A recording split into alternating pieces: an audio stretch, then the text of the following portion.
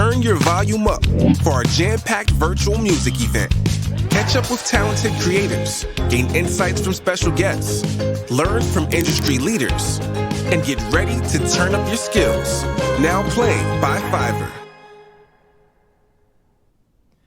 Hey, what's up, everyone? Adam here from Fiverr. I'm extremely excited to kick off day 2 of Now Playing by Fiverr. If you were here for day 1, you tuned into some awesome sessions. If you weren't here for day 1, all good. You're here today. That's what matters. Finishing strong.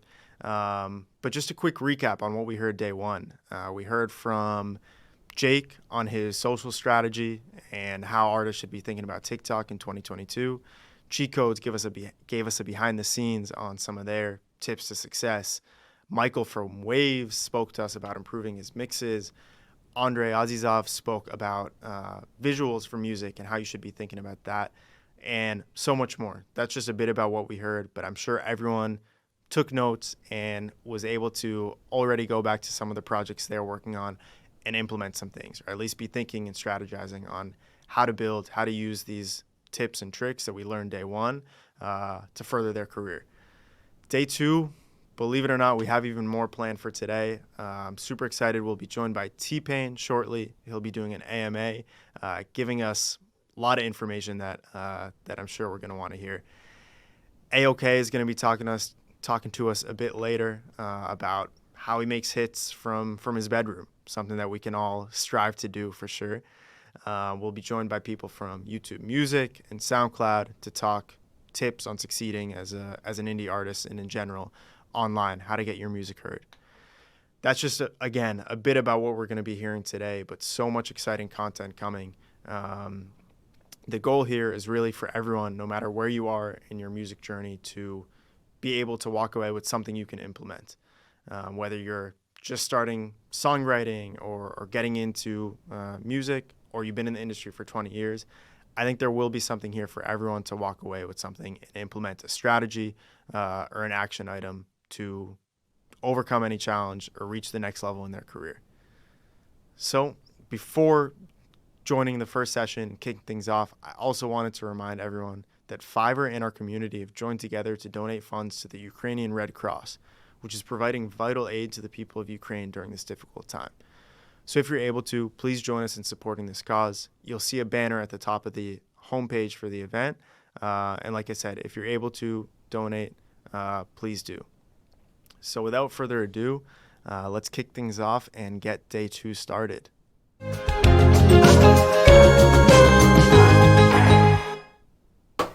Hey everyone, my name is Brent Messenger, and I'm in charge of Community and Public Policy here at Fiverr. I know most of you came to this event today to learn and to be inspired by incredible artists and musicians and industry leaders, and I don't want to get in the way of that, but it is important to recognize that music and art don't exist in a vacuum. They're shaped by the world we live in, and today there's a terrible war going on in Ukraine. At Fiverr, we definitely believe in the healing power of music, but we also believe in the healing power of community. And that's why we're asking everyone in attendance today to stop by our donation page and donate to the Ukrainian Red Cross. When you contribute, 100% of your donation will be used to help people inside Ukraine.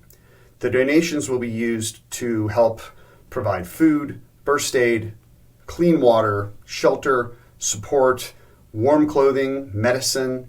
They'll help repair hospitals and healthcare facilities. The money will support firefighters and help train people in life-saving first aid. They'll help families stay in contact with each other, and they'll make vital repairs to infrastructure, homes, healthcare centers, and schools. So please, as you're going from session to session today, enjoying the incredible talent, please stop by our fundraising page and help us provide vital aid to our Ukrainian brothers and sisters. Thanks. Have a great day.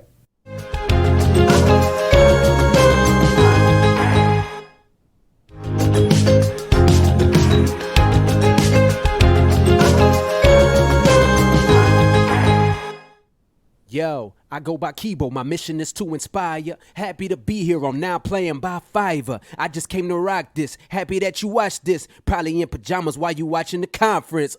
I applaud that, this is all facts. I got so lazy I ordered toilet paper on DoorDash. But let's get back to the business, I feel the vibe, look at us. Man, what a time to be alive. What's going on, y'all? My name is Mike, I go by Keybeaux. I'm a rapper, songwriter, and producer. And I've been making music for 20 years, and I've been fortunate enough to be on Fiverr for the past couple of years. Today, what we're going to talk about is hip-hop, how I do my thing, songwriting, inspiration, and creation. Let's kick it off.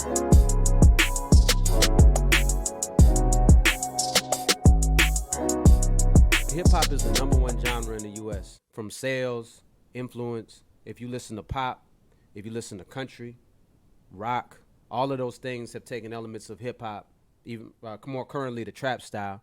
They've infused it in popular music. When it comes to songwriting, though, there's technically no wrong way to do it. And by that, I mean anything you make is art. But there are things that work. I've been fortunate enough to work with thousands of people through Fiverr, and I've made thousands and thousands of songs of my own. And this is a real treat to be able to speak with you guys. I'm so excited. Again, for anybody, if you make music or you don't, or you create or you have an idea of creating, hopefully anything that I share with you today leaves you with something. That's the whole goal, right? When I work with a client, be it if it's a song for a company, like a jingle, a short rap, or if it's a ghostwriting where I'm writing the song and the other person, it always depends on who it's for. What am I doing? When it's a company, they'll tell me this is the name of the brand, this is the style we're going for. And that's when I'm able to pull from, okay, maybe this, maybe that, maybe this. When I'm ghostwriting for someone else, I like to check out their music. Your best tool that you have are your ears. You want to listen as much as possible. The last thing that you do is output, but you want to listen as much as possible. You want to take in things. When it comes to inspiration, everything is inspiration. Movies, other genres of music. Like, you get inspiration from hip-hop like I do, but I love listening to hyperpop, ragtime, blues, jazz, funk, R&B, you name it. You want to keep your ears open and keep your eyes open and see how the music that people listen to affects them. So basically with this beat, I'm going to play a little bit of the beat that I have.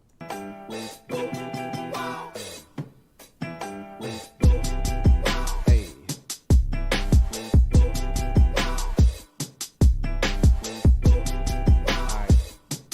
All right, so you hear the beat, you hear the rhythm. The first thing I do when I hear a song, if I have the topic, let's make the topic let's make it a frog catching company.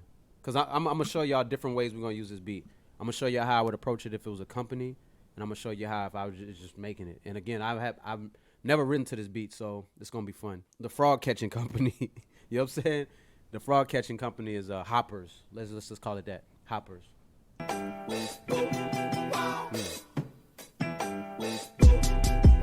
First thing I do when I hear the beat and I know what I'm talking about, I start thinking of the line that I want to say. Not the rhyme, but the line. You want to focus on the line, and then you work your way up. It's like reverse engineering. We're going to catch those frogs in the net. Let that be the line. We're going to catch those frogs in the net. And you see I got enough syllables in it to, we're going to catch those frogs in the net. Watch. We're going to catch those frogs in the net, right? Check it out. We're going to catch those frogs in the net. The name of the company is Hoppers. Hoppers, and you know my team is the best. If you got frogs, give us a call. If you got frogs, give us a call. We'll catch those frogs in the net. Hey, all right, Hoppers, and you know my squad is the best. If you got frogs, give us a call. We'll catch those frogs in the net. All right, you kind of see where I'm going with this. Rhythm is literally just how you put sounds up against the beat. You want to find different, you want to mumble it. Mumble it. Start with mumbling. Da da da da da da da da.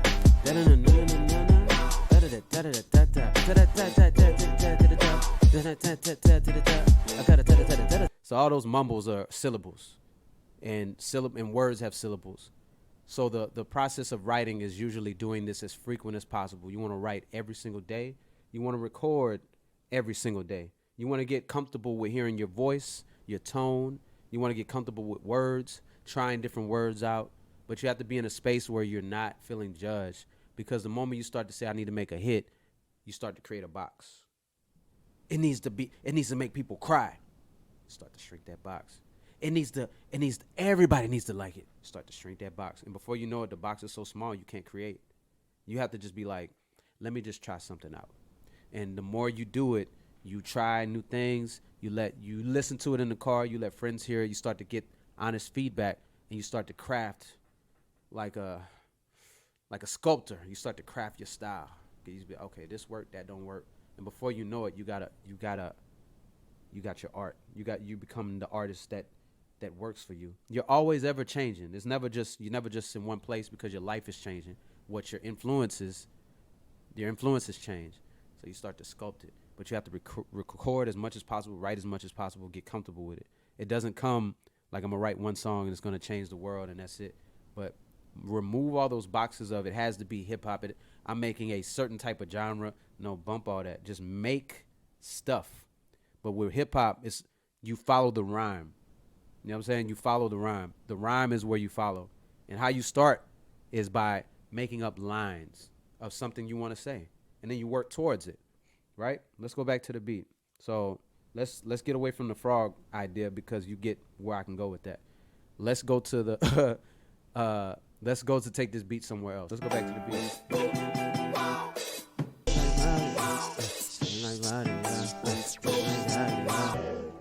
All right, so the beat has a sound that says, ooh, ooh, wow. So I'd probably play with that.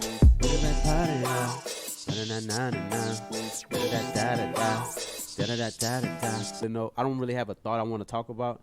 I would probably build the chorus and work backwards. I'd make up a chorus.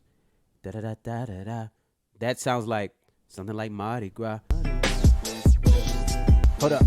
Hey, you know we party hard. Party like Mardi Gras. Doing just what we want. Yeah. You know we party hard. Party like Mardi Gras. Doing just what we want. Yeah. Hey, you know I got the sauce. Stand out from the crowd. Got them saying wow, wow, yeah. Hey, every day when they see me, got them saying wow. I know they wanna be me, but I can't allow. Watching me like TV, stand out from the crowd. Got them saying wow, wow, yeah. The thing about hip hop that works so cool is hyperbole, like exaggerated things.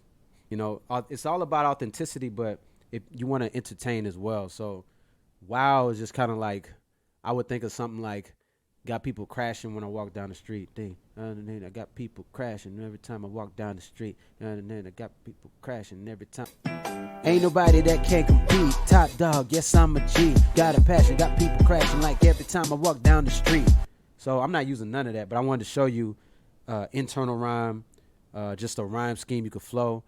Anything you could think of, you can always make it work in a song, like a line, because you want to put emphasis on different places, add syllables here and there, and that's basically how you would build it. All right, so I just wrote this verse. I just wrote it. I didn't overthink it. I don't care because it's just about the process. Here we go. Wow. When they see me, they just don't know what to do. Try to copy my style if this a race. Trust me, I'm smoking you. I'ma take what's due to me. I don't even care if they gon' let me. I was working while you was grilling in the backyard with those Eckies. Life's hard, but my flow harder. Battle me? Nah, don't bother. Got them tense like jumping into a pool of freezing cold water. Can't nobody get near to me. Other rappers, they fearing me. Like logging into a Zoom meeting. You see me, but ain't hearing me. Straight up. Yeah. You know we party hard. We party hard. Party like Mardi Gras. Straight up. Doing just what we want. Hey. Yeah. You know I got the sauce. Stand out from the crowd. Got them saying wow, wow, yeah. Hey. Every day when they see me, got them saying wow, wow, wow. I know they wanna be me, but I can't allow. Watching me like TV, stand out from the crowd. Got them saying wow, wow, yeah. So we just did a verse and we did a hook. Again, that's just a quick way of how I would approach a beat. Some of the things that get me going is being on a time crunch. When you got too much time, it's debilitating. Like too much time is like, you'll never do it because you're like, well, I got time. Parameters and limits are your best friend. When you think about it, rap or music having to rhyme is technically a limitation, but it's good because it forces you to get focused and create something within a structure. I was thinking about a lot of the albums that we love. There's always a reason why they work. Prince is easily my favorite, or one of my favorite artists. And Purple Rain was, normally he has free reign as to what the concept of his albums would be, but they had to stick with something, and he had to stick with it for like a year and a half. And that was one of the most focused albums he's done, and the highest selling one. But he had to stay within a parameter of a certain sound. Parameters, limits are good.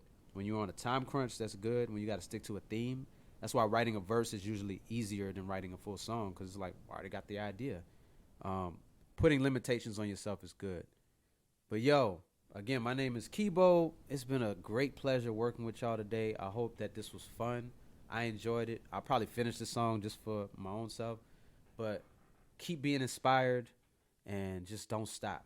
Don't stop. This is a lifelong thing, being a musician or an artist. I got much love for y'all. Fiverr, what up? Thank y'all for letting me do this. And I hope y'all enjoy the rest of y'all day. Deuces. Peace out, y'all.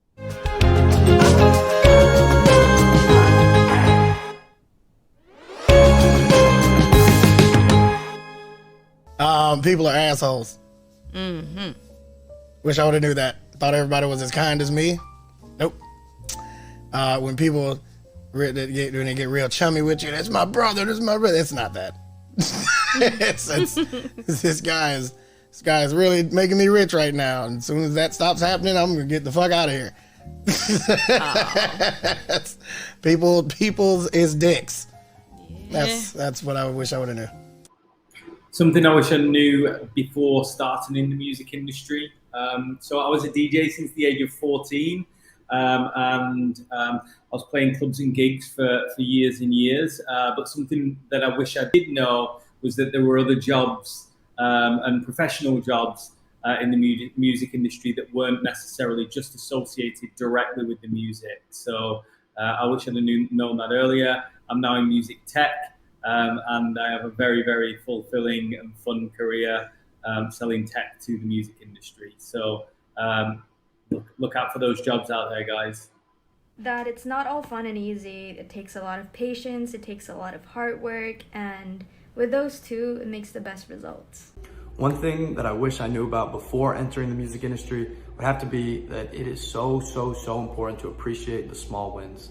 A way that you can do that I do every day, is in my notes app. Whenever there's a small win, whether it's finding a melody that you really like, or your favorite artist liked your Instagram post, go and write that in your notes with the date. And then when you're feeling down, go back, read that, and you'll really be able to appreciate the smaller wins that happen. So yeah, do that. I wish I knew that a lot of artists don't actually write their songs.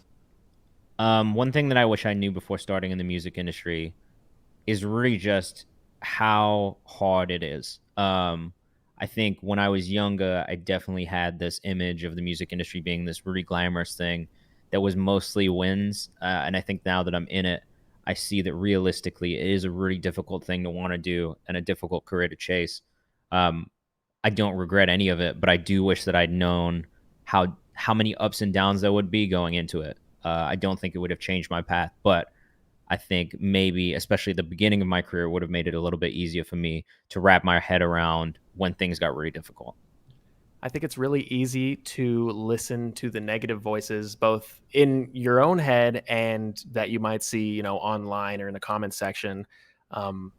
But the important thing is to be able to look past that and just focus on what you're doing and know that what you're doing is important and worthwhile and that you're good at it. And I wish that I would have known that before we had gone into the music industry. It's been a tough battle to learn, but definitely a worthwhile lesson. Something I wish I knew, don't be so humble. Sometimes you got to be a little cocky. You got to be a little bit bold to stand out. Being a songwriter, you're very vulnerable, but sometimes you got to remove that and just be like, no, I'm here. And that's the artist in you. So, and then I just didn't know how long it would take you to get somewhere, but monetizing your skill, wish I knew that. It's a lot of things I wish I knew, but that would be it.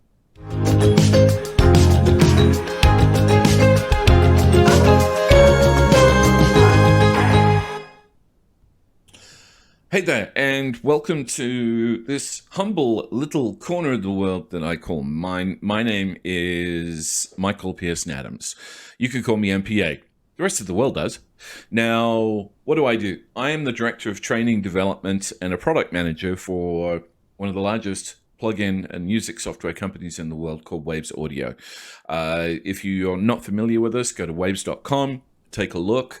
We are in pretty much every song you hear on the radio, pretty much every soundtrack of every movie you see on the big screen on the TV, and every TV show as well.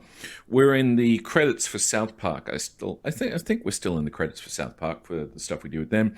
We have software built into games for processing. So a lot of the games that you play, if you're a gamer, have Waves processing built in to help, you hear things like footsteps behind you and all that kind of really, really cool stuff. We're everywhere, and I love what I do. One of the things that I do a lot is I help train people how to fix things.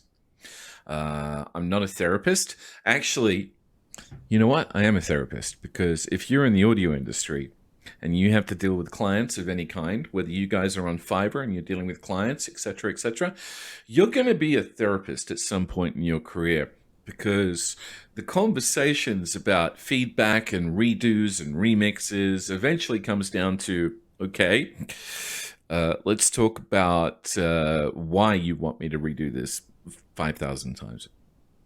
It's going to happen. It's going to happen. Okay. So what are we fixing today? Well, I did this visual and audio podcast with one of my best friends, a guy called Eddie Kramer. If you are not familiar with Eddie Kramer, you may be familiar with some of the people that he pretty much launched. Eddie Kramer is the guy who recorded and mixed Jimi Hendrix. Eddie Kramer is the guy behind a lot of the Led Zeppelin records, like 1 and 2, etc. Eddie Kramer recorded some of the Beatles tracks. Eddie Kramer is the guy who recorded Woodstock. So not only is this guy a legend, but I'm very lucky to call him one of my best friends. He's a ton of fun. However, before we get into the Eddie thing, everybody makes mistakes. And this was the first podcast that I ever recorded. So, of course, I did it badly. But I wanted to make sure that when I did it with a friend who wasn't going to be hassling me about any mistakes or wouldn't care. So this was generally a conversation that Eddie and I just wanted to have, right? And we've talked about most of these musicians and most of these stories in the past, in road trips, on plane trips. We did a speaking tour around North America about 10, 12 years ago, and he insisted on driving.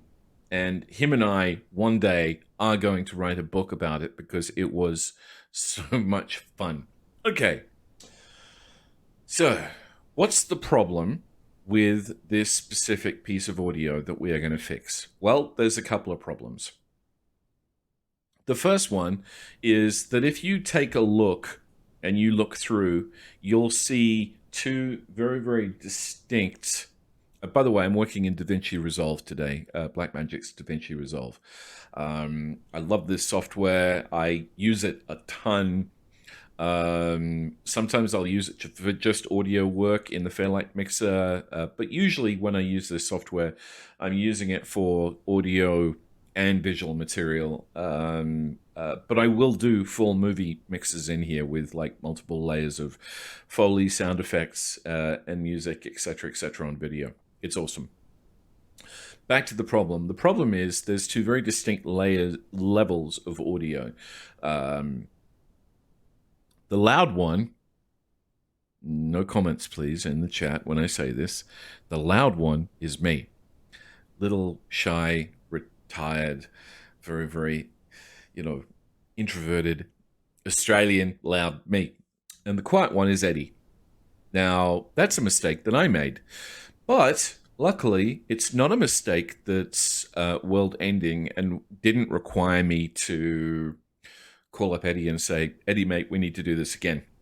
He would have, but we didn't need to. So first of all, what I'm going to do is I'm going to press play and let you hear a teeny weeny bit of the audio, so you know exactly what we are going to be fixing here today. Here we go. So you got a drink? You ready? Yeah, man. All right. So, ladies and gentlemen, I would like to welcome to the audio stage in your headphones or your speakers, Mr. Eddie Kramer. Eddie, mate, how are you? Lovely, thank you. It's a beautiful sunny day here in Picton, and it's quite surprisingly warm. No more snow, and we're very happy here. So, just for those who weren't aware, it's like you moved to Toronto from LA, what, 3 years ago now? 3 years ago? Or was it longer? Yeah. And then recently, you and your lovely wife, AJ, moved further up to this lovely little town. Bit longer. And I am going to visit, but from everything you've said, it's idyllic. It's pretty neat. I mean, in the summertime, I'm sure it's going to get swamped with tourism. Okay, so we have a couple of problems in there. The first of the problem is that I'm doing what I usually do, which is I'm talking directly into the microphone. And even though this is not an acoustically treated room, that one in my old house in Florida most definitely was. God, this has been a while since I recorded that. It's a long time ago now. Wow. Anyway, so my room was fine. Him, on the other hand, was staring into his MacBook FaceTime camera. And regardless of the fact that there was a microphone there, it wasn't actually being used. Mistake number 2 on my part. So the microphone that was actually being used for this on his part was the built-in one on his MacBook. And he had air conditioning behind him. It's a tile floor. There's, if you see there's Hendrix Platinum records and other things on the wall behind him. All of those are reflective. And that's one of the things that I want to talk about first before I go ahead and fix this little problem. When you're planning to actually record a podcast or a video with somebody somewhere else, located, relocated, or remote, there's a couple of things that you should check with them first. Number 1, please make sure you're well lit. Eddie is fairly well lit. The light is behind him, but I let that go in this case because it's Eddie freaking Kramer. The guy's a legend. So, but it would be better if there was a light like this one in front of his face. The second thing that I would want to check is your microphone working properly? This was the first podcast I recorded, people. Comments in the chat. Don't get too judgmental. So again, I was feeling out how I wanted to do this, and recording on a mono track probably wasn't the best thing to do. I know that now. The good thing is that if you do make sure those two things are right, you won't have to get into this problem where you have to do what I'm going to have to do, which is separate the channels and then do some serious restoration. Well, what I would do, and I'm not going to this one because this is a fairly short live stream, is what I would do is I would actually go in here and I would cut me out and I would put me on a separate channel. Okay, the first thing I would actually do is I would put locking and snapping back on so that when I do that, it doesn't move, because I want to make sure that when I do move the audio, it's still in sync with my face, like now. So, just for those who weren't aware, it's like you moved to Toronto. Beautiful. Okay, so there's the first bit of me on a separate channel.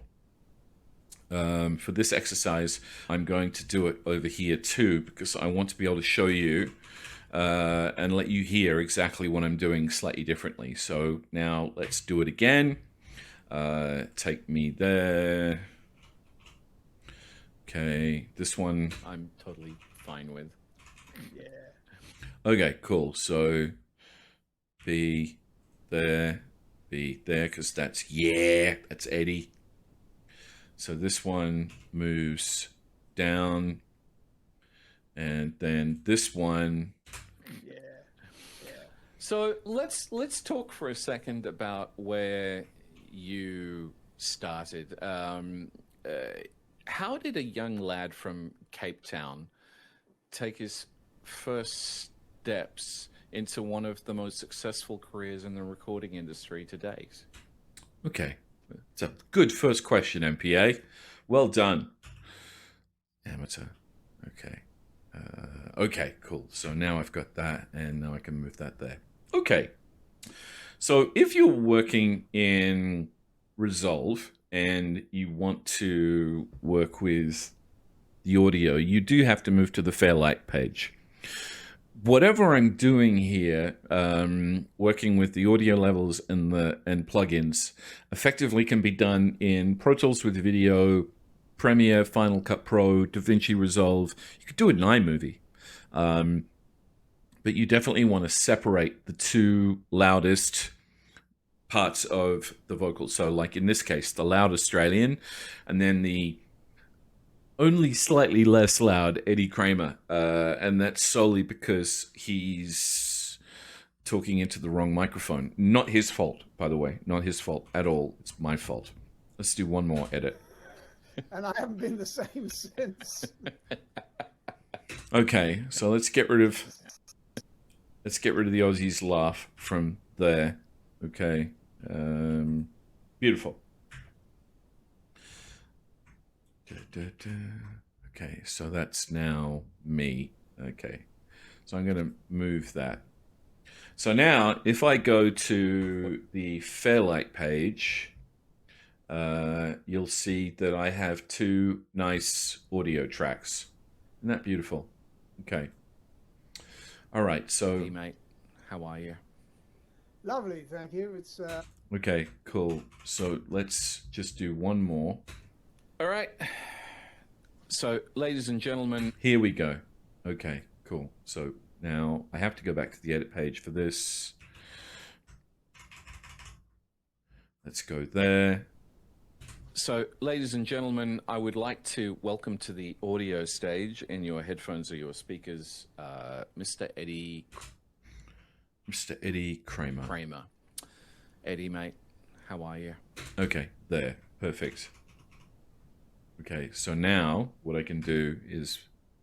So MPA is on channel, the second channel, Eddie's on the first one. That works out fine. Okay, so let's go back to the Fairlight page. Okay, now... Did I do that right? Yes, I did. So, ladies and gentlemen, I would like to welcome to the audio stage. Okay, so if we look over at the right-hand side down in the right-hand side on the levels, you'll see... Lovely, thank you. It's a beautiful sunny day here in You'll see that he peaked a bit at the beginning. Lovely, but then he went down again. But there's more problems than that. You'll see I've got a plugin on there already. I am going to be showing you how to use that in a second. First up, though, let's name the tracks. Eddie. And then me, MPA. My name is way too long to write out on a track. Seriously. Okay. So the first thing that I actually want to do with my vocal is not actually really touch it. What I want to do is just pull it down. So, just for those who weren't aware, it's like you moved to Toronto from LA, what, 3 years ago now? 3? 2-3 years ago. Okay, so that's the first thing I want to do with my vocal. Now, when I'm talking, I'm pulling the level down, so therefore you're not going to hear as much noise. So there's only one thing I really want to do on this, and that is just get rid of that little and to do that, I'm going to go into restoration. I'm going to go into VST, and I'm going to use this little plugin from us at Waves Audio called Clarity VX Mono. Now, this, people, you can't get a simpler plugin. You just can't. Let's listen to me again. So, just for those who weren't aware, it's like you moved to Toronto from LA. What, 3 years ago now? 3 years ago, or was it longer? Yeah, and then okay. So you hear that hum behind me? I need to get rid of that. So all I'm going to do. This is very, very technical. You ready? recently, you and your lovely wife AJ moved further up to. So, just for those who weren't aware, it's like you moved to Toronto from LA. Just so you're not missing how quick that was, let me just bypass the plugin. Let's do that again. So, just for those who weren't aware, it's like you moved to Toronto from LA. What, 3 years ago now? 3 years ago. Or was it longer? Yeah. It's gone. There's a little bit left, but only a little bit. So that's that. That's there. Now, the other thing that I need to do on my vocal is just give it a bit more body and bring it up, but we'll get to that in a second. Now, this plugin is going to work a teeny bit harder on Mr. Kramer, but I am going to use it. So here we go again. Let's stick it up here. Okay, so here's Eddie.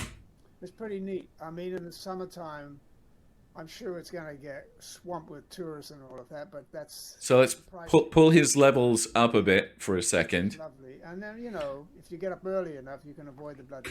Okay, so now let's give you something a bit more interesting to listen to. So. Well, the original first story would be, I was about...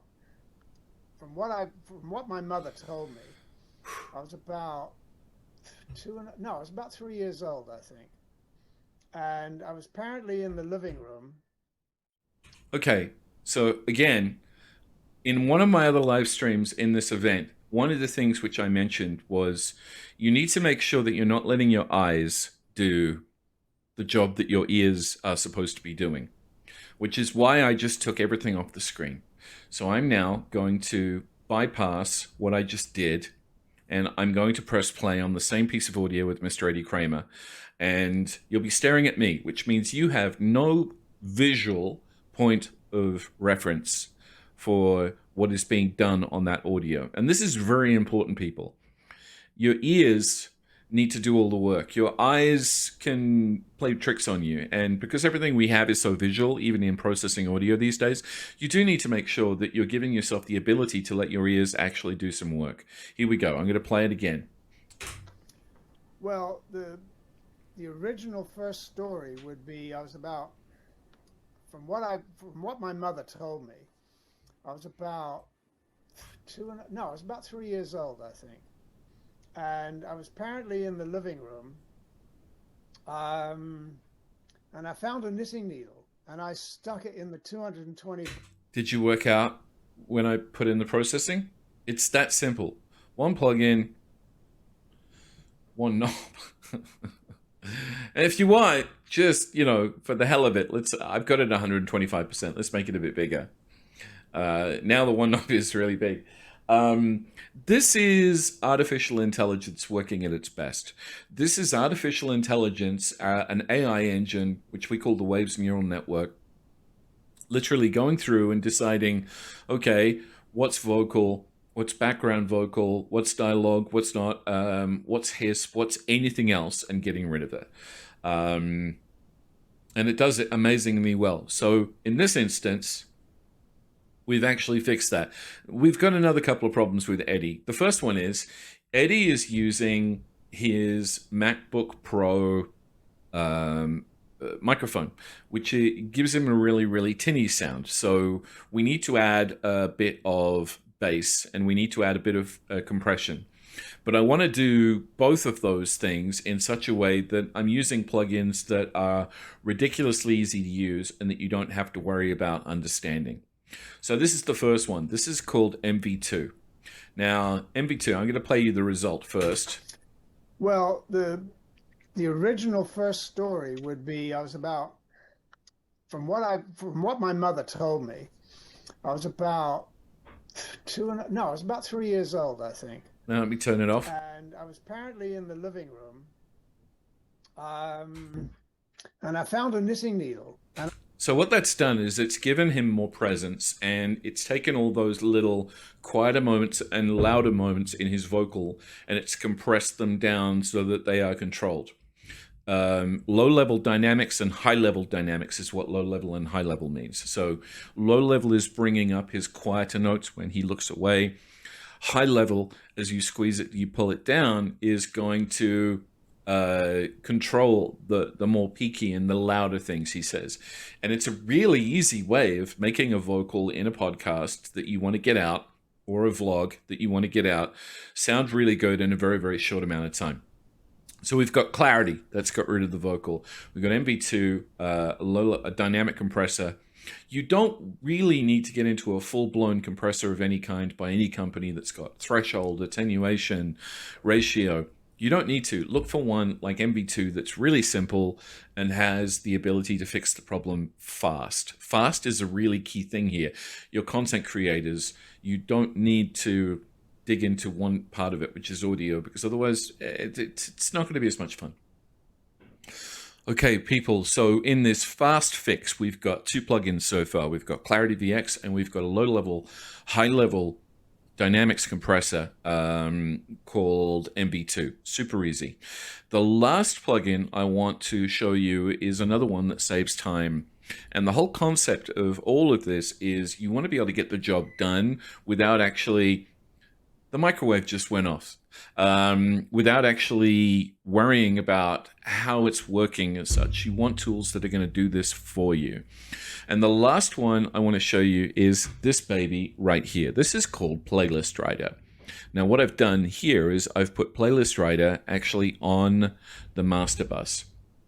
And if you go up into the settings, you'll see we've got modern, classic, jazz, speech, vocal, podcast, music under voice, Apple Podcast, YouTube, Spotify, and then some from Mike Russell, who's a podcaster guy that we work with. Okay, the one which I'm going for is vocal podcast, and then I'm going to set my own target of LUFS, and I'm going to set it to -14. Now, this is the beautiful thing about this specific plugin. It's going to do all the work for me. So what I'm going to do is I'm going to just move it there and play a bit of me and then a bit of into Kramer. And you're going to hear how it basically does what it does, which is pretty cool. And what it does is it rides exactly what it says. It rides and there's a jingle. If you heard that, that's my dog waking up. It writes the levels. So here we go. How did a young lad from Cape Town take his first steps into one of the most successful careers in the recording industry to date? Well, the original first story would be I was about, from what my mother I don't know if you saw that, but the gain just moved. I was about 3 years old, I think. And I was apparently in the living room. And it moves again. And I found a knitting needle and I stuck it in the 220 volts in the wall and it threw me across the room. And my dad picked me up and walloped me and said, "What the hell did you do that for?" And I haven't been the same since. So what that basically does is it rides your levels for you and makes sure that you are within the limits of what you need to be for YouTube, Spotify, Apple Podcasts, whatever. This does it for you. Okay, so let's just go through and do a quick summary on what I've showed you, because this is a really quick way of doing fixing a podcast, okay? First things first, if you have a vocal that you have to fix, and you have, in this case, like we have, me, loud Australian, and then Eddie on his MacBook Pro microphone, quiet, separate them. Just go in your audio visual editor and separate them onto different tracks so that you can deal with them differently. The louder one, you have to do very little too. All you need to do for the louder one, if you're talking into a microphone like this one, all you need to do is put some noise suppression on it, like something like this smart little baby right here, Clarity, and let it do its thing. That's it. Find tools like this that actually do the job for you. The next thing, once you get to your guest, again, apply noise reduction. Clarity is taking all the noise off Eddie. Well, the original first story would be I was about. So there's the noise back. From what my mother told me. The next thing you want to use is a dynamic compressor that brings up the low levels of torque and compresses the high levels of torque, like MB2. So I'm going to turn that off now. And I found a knitting needle, and I stuck it in the 220 volts in the wall, and it threw me across the room. And my dad picked me up, put that back on, walloped me and said, "What the hell?" Okay, so, and the last thing you want to use is a tool like this one, Playlist Writer. You will have noticed when I took Eddie's processing off, so like, I think it was, let's go back to there. Watch the gain, watch the auto gain in Playlist Writer change dramatically when I take the processing off. I was about 3 years old, I think. And I was apparently in the living room. So if you want to, if you really want to do this fast, you can avoid this plug-in here on one of the vocals and just use Playlist Writer and trust it to deal with the level between the both, because it will. But these three plugins are the ones that I would use to fix a podcast fast. Don't forget, we do have a promo code, Fiverr10. We'll give you 10% off your purchase on waves.com when you're purchasing any of this stuff. Terms and conditions do apply. They should be under this live stream. My name is MPA. I hope this has been helpful to you. Remember, simplify. Work out where you want to actually get to. Work out what you want to achieve, and then work out the fewest steps possible that you need to get there. In this case, clean up the noise with a plugin that does it for you. Ride the levels with a plugin that does it for you, and then use a very simple compressor like MP2 to bring up the low-level dynamics of the vocal when they're talking far away from the microphone, and control when they're laughing or something louder. That's it. Easy. I mean, I fixed this. When I fixed this podcast myself, I did the edits in about 5 minutes because shortcuts, fantastic. And then I had the plugins, those three plugins, and those three plugins are what I used. So I hope this has been helpful. Happy content creating. Much love. MPA out.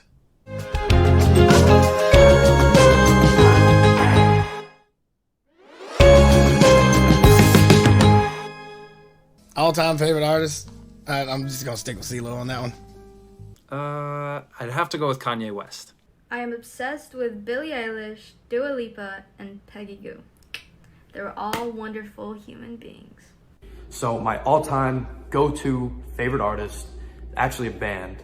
It's three artists. It's the band Camino. They are the greatest.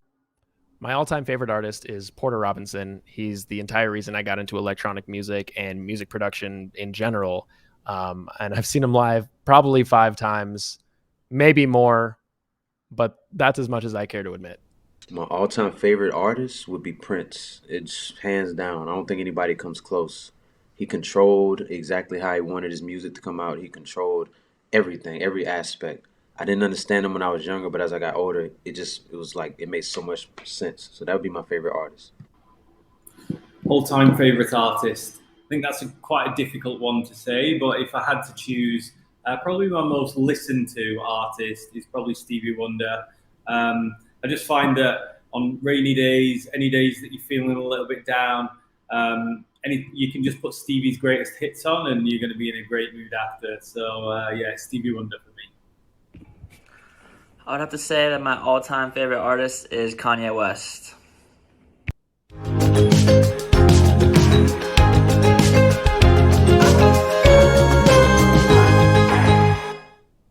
Hey guys, I'm Jovynn, a DJ/content creator, and I'm going to be speaking at Now Playing by Fiverr. It's the first music virtual event hosted by Fiverr, and I'm so excited to be sharing all of my insights and opinions and advice to you guys to see how you guys can grow your platform and also how you guys could dive deeper into the music industry and monetize from that, as well as share some tips and tricks on how you could make mashups. So yeah, I'm really excited. Let's get to it. I discovered my love for making music at a very young age. I was probably the biggest fangirl of every musician you'll ever meet, and that's because, I don't know, I've just always had love for music, but I never really got the resources to learn it. It was always like amazing to me how people could just produce music from their laptops, and yeah, I just always had the admiration of creating your own art through a sound. So when I discovered my love for music, that was when I was looking up to other artists like Justin Bieber and Avril Lavigne. They were like huge inspirations to me when I was younger, and their music has always impacted me in an emotional way, which was also what I wanted to do to others. But I never really had the resources to do that. I didn't know how to produce music. I didn't know anything about like Ableton or like FL Music, but I played a couple instruments when I was younger. I learned how to play the piano and guitar, and from there I discovered how I felt. You know, it was therapeutic in a way. It was like my relief to stress. What stress did I have when I was in middle school? But yeah, I've always loved playing the piano, playing the guitar. I've always loved just playing like my favorite covers and everything. So yeah, my passion sort of died down though eventually when school got busy. The thing that brought me back up was watching Lov's video on YouTube, how he made Paris in the Rain. I think that was the video. And then he showed everyone how he created Paris in the Rain from scratch, and from there I was like, wow, this is what I want to do in the future. Like that song, by the way, impacted me so much. It was like an anthem. His whole album was just an anthem throughout my whole 16, 18 teen youth. So yeah, I really loved the way, just seeing the way people made music, and I've always wanted to do that. So that was sort of how I discovered it. So back in 2019, before the whole pandemic started, I was scrolling through Twitter and I saw people posting TikToks of like random dances and everything, and I thought that it was so fun, and I joined the platform as well and started eventually making my own videos, and I kind of grew a little bit there. I had like 600k followers, and there was this local academy in Malaysia that presented me an opportunity to learn how to DJ. That was in 2020, I think. Yeah. So I learned DJing, like my skills of DJing through there, and I really like loved the whole experience. It felt really satisfying in a way. It felt like an escape to reality because I love music, and I figured I could do so much with those tools. So yeah, I was just really into it, and then the pandemic started and it got in between my lessons. So I bought my own DJ deck. It was the DDJ 400, I think.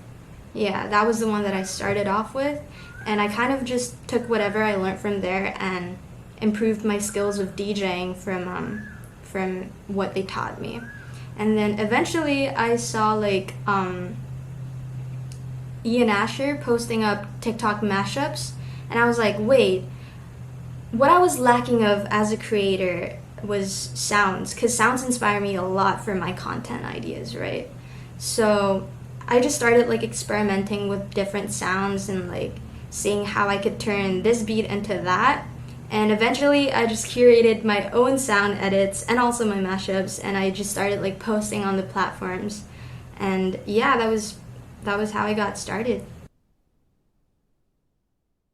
I use Fiverr for a lot of services. Like when I first discovered the website, I was like, wow, this is literally a shopping platform for everyone in every industry. It's like heaven for adults. So how I source talents are usually when I lack skills in something, or if I need assistance or guidance or just someone to help me get my task done. So it's kind of like a collaboration thing. So for example, whenever I need a voice actor for one of my content, I'll pick the best voice that suits the video the most, and then I'll just get them to do it within just like a click of a button, and it's like super simple and super easy. I also use Fiverr for whenever I need like 3D designers for my logos or visuals, because I know nothing about like 3D designs or anything that's related to design, honestly. So yeah, I also sometimes get people to help me enhance my videos for whenever I need it for like a brand deal. And they're just always at your assistance. There's plenty of like options you can choose from, and everyone on there is pretty understanding. Like you get the job done really quickly, and that's what I love about Fiverr. I started off as a creator, just like every creator on TikTok, and when I learned the skills of DJing, I realized what the community lacked of. That was sounds. So, as a creator, my inspiration starts from sounds. Sounds kind of influence the flow of how the video goes, and I mean, I'm pretty sure you guys know that that's where all TikTok dances starts from. Like it starts from a sound. And also transitions, you know, you've got to hit the certain beat. So I was thinking to myself, what could I do with my skills to contribute to the community? That was curating my own sound. So that was how I kind of used it to amplify my social media platforms. That was literally the only reason why my social media grew. That's because a lot of people were using like the sounds that I curated or edited, and they really loved it. And it has really helped me a bunch on building my platform.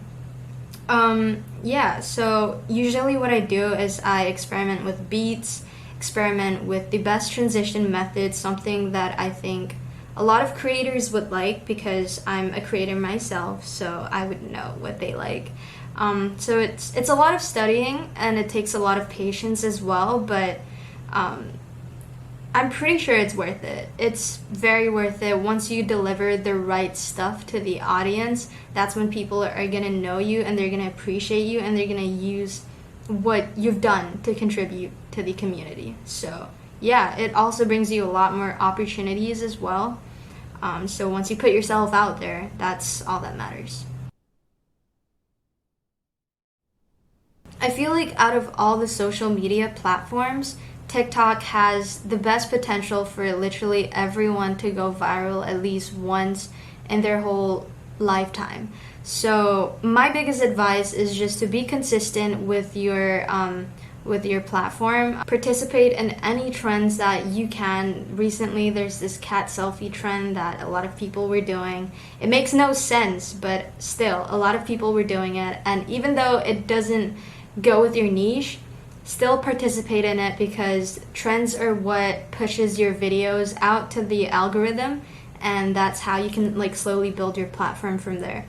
There's also a lot of new music and new dance trends every week, so if you're a dancer or if you love music, participate in that one as well, and just, you know, experiment with a bunch of filters on TikTok, because you never know which one's gonna blow up. It's really just like hitting the jackpot whenever you put content out. There's a high chance, but there's also sometimes a low chance. But as long as you're early to participate in those trends, I feel like there's always potential for you guys to go viral. And also be authentic and unique. People, you can copy people, but like, be a trendsetter. Honestly, just be a trendsetter. Start something that no one has done yet, because you never know who is going to be watching it. It could be a big creator who could blast the trends to the world. So I feel like people just love authenticity in 2022. So just be your best self and put yourself out there and just be consistent. Whenever you're posting your content, also use hashtags that are relevant to your niche, because you want to be attracting people that you want to attract. So for mine, I usually post out like DJ stuff. So the hashtags that I would use is hashtag DJ mashup and like TikTok from whatever country that you're at. But don't be afraid to like experiment with your niche, because when I started out, I wasn't doing music at all. I was just like a dancer or like a lifestyle creator. So you can always just explore with your niche. It's better to bring in more audience from different niches, so you kind of don't have to stick to a niche. Like that could get pretty boring eventually. So just do that and have fun. Don't take it too seriously. As long as you have the passion for making content, I feel like people would realize that and they would support you either way. So, yeah. There's actually 2 ways of growing your business on Fiverr. The first thing you guys could do is to offer services based on your skills so that you guys can monetize from that platform. And the second thing you guys could do is what I personally do. I take people from Fiverr and help them to enhance my business. I've had a lot of friends who are musicians that stopped being a musician because it doesn't pay their bills, and sadly they had to force their passion to die out. And I don't want that happening to you guys. Fiverr is like a big and bright opportunity for you guys to be getting paid for what you guys do. And the best thing about the website is that you get to set your own prices and your terms and conditions. So you're basically your own boss, and you get to do what you like doing and have yourself paid for your work. And yeah, even if you're not like a musician, you could just put up whatever skills that you have, whether that's social media design or if you're just a good advisor. Just put yourself out there, because it could definitely bring you a lot of good opportunities. And I feel like a lot of people think that their work is undervalued, when in reality there's like websites like Fiverr to help you boost up your platform and to help you gain money for your work. So yeah, it's definitely a good opportunity for everyone. And even if you're not like looking into putting yourself on Fiverr, you could also use it to enhance your business just like I do. There's always something on Fiverr that could help you to enhance your platforms or your work or your project, whatever you need.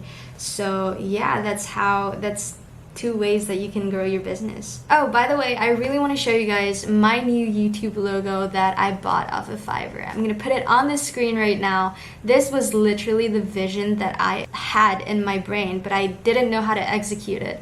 So thank God for Fiverr. I get to have that logo now with the help of this amazing creator, and I'm just like super grateful. All of my video visuals are actually done by Fiverr creators, and I've always just stuck to that one guy because he's just so amazing at it. So you see, when you get a customer like me, that's when your value also builds up on the platform. So once you're doing a great job on there and people love your work, that brings you so much more opportunities, and you guys actually get paid for what you're worth. I truly think that Fiverr is like the best platform to be putting yourself out there right now, because you're getting paid for your work and you get to shop for literally any service that you desire. So yeah, I'm gonna be constantly on Fiverr after this. I'm gonna be shopping for new creators because I need help with some future stuff. But I hope that you guys have learned something from what I've shared with today. Thank you guys so much for having me at this virtual event. I really enjoyed sharing my insights, and I really hope that you guys have learned something from it.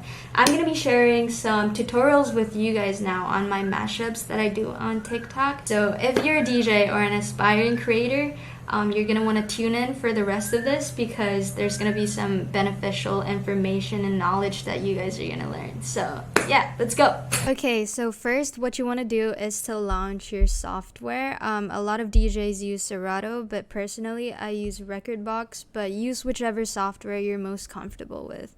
So, okay, let's get started. Let's do the beginner's tutorial. There's this song that has been stuck in my head for the longest time. It's actually trending on TikTok right now. It goes like this.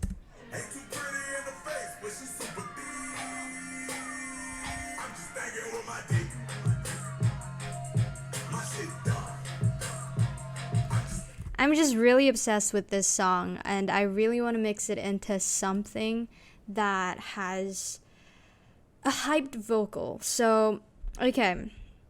First, what you want to do is to export your song onto your record box playlist. If you guys don't know what to mix it with, here's my advice. So, export this song. I've already got it in here. All right. Now, there's two ways that you can mix these tracks. So, you can mix it by BPM, or you can mix it by keys. Now, my advice is to only mix with BPM for hip-hop tracks or for progressive house. But if you're doing like melodic house or house techno, underground house, anything that's techno, you should be mixing in keys. But I'll get into that later. So, right now, this is 81 BPM. I'm going to look for the best track that has sort of a hyped vocal. So right now you have like all of your selections here. You could just pick something that's within 5. Yeah. So let's see. The difference shouldn't be a huge gap with the BPMs, or else it might sound a little off. I have this song in my head that I feel like could go with Thinking with My D. So, I forgot what it was called. Hold on, give me a sec. Oh, okay. It's Bia Bia.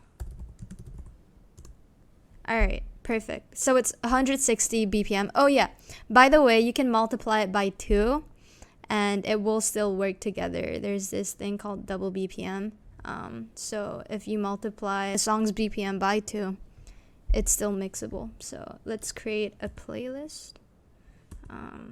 Let's call it Fiverr. Alright. So let me just add those 2 songs into that playlist. Alright. So I've already set the cue points. Let's hear it. If it don't clap when she walk, ain't too pretty in the face, but she's super deep. I'm just thinking with my dick. My shit done. I'm just thinking with my dick. My shit done. I'm just thinking with my dick. Okay, so this is probably where I would want the next track to come in. So this is what the other song looks like. You guys can like tell it's super hyped up.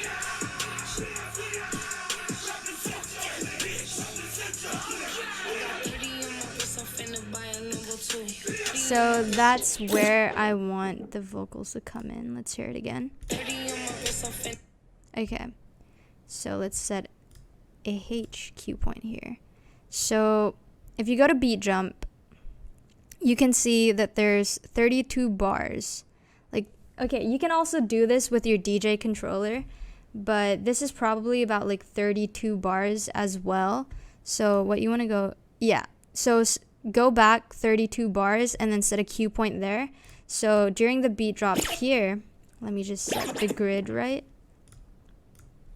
So when you get to the beat drop here, that's when you can play this and then have the other track's vocals mixed into that, but slowly. So right now, I'm going to teach you guys the practical side.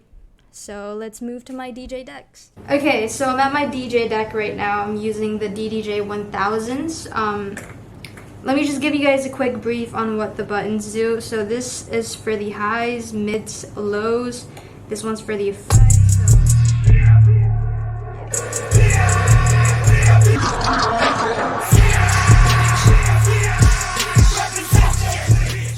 Alright, that was a bit too loud, but this is the highs. So it basically covers the hi-hats, and it should not go above 6 dB if you're playing a live gig.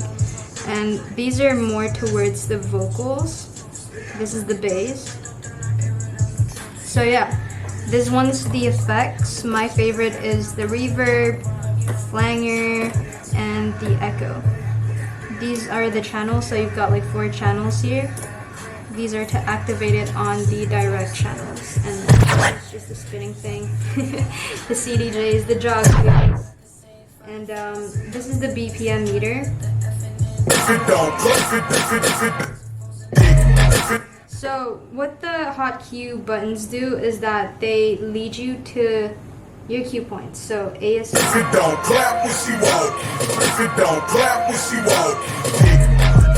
Right. Okay, so right now we've got 80 to 160. Let's move that to 80. What we'd want to do is to mix the drop in from here. Right? So I'm gonna lower down the bass. I'm gonna bring in, put the lows and the highs. Sorry, yeah, the highs and the mids to the middle. I'm gonna put my effects on the reverb. Okay, so I'm probably gonna just filter this one out so it doesn't get too overwhelming at first. Let's hear it. You gotta want to make sure that the transition is smooth, so you're gonna want to have to feel my shit dark. I'm just thinking with my dick. My shit dark. I'm just thinking with my dick. So yes, that's how you mix it. As easy as that. By the way, this PADX button are the effects that you can use. So on the DDJ 1000s, you get to use double effects, which is what I like because best of both worlds, you know? And for this one, it's the beat jump. So you've got the pages right here. So yeah, that's basically how I do my TikTok mashups. Now I'm going to teach you guys something a little bit more advanced. It's not too hard. But I've used this for my recent viral TikTok with the song Suave. So I've already set the cue points here because I've done it before. So.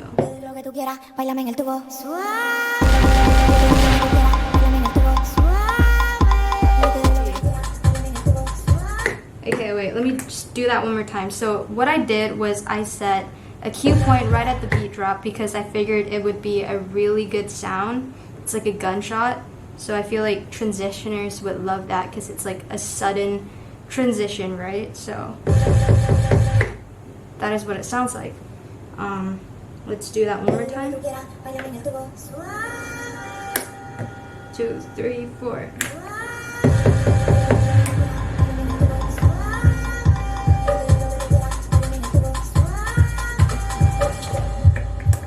It was as easy as that, you guys. So that's what you can do as well. This is going to be a bit more advanced, but you guys could set cue points to whatever timestamp you guys want to, and you know, experiment with the sounds. When it comes to music, it's all about your creativity, and you can do a lot with these controllers. Just, you know, get familiar with the buttons and the features that it has because there's actually so much you can do with this thing. And yeah, this is just an example of what I do for TikTok, but you can also use this to apply in your actual gigs where you've got to continuously make the music run. Like, the whole purpose of a DJ is just to mix songs smoothly, and that's what you want to do, you know, just keep practicing. There's so much more that you can do with this DDJ or the CDJs. You can also use a loop transition, which is what I usually use as well for songs that are way more complicated to mix with. But yeah, these are like just the basics of mashing up songs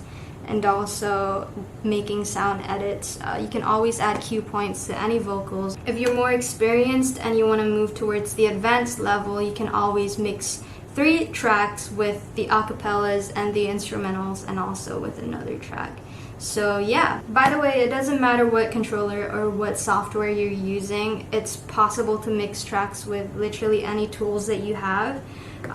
It just takes a lot of experimenting and, yeah, as time goes, as you're more familiar with the buttons and everything, you would be able to do this really smoothly, and you guys would have no issues in mixing these songs and create the best transitions to it. So it just takes a lot of practice. If you guys really want to get your transition smooth, just make sure you study the songs well and know the best times to mix a song in, and also experiment with different transition methods, because not all songs are the same, and it's always nice to have something different so that you could hype out the crowd.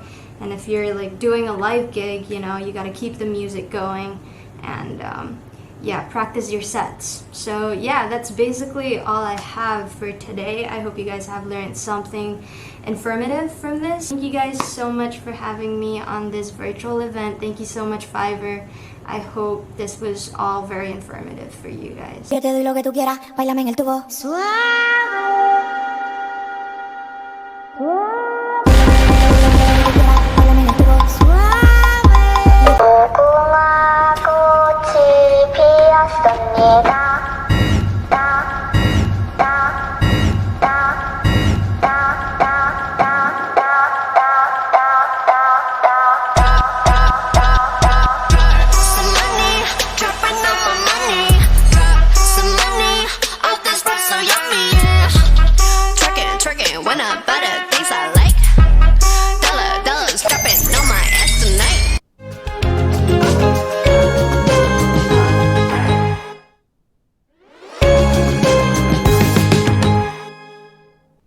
Probably art. I've seen some really unique pieces of art, and some of them just make me go, I know what you would sound like if you were a sound. One thing that's unusual or unique that inspires me, it's got to be folk music. I don't know why, but just like the atmosphere that these artists create, like Bon Iver, like hands down amazing. So folk music. As much as I do feel very in my element and inspired when I'm, kind of just sitting at my desk and working on things, I found that I also gain a lot of inspiration from playing tennis, weirdly enough. That's kind of been my quarantine activity. And I do it every single day. And afterwards, I always feel like this huge burst of inspiration, not just like for music and creating, but just in general. I feel like very inspired to do other things with my day. Something unique to me that I've been inspired by is definitely my family.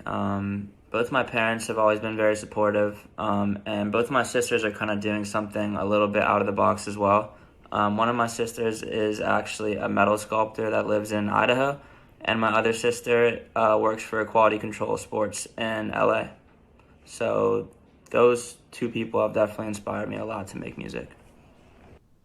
I think something unusual or unique that I've been inspired by is definitely growing up in England, being a fan of a lot of British rappers and R&B singers, and then moving to the US and seeing how difficult it was for them to break from one market into the other market versus how easy it was from artists from the US to go to the UK. I think that's really inspired the way that I look at music in general. And then just with my background being the child of two immigrants from two completely different places like Hong Kong and Iran, I've definitely seen the world and the way that music around the world impacts people differently, and the different types of music that people listen to. So I think that those things have really shaped the way that I look at how music should be created, the markets that I think are important, and how important they are and how impactful they are, and also the way I look at collaboration. I think collaborating with artists who speak different languages is one of the coolest things ever. So it's really inspired the way that I've figured out how to work with artists in my career now.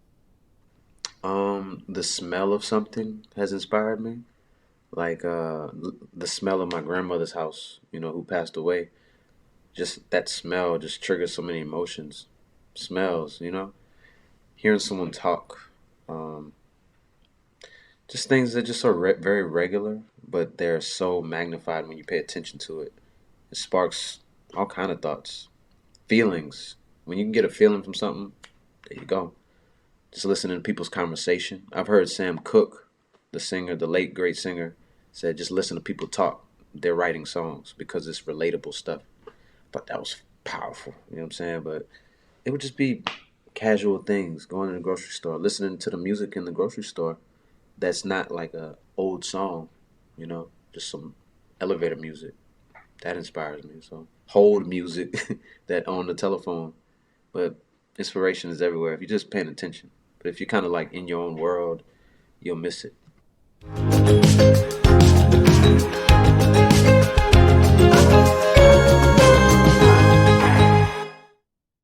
Hi, I'm Dan from Feature FM, and I'm going to talk with all of you today about how Feature FM helps artists connect with their audience, build relationships with your fans, and ultimately grow your streams and boost your revenue.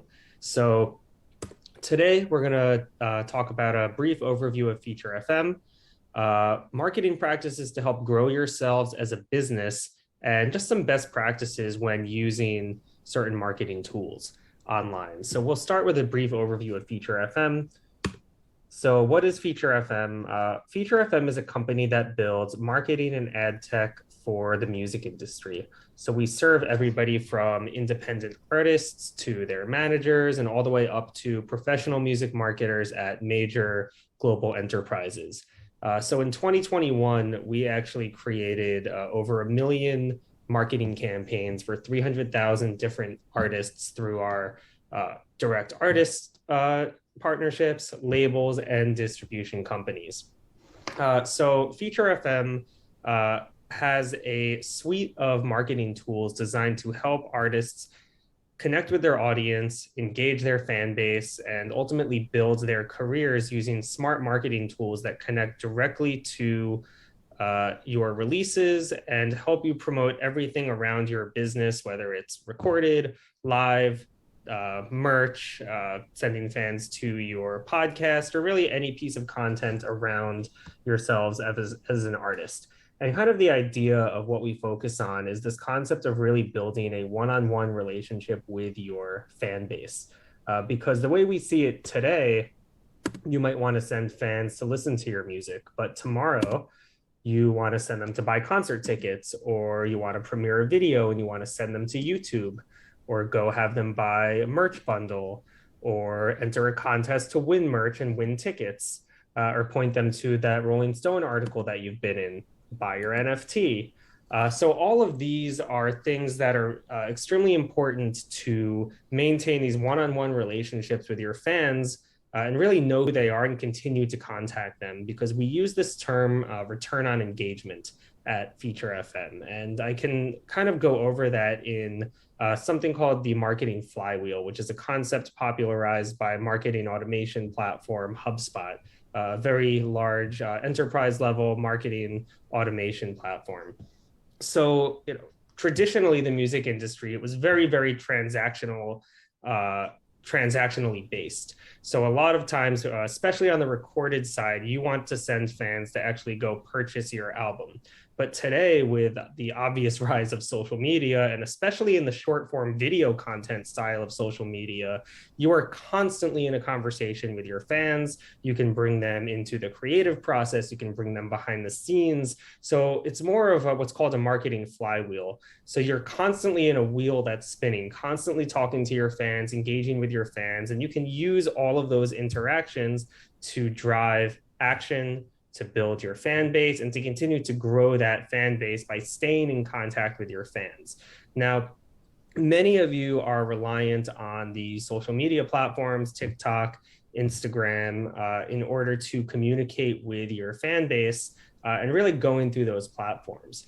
But by using your own set of marketing tools where you own the data and you own the websites, you're able to actually get that direct contact with your fan base so that you can continue to communicate with them in really in more of a direct way where you own that relationship. And again, it goes back to that calendar where you can utilize those relationships and those communication strategies to always drive fans to your latest piece of content or the latest piece of your business that you are looking to promote, so you can continue to grow your audience. So just to kind of back up for a bit out of the presentation, I can show you just some of the tools of how we see artists doing that using companies like Feature FM to market your business and market your releases. So as I had mentioned, Feature FM's marketing suite, it's really a place to create many different types of engaging landing pages. So whatever it is you need to promote around your business,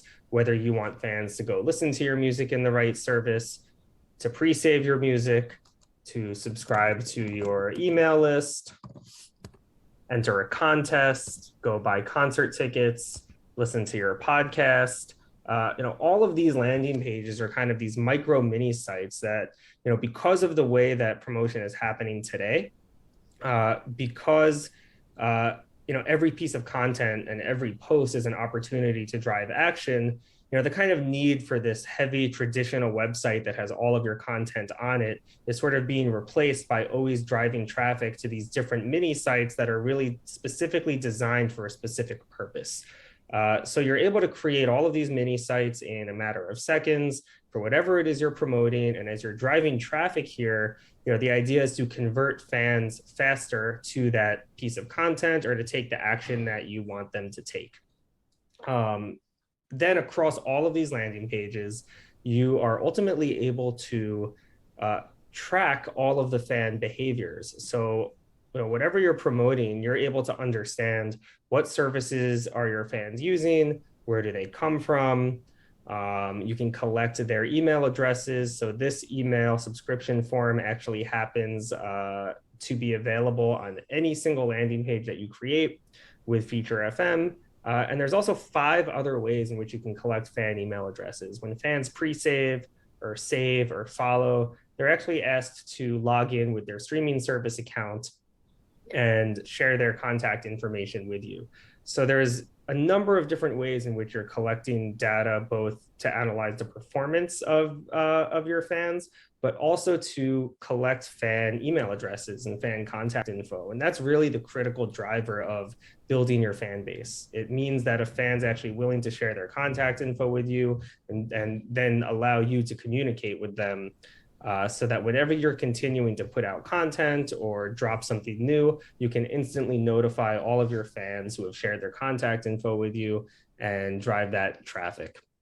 I have a really nice case study of an artist that uses Feature FM just to drive an example of how this artist was able to take advantage of Feature FM's tools to capitalize on a very viral moment that was a bit unplanned on TikTok. So let me go back into the presentation. So Stacey Ryan is an artist that we've worked closely with. And she actually received over 100,000 pre-saves and over 6 million streams on Spotify, which helped her land a record deal with Island Records. And all of this happened from a song that was not even created yet. It was a song that she was just playing around with on TikTok. So she was writing this song. She had a completely different song that she was actually going to release.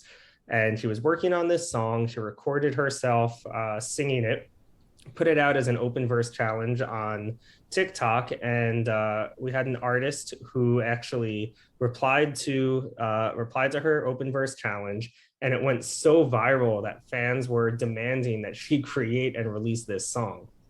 So within a 2-week time period, she actually, with this open verse challenge, reached nearly 300 million people on TikTok. That's about 1/3 of the platform, one of the most viral sensations that has happened so far this year. But because the song was only in her bedroom, the question is, what can I do to start capitalizing on this moment, to start getting action from my fans?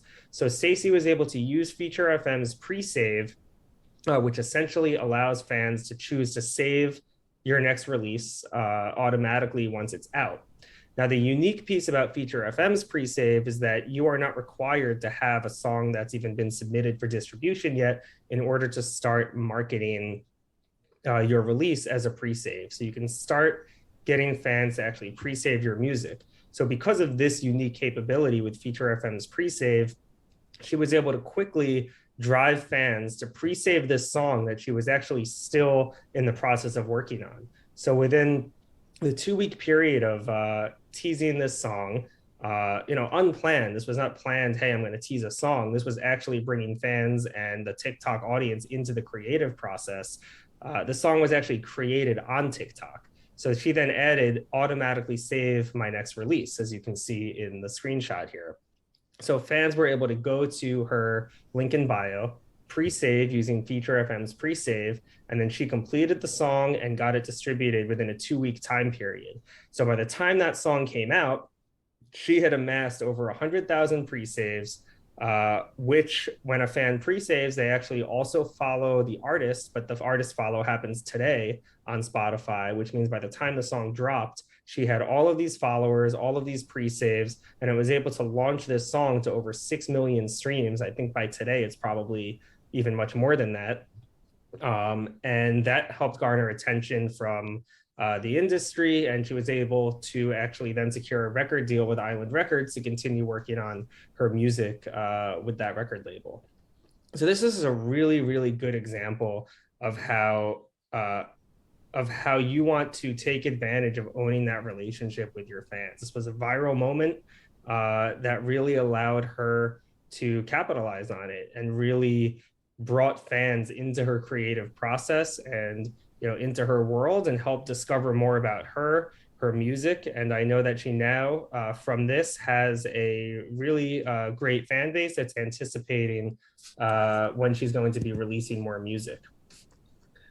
So just to kind of back up and show you a little bit more about how that pre-save process works. When you log into Feature FM, you are able to, first, if you're a label, organize your work by the artists on your label. But if I click into an artist folder, one of the unique features of a Feature FM pre-save, as I had mentioned, is that you can begin to set it up, and we ask you for a scan source, which is a UPC or ISRC, but you don't need to add this until a second before your music is out. So you can just create a pre-save, invite fans to pre-save your next release, even without knowing what it is. And then as long as you have your UPC or ISRC on release day, fans will get your music saved to their library. Now, the traditional use case of pre-saves is when you actively know what your next release is, and you are going to market it ahead of your release date to get fans to pre-save an album that you've already announced. This strategy is related to something that's been called the evergreen pre-save, which is something that means you can just say, hey, fans, I don't know when my next release is going to be, but you can choose to pre-save it whenever it comes out. And it gives an ability for you to always have some action plan for fans to go and take an action to make sure they're always up to date on your latest music. Now with Spotify, we have something called the Spotify multiple follow. What it means is you can add up to 3 Spotify assets so that when a fan pre-saves your music, and I'll just go into an artist. It means that when a fan pre-saves your music, they will also follow your artist profile automatically. And this actually happens today, as I mentioned. So the pre-save happens on release day, but the multiple follows happen today. So by asking fans to take this action, you're actually also building up your followers as you are promoting this. Now, one of the most important landing pages that you have in Feature FM. So in addition to creating all of these different types of links to promote your work and promote your content, you only get one actual link in bio. So the idea is you can use Feature FM's link in bio, and here's an example, to actually connect all of your content, all of your releases, all of your media, anything that you create, anything that you want to drive traffic to goes into your Feature FM link in bio. And the reason it's a unique link in bio is because it's connected to all of your marketing activity across the Feature FM platform, meaning it automatically pulls in your releases, your tour dates, any other links that you've created, contests, action pages, but you can also do things like embed media. So here's an example of one with an embedded YouTube video, but you can also embed Spotify player, you can embed a SoundCloud player, you can actually ask fans to text you directly. So if you're using a platform that allows you to directly text message fans, you can do that as well. You can ask fans again to subscribe to your email list directly from your link in bio. So these are just some of the ways in which we're kind of approaching the market.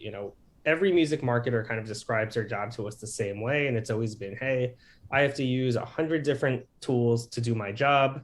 Everything is separated, the data is separated. It's different logins, different platforms. I go to one place for emails, another for landing pages, another for smart links.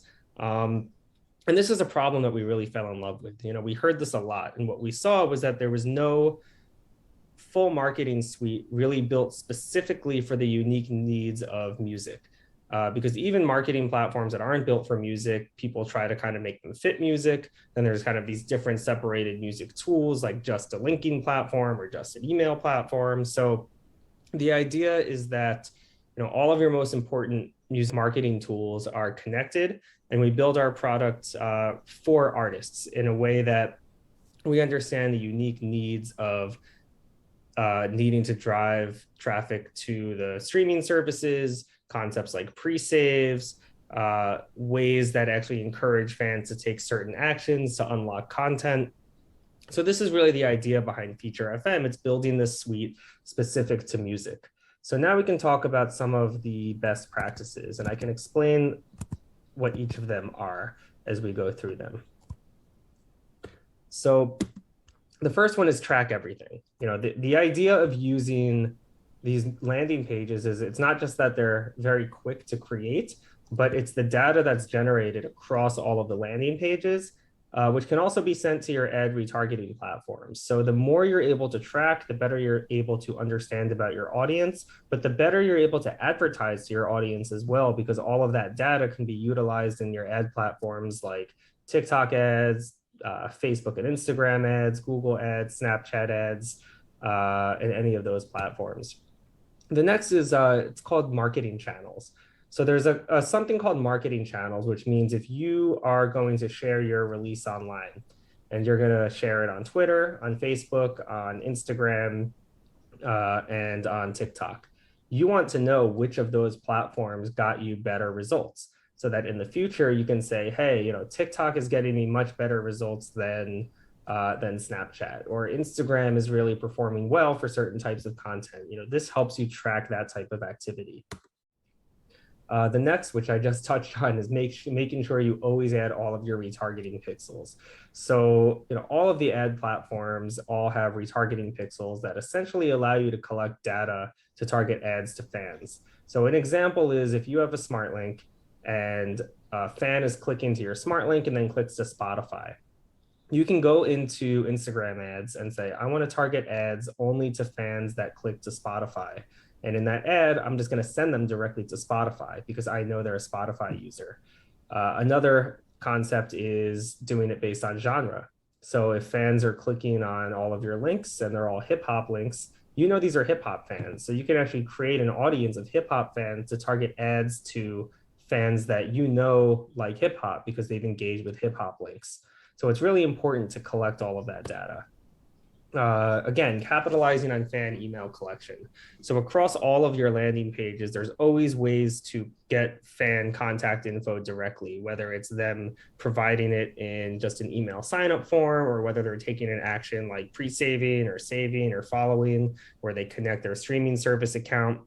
You always want to have your email collection on autopilot.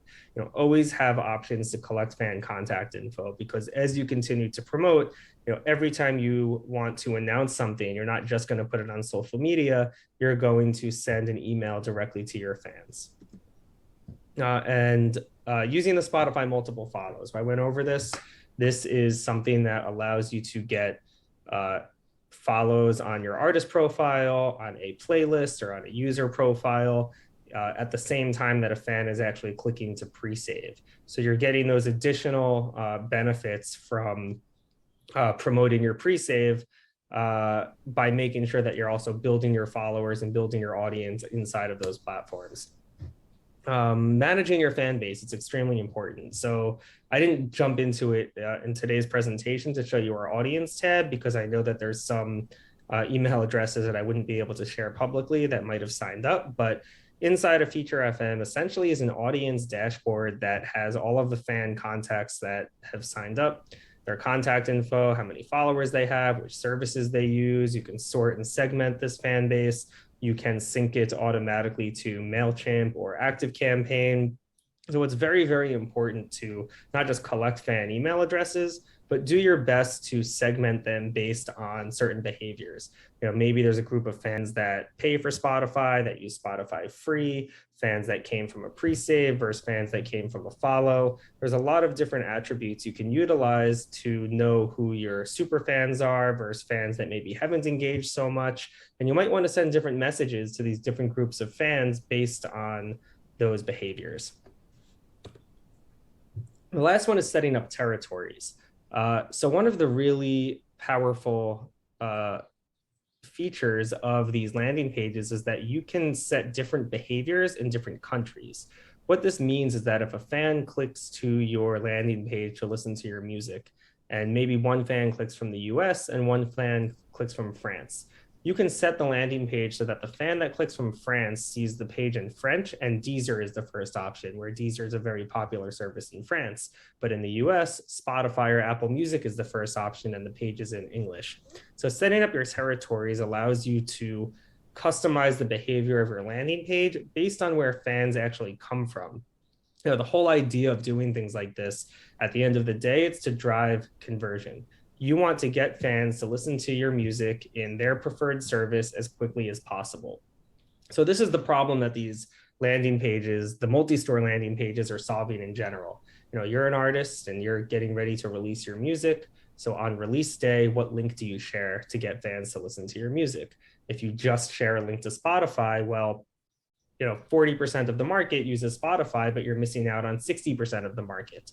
In different countries, there are platforms that are only available in those countries that most of the market uses. So you want to make sure that fans have the quickest path to get to your music in their preferred music service. And on top of that, getting all of the data and analyzing the traffic and understanding the performance definitely helps you make better decisions going forward.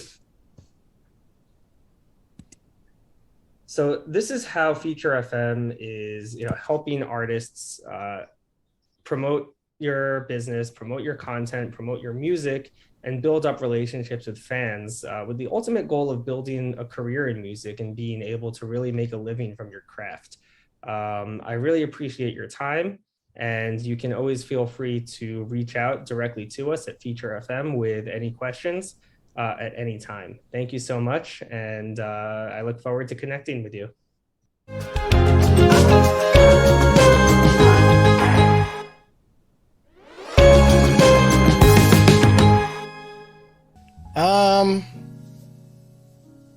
Garth Brooks. Ooh. I went over Garth Brooks. That would just be amazing. I just think he has a different outlook on his own genre. So meshing that would just be so great. I think we're like real different in our own genre, so I would just meshing that together would be fucking sweet. And we both got terrible bodies, so we're both, no, you don't. we're both shaped like a bag of clothes. No, you're not. Oh my goodness.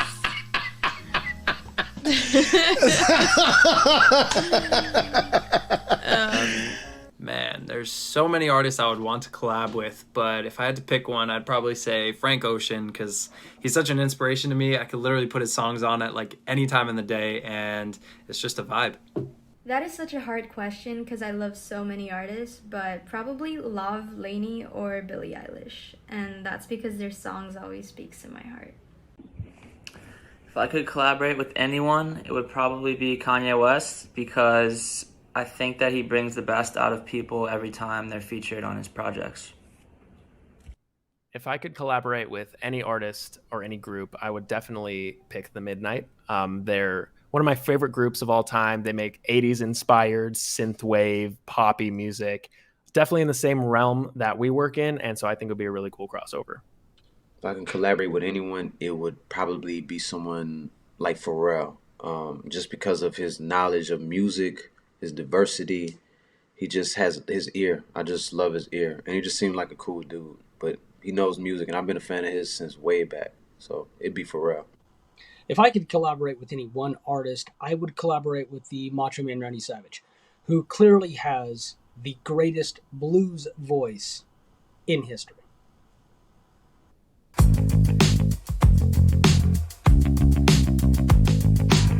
Hi, my name's Brian Shortell. I'm a freelancer on Fiverr.com. I specialize in mixing, mastering, and production, and I'm from Troy, New York. I'm a songwriter myself. I've loved music since I was a kid, and I ended up producing a record for my band, and we got a record deal off of that, so that gave me the self-confidence to try to pursue that and work with other artists to help them bring their vision to life. I think what makes a good song mostly is the artist's vision being executed to its fullest extent. So if they need a danceable track that they need people to be upbeat and happy, or whether it's love and loss, I think it's just a matter of finding the best way to execute their vision so that the listener can perceive the original intention of the artist.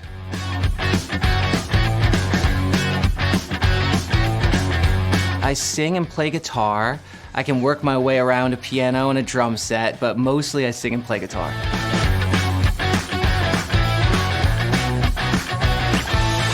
I think the piece of gear that's most integral for me for creating music would be my computer, my laptop. I can't imagine creating music with it. I can take it anywhere with me, and it's given me the ability to not have to be in the studio to be creative.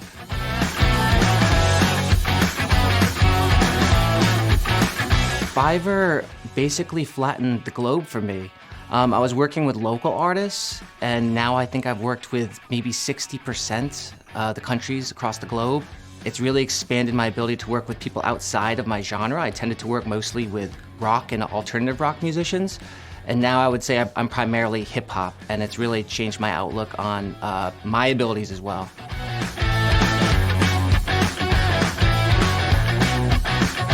Not really, because like I said, I think that music is all about the intention of the artist, so I mostly focus on the emotion of the song. It's less about the technical aspects.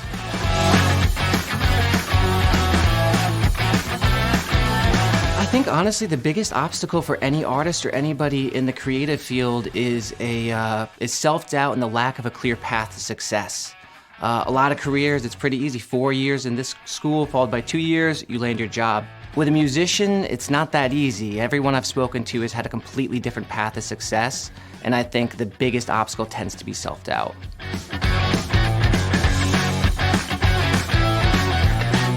I think my favorite performance I've ever had was at Firefly Music Festival.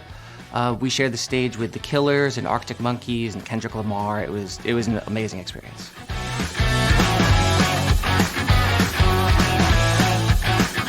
Music's pretty much everything to me.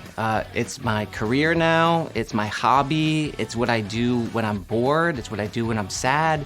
It's the best way for me to get what I feel out into the world.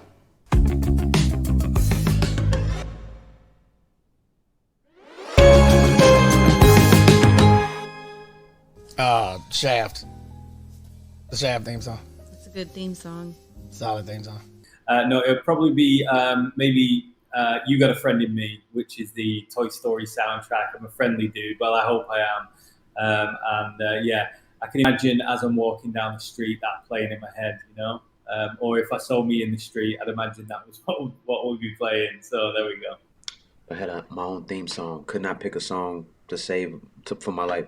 It would be something by the Isley Brothers or something because it's so smooth. It had to be something real smooth, make your blood pressure go down, something chill. You know what I'm saying? I would say Somebody Else by the 1975. I think weirdly enough, if I had a theme song, it would be the main theme to Pirates of the Caribbean. Da da dun dun da da dun dun da da dun. You know that one? That just hypes me up so much. If I could hear that every time I walked into a room, next level confidence boost easily. If I had my own theme song, it would be, you know that sound that your chest makes when it compresses because you've had far too much coffee? That's my theme song. If I had to choose a theme song for myself, I would probably choose Dash Star by Knock 2. It's one of my favorite songs out right now, and I literally wake up and it's in my head and I can't get it to go away, but amazing song. If I had my own theme song, I think it would be What's the Use by Mac Miller.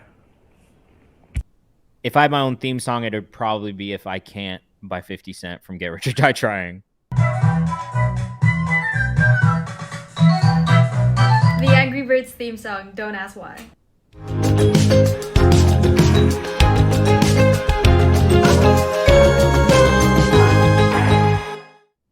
Hi everyone, my name is Asaf Yaniv and I'm the head of footage here in Artlist. ArtGrid is our stock footage platform here in ArtGrid, and since 3 years ago that we launched the platform, we saw a lot of musicians using different kind of footage for different kind of use cases, from music videos to Spotify Canvas to different teasers or anything else a musician needs. Digital creators these days are DIY artists. They basically need to do everything by themselves. If the musicians 10 years ago needed to go to a audio engineer and needed to go to studios to create his own music, these days he go to his home studio and create everything with his computer. If back then you needed to have some kind of agency or distribution for your music, these days you can do everything on your own with Spotify or any other streaming platform. And also with your marketing and your personal brand. Today, musicians need to create their own videos, their own brand. And in this session, I basically want to show you how you can use ArtGrid and stock footage to create your own brand and your own video for your music. So let's overview a bit the different types of videos musicians create. So if we're looking at the music videos, we see I would say 3 types of main videos you can use ArtGrid or stock footage in general to create them. The first one is I will call it like a music narrative video, and it's basically when you have a whole story in the music video and you don't see the artist itself and you're trying to tell the story of the song through the music video. The second type is, I will call it something like artist-centric video, music video. And this is the type of videos where you see the artist itself, mostly in the center, stuff going around him, but it's mostly about the artist himself. And the third main type that I would say, it's around the animation and abstract and collage and different types of more abstract music videos.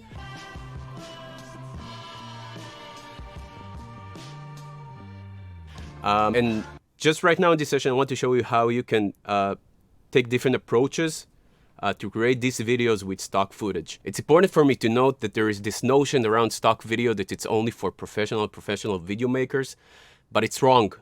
The whole point of stock footage, well, not the whole point, but there's a big chunk of basic video editors or other creators like you, musician, who can use this stock footage and create really high quality videos with almost no skills. And I'm gonna show you an example right now. I'm gonna use iMovie. I'm gonna use no transitions, no any editing, just throw the footage in the timeline with my song and you will see how it just happened with like high quality stock footage. Let's take a look at the first example I was talking about, the narrative music video, where you tell a story and a narrative for your song. And I think ArtGrid is a great solution because we are a story-driven stock footage platform. Every clip, every footage that you'll see on the side, you'll have a whole story around it, a whole sequence that will tell the story.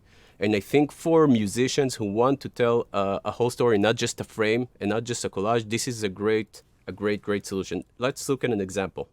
So you can see, I see here this story, and it's a story of urban youth. I would say kind of a bit hip hop vibe, and I have like around, I would say 30 clips here. And what I would do, just for this example, I would download all of these clips. I will put them randomly, one after another. I will put it in iMovie, which is the most basic video editing platform, I think, out there. And let's see what happened.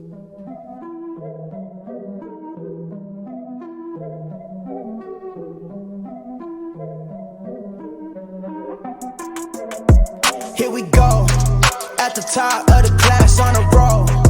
And it's time to run it up, yeah, you know. Maxed out, put the pedal to the floor. Ayy, on the road, here we go, here we go. Yeah, we winning by a landslide. Never see me coming, I'm a landmine. Yeah, I ain't taking orders in command like, yeah. For the second example, when we're talking about artist-centric music video, when you want to show yourself, the artist, in the video, it's just a bit more complicated, but you still can get a high-quality product with on a low budget.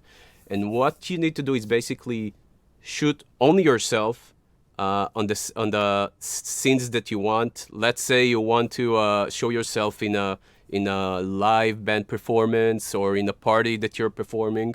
So you could choose this type of feeling clips out of Artgrid. If I'll go to a rock concert here, I can go to a rock concert.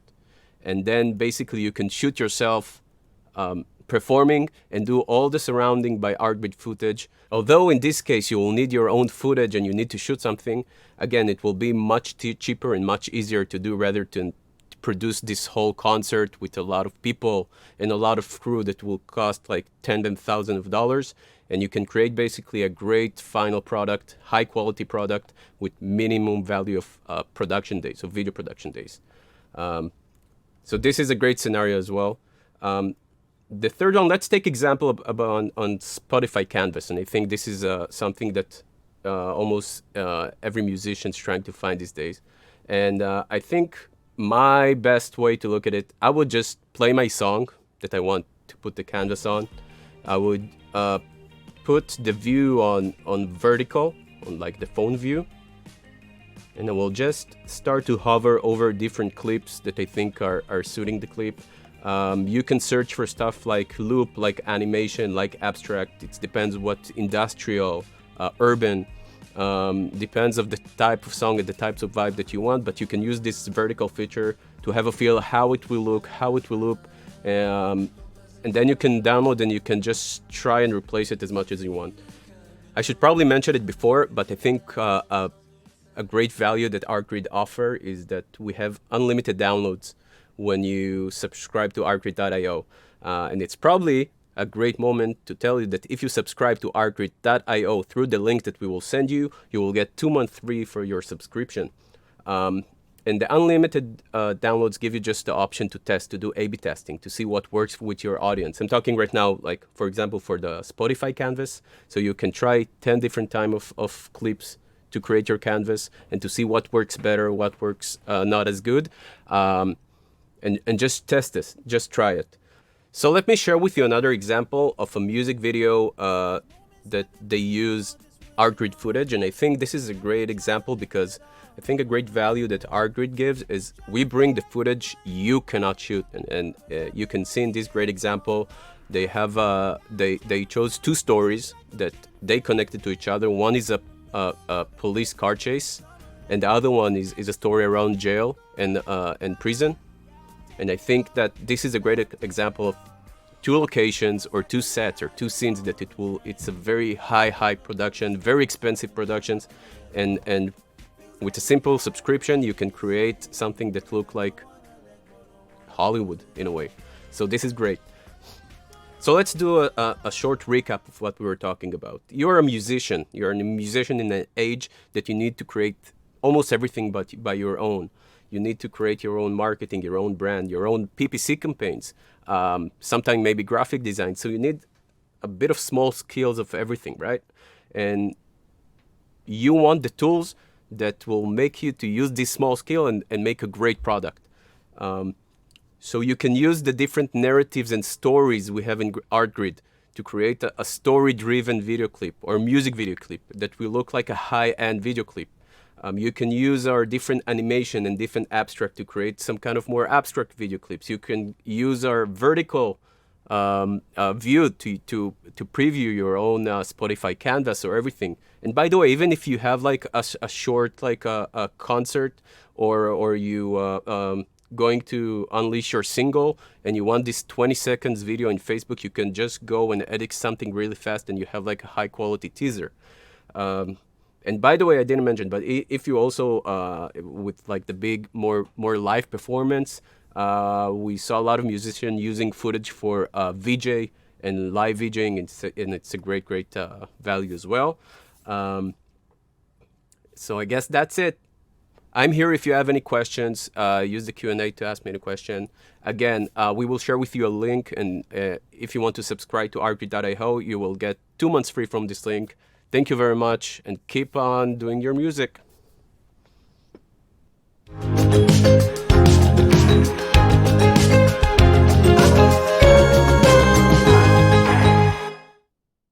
What's up, guys? My name is Hugo Schneider. Thank you so much to Fiverr for inviting me to give this little session for all you. I wanted to tell you a bit of my story, talk about creativity, branding yourself as a musician, as an artist, and just a little bit about me first. I started making music, or at least uploading music on the internet in college when YouTube was just starting out, and I was seeing all these people doing cool stuff, and I felt like I could do something a little bit different and something that maybe people would want to share. And now, by the time I graduated college, there were enough people following me that I decided to make a go of it as a career. And 13 years later, I can't count. I'm still doing it, have about 13 million subscribers on YouTube, fortunate to have over 1 million on TikTok and Facebook. And yeah, still kicking, still doing all this stuff. So yeah, I just wanted to take you back, and this is my take you back music. Okay, maybe that wasn't the best sound effect for taking you back, but when I was starting, I wanted to do something that was different than most of the other musicians that I was seeing on social media. There were so many talented singers and incredible just vocalists who were uploading videos in their bedrooms, a lot of them back at the time, on YouTube. And I, as a music producer, I wanted to, I'm not really so much of a singer. I'll sing a little bit for you guys today, but normally I work with some very talented singers who were much better than me. And I felt like what was going to set me apart was just doing, imagining music differently.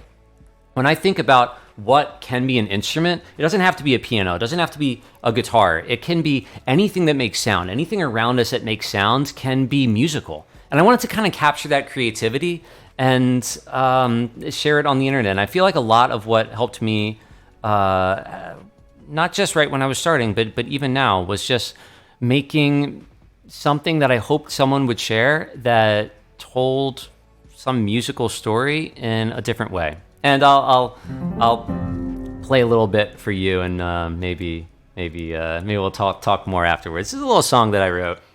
I actually started writing it around that time when I was starting out, even though I didn't release it till much later.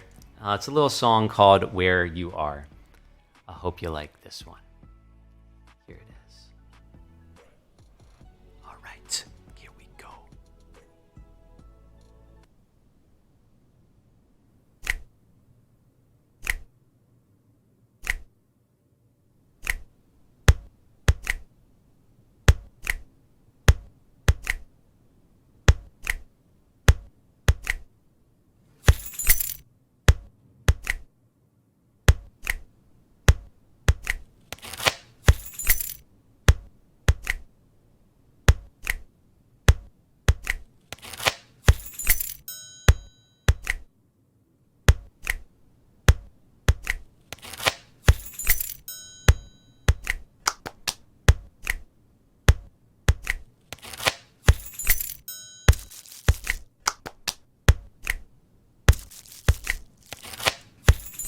All right, gonna sing you a little song. Here it is. What's the sky without the stars? What's a story without heart? What am I if I'm not standing where you are? And what's goodbye without a kiss? What's a penny without a wish? What's tonight if you're not here to spend it with? And where's the light if there's no dark? Where's the flame if there's no spark? And what am I if I'm not standing where you are? What am I if I'm not standing where you are? Alright, thanks Fiverr. And what's a bird without a song? What's the day without the dawn? What's a road if you're not here to walk along? And what's the warmth without the cold? What's a tale that's never told? What is love if it's not us growing old? And where's the light if there's no dark? Where's the flame if there's no spark? And what am I if I'm not standing where you are? What am I if I'm not standing where you are?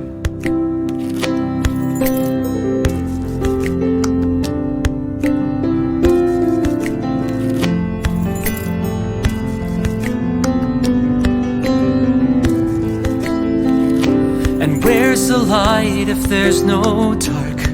Where's the flame if there's no spark?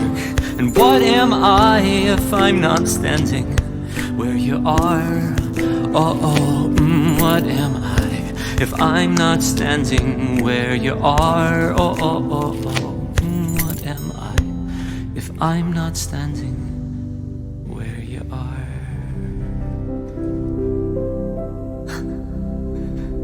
Got these sound effects for this. There's no actual audience.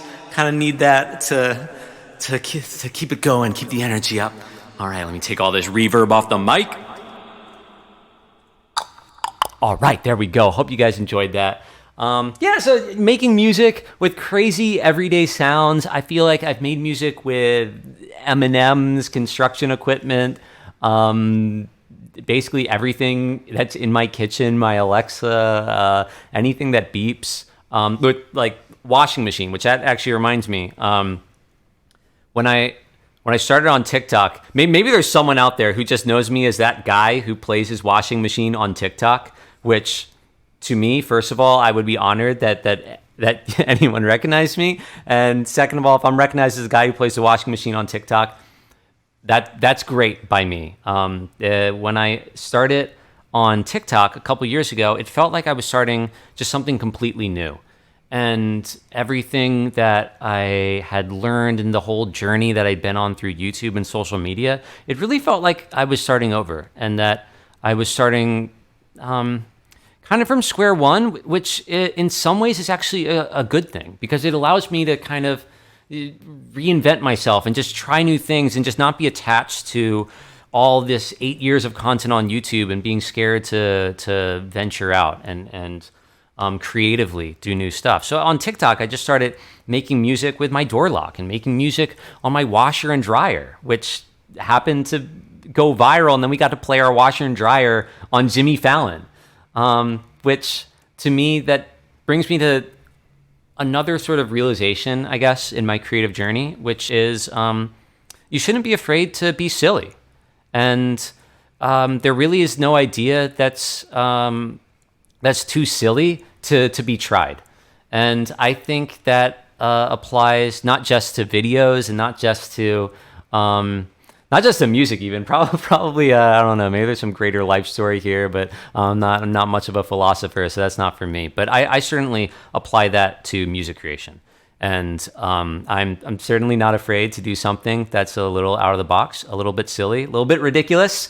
Taking things and mashing them up is something that has been really successful to me on YouTube. Actually, Patty, my wife, is just off camera over here. Maybe you can help me with this next bit. If I were to do a silly mashup of, how about I name one song and then you name a song that the first song that comes to your mind that's totally different from that song. Does that sound like a plan? Yeah. Okay. If I said Closer by the Chainsmokers, what is like the most opposite of Closer by the Chainsmokers that you would get? How about... I need a dun dun dun. Sorry, I'm just looking for any excuse to use this. You were going to say a song, though. Under the Sea. Under the Sea. Yeah. From Little Mermaid. Yeah.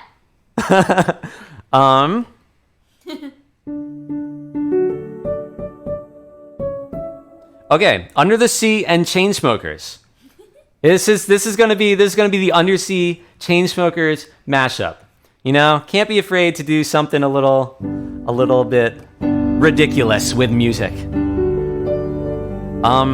know what I want to add? I want to add a little Chainsmokers beat if I'm gonna do this. 1 second. Let me get a little. Not that.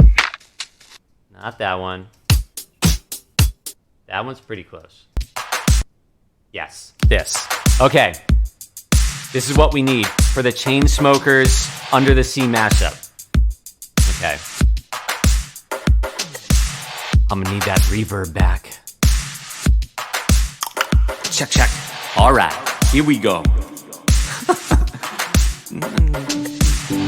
The seaweed is always greener on somebody. I might mess up some of the words, so don't. But I was a huge Disney fan, so I should know this.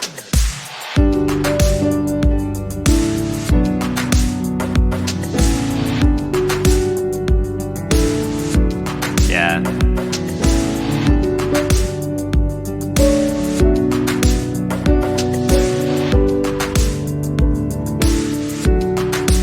Cool.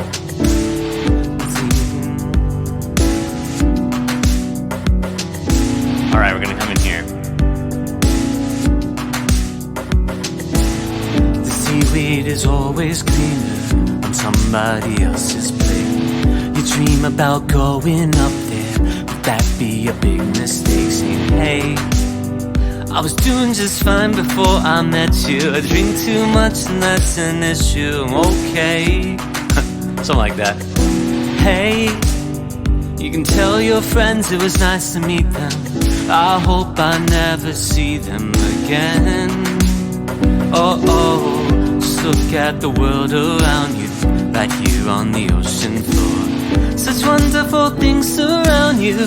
What more are you looking for? So baby, pull me closer in the backseat of your Rover that I know you can't afford. Bite that tattoo on your shoulder. Under the sea, under the sea, under the sea, in the corner of the mattress that you stole. There's a Hard Patty roommate back in Boulder. We ain't never getting older. Under the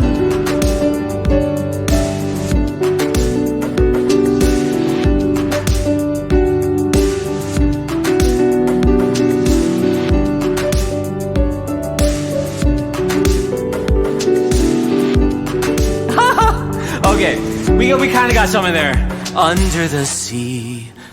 Badoomch. I'm gonna just call that one right there. Okay, a little bit harder than I thought it was gonna be. But, you know, brings you back to can't be afraid to be silly, can't be afraid to do something that no one's ever done before and might be a bit ridiculous. And, you know, sometimes that's what leads to, let me take off all the reverb and talking and all I can hear is the echoing of my voice. My voice is not important enough to echo like that, I think, all the time. So, yeah, sometimes doing something ridiculous and just trying to be fun, trying to be different, trying to make sounds in different ways is what I think has allowed me to still be doing this however many years later. And I'm really fortunate to still be here making all sorts of crazy videos for you all, and I hope you guys got something out of today. Maybe I'm not a teacher really, but hopefully there was something in here that I don't know, maybe inspired someone out there to go make music and go be creative and don't be afraid to be different. Don't be afraid to find any sound that you can, or if you're a filmmaker, don't be afraid to find different shots and different looks and just try different things. You know, there aren't rules that you can't try to bend. I think in creative fields, and you shouldn't be afraid to be silly. And you know, also I think it's okay to just make something for no reason at all, just because you wanted to create something today. And maybe that'll be my challenge to you guys watching this. You know, challenge yourself to create something today. It can be something so simple. It could be something complicated, like a full song. But just pushing yourself to create, I think, is also one of the keys to being creative. And I'm so fortunate that I've been able to work with so many people on my creative journey and make so many things with them that I'm proud of. And maybe today I'll leave you with one more song. It's possibly the one I'm most proud of. Maybe I don't know. It's hard to pick one, but certainly it's been my most viewed video ever on YouTube, on anywhere, and I got to do this with two incredible singers, Sam Shuey and Christina Grimmie, and it couldn't have become the video and the musical piece that it was without them. So unfortunately today, you have to put up with me singing it. So your bad luck on this one, but I guess I'll have to do for now. So thank you so much, Fiverr, for having me. Here's one more song before we all go here. And of course, we got to do it a little bit differently. So, gonna try to loop something up here. 1 second. Okay, here we go. This is just a dream. Gonna need that reverb back.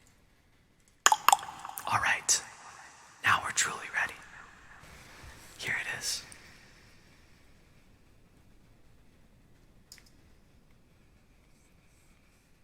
Here we go.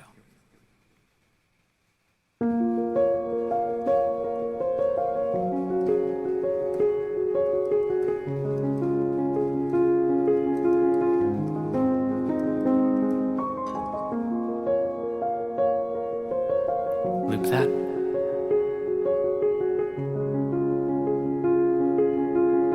Let's add some bass.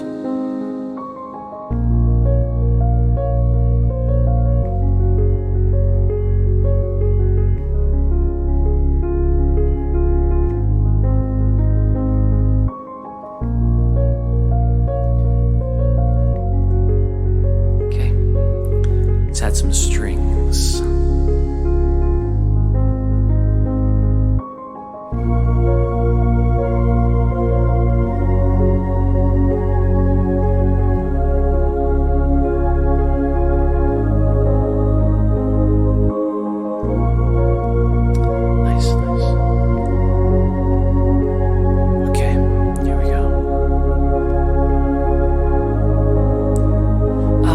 About you, thinking about me, thinking about us, what we gon' be. Open my eyes, it's only just a dream. Back down that road, will she come back? No one knows, I realize it's only just a dream. Get some drums.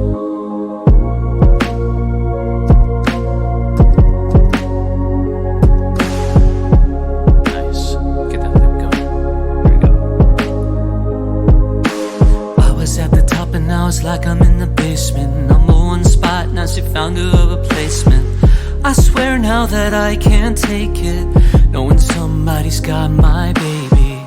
And now you ain't around, baby, I can think I should've put it down, should've got that ring. Cause I can still feel it in the air, see your pretty face, run my fingers through your hair. My love for my life, my baby, my wife. She left me untied, cause I know that it just ain't right. I was thinking about you, thinking about me, thinking about us, what we gon' be. Open my eyes, it was only just a dream. So I travel back down that road, will she come back? No one knows, I realize it's only just a dream.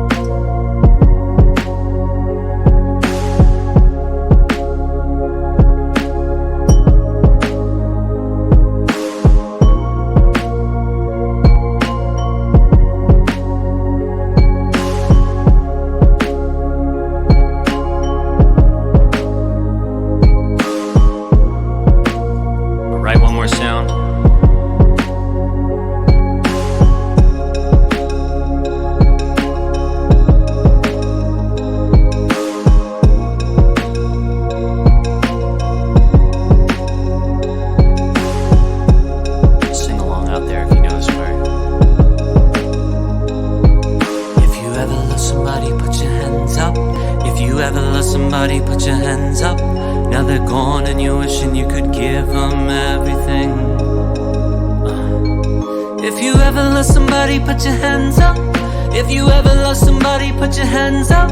Now they're gone and you're wishing you could give them everything. I was thinking about you, thinking about me, thinking about us. What we gon' be? Open my eyes, it's only just a dream. I travel back down that road. Will she come back? No one knows. I realize it was only just a dream.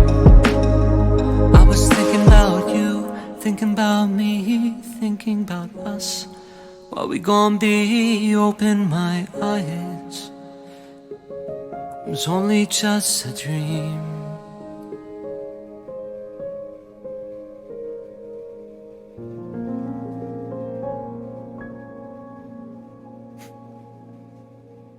Alright guys, I think I'll leave you with that. Thank you so much, Fiverr, for having me. My name is Kurt Schneider. I hope you guys have an awesome rest of your session here and the rest of your creative journey. Bye.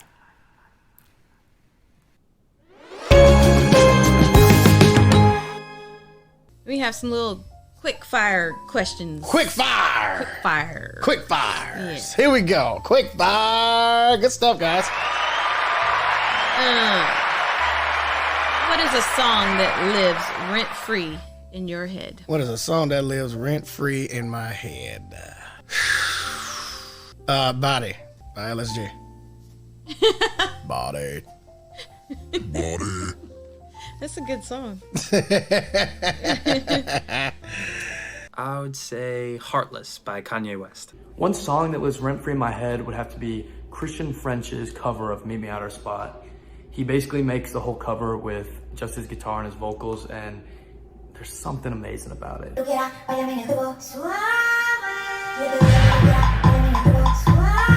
Suave.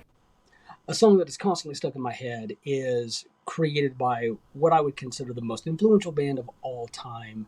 The song is Can You Picture That by Dr. Teeth and the Electric Mayhem. A song that lives in my head rent-free. I am a huge jam band fan. I am a giant Fish fan. While there are an endless number of songs I can go with, the one that would live in my head rent-free the most would have to be Tweezer by Fish. It is definitely the one that probably plays on repeat. A song that lives rent-free in my head is Bubblegum Bitch by Marina. So the song that lives rent-free in my head, if you can call it that, is Ain't No Sunshine by Bill Withers. I just love those like sort of old soul classics, and that's a song that I could listen to a million times and I don't think it'd ever get old. So there you go. A song that lives in my head rent-free is Off the Map by Sofago. There are a lot of songs that live in my head rent-free, and they pretty much cycle constantly throughout the day.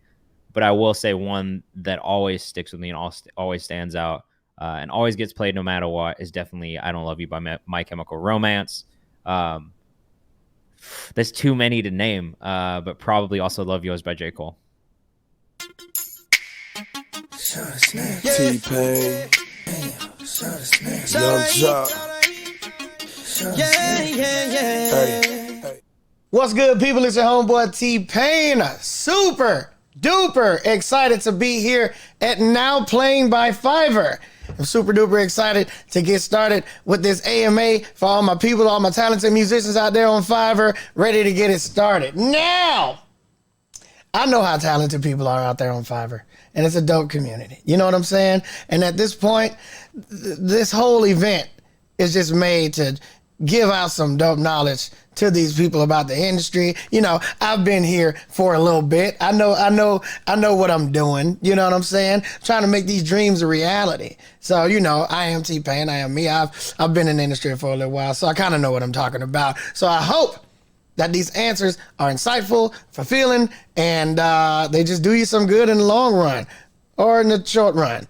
I like the short run. I'm a little heavy, so I don't like running a lot. But here we go. Sophie Sobral. I hope I'm pronouncing that right, wants to know about your creative process. Are you the most creative when working solo or on a collaboration? Oh, I am. Oof, good question. Because I am terrible with pressure. I don't like being in a room full of people. I usually have to be either alone or with Pan. I don't like being in sessions. I hate it. It's the worst, especially because nobody has the same interests as me. Because, you know, everybody want to watch football and shit while we're in the studio. I want to watch cartoons. Everybody want to smoke. I don't smoke. Yeah, you're right. You know, I kind of want it quiet. I want to play jazz when we're not doing anything and everybody want to turn up like we're in a club or something. It's always the opposite of it's the opposite every time. People just have this preconceived notion of what a studio is supposed to be like, and then they walk in my shit. I've literally had people like, Payne, I know you don't like this shit. Why are you playing this? Go ahead and play the shit that you want to play. I don't mind. I'm like, this is what I want to play. And it was just jazz. It was just regular jazz. And they were like, no, I know you don't want to play this shit. I'm like, this is amazing to me. I don't know what you're talking about. So, yeah. So I like being by myself and being able to be with my own thoughts. And, you know, if it's time to record, I record myself. I don't have to, you know, I don't even like having engineers. Because it's like, if I got an idea that I'm trying to work out super fast and I can record myself, boom, I fuck up, stop, record, boom, fuck up, stop, bam, bam, bam, bam. I can keep going. I don't know what it is with engineers, but they just like to stop. They want to name the take and fucking try to scrub it a little bit to make it sound like it was good. No, I don't even want that. I don't even want that take. Don't worry about that. Delete that. And they like just sitting there coloring it, making the track a certain color and shit. Like, come on, man. I'm trying to work this idea. You can just flow how you want to when you're by yourself. Right. I can do anything I want to when I'm by myself, and I can make myself comfortable instead of trying to fit into the room. Don't you hate that shit when they try to color the track? That's what are you doing? Dev Anand. What's the story behind T-Pain, or how were you discovered? I was a pretty outgoing person when I was young. A lot of people knew me in Tallahassee just from being everywhere and just being the loudest person all over the place. I was in a group, you know what I'm saying? The group made waves in a big way, and yeah, we were the Nappy Heads. That's where Nappy Boy Entertainment came from, because people would call us Nappy Boys because they couldn't remember our fucking group name. It's very simple. Nappy Heads. We all had dreads. That's not something you can't forget that. But yeah, the way I just got discovered, I was just always around. I was just always at the club. I was in clubs underage. I was going to a grown folks club. If you don't know what a grown folks club is, it's 35 and up. I was in those clubs when I was 14. And I was always like just in the DJ booth, fucking with the DJ. All the DJs knew me. Because I would just, it wasn't, they didn't know me for like music. They knew me because I would always go and fuck with the DJ, just like pranking them and shit. So when the music came around, they're like, oh shit, okay.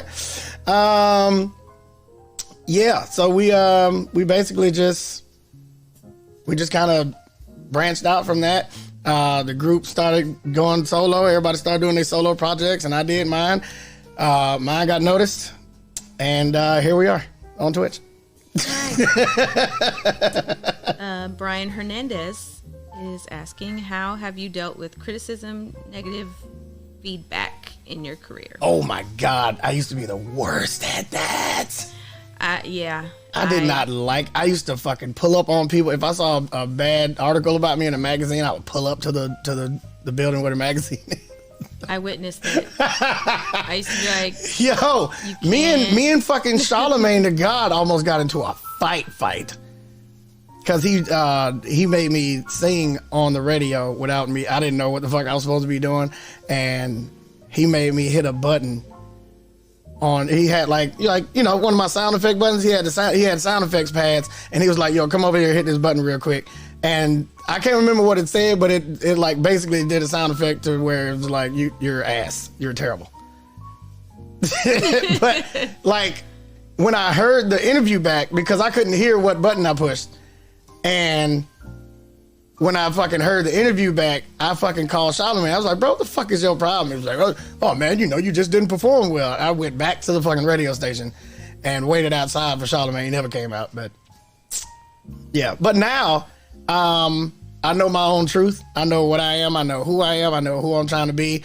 That shit doesn't bother me at all now. I really, I had to start asking myself, like, does this person know you at all? Like, this person don't know shit about you. And everybody's entitled to their opinion. So, whatever. The positive part of that is that you started working even harder on your voice. Oh, yeah. Then that event. And you stopped smoking. That single solitaire event made me work on my singing. I stopped smoking cigarettes because I was smoking cigarettes at the time. I stopped that shit, and I really started listening to how I sound on records, and I got, I just got better and better and better and better, and now here we are with people, saying I can sing, so that's pretty cool. And I credit Charlamagne with that. Every time I see him, I say, Charlamagne is the reason I sing like I sing today.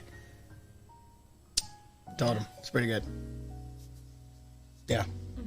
Anna McIver? Sure.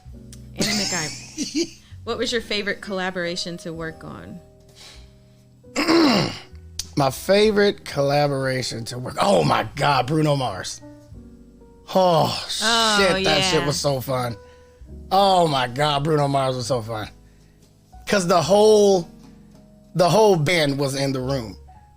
So we recorded everything at the same time. We had the microphone sitting, we had 2 microphones in the room.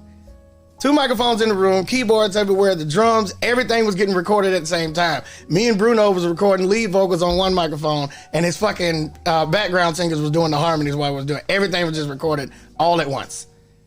The engineer fucking hated it. Like how they used to do back in the day. It was fun though. It was really cool. Yeah, so we did that.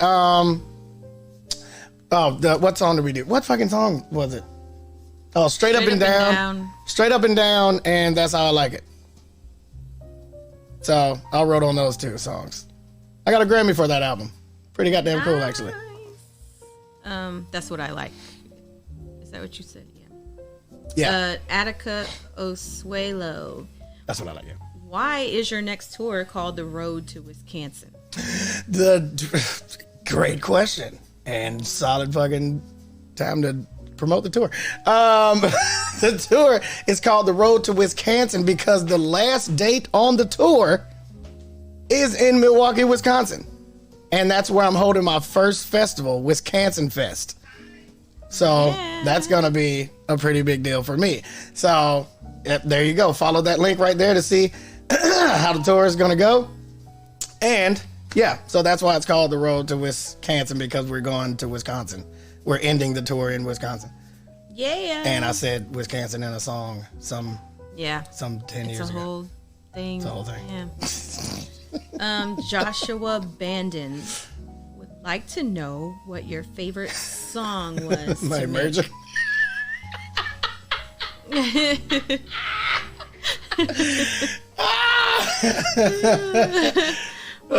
What was your favorite song to make?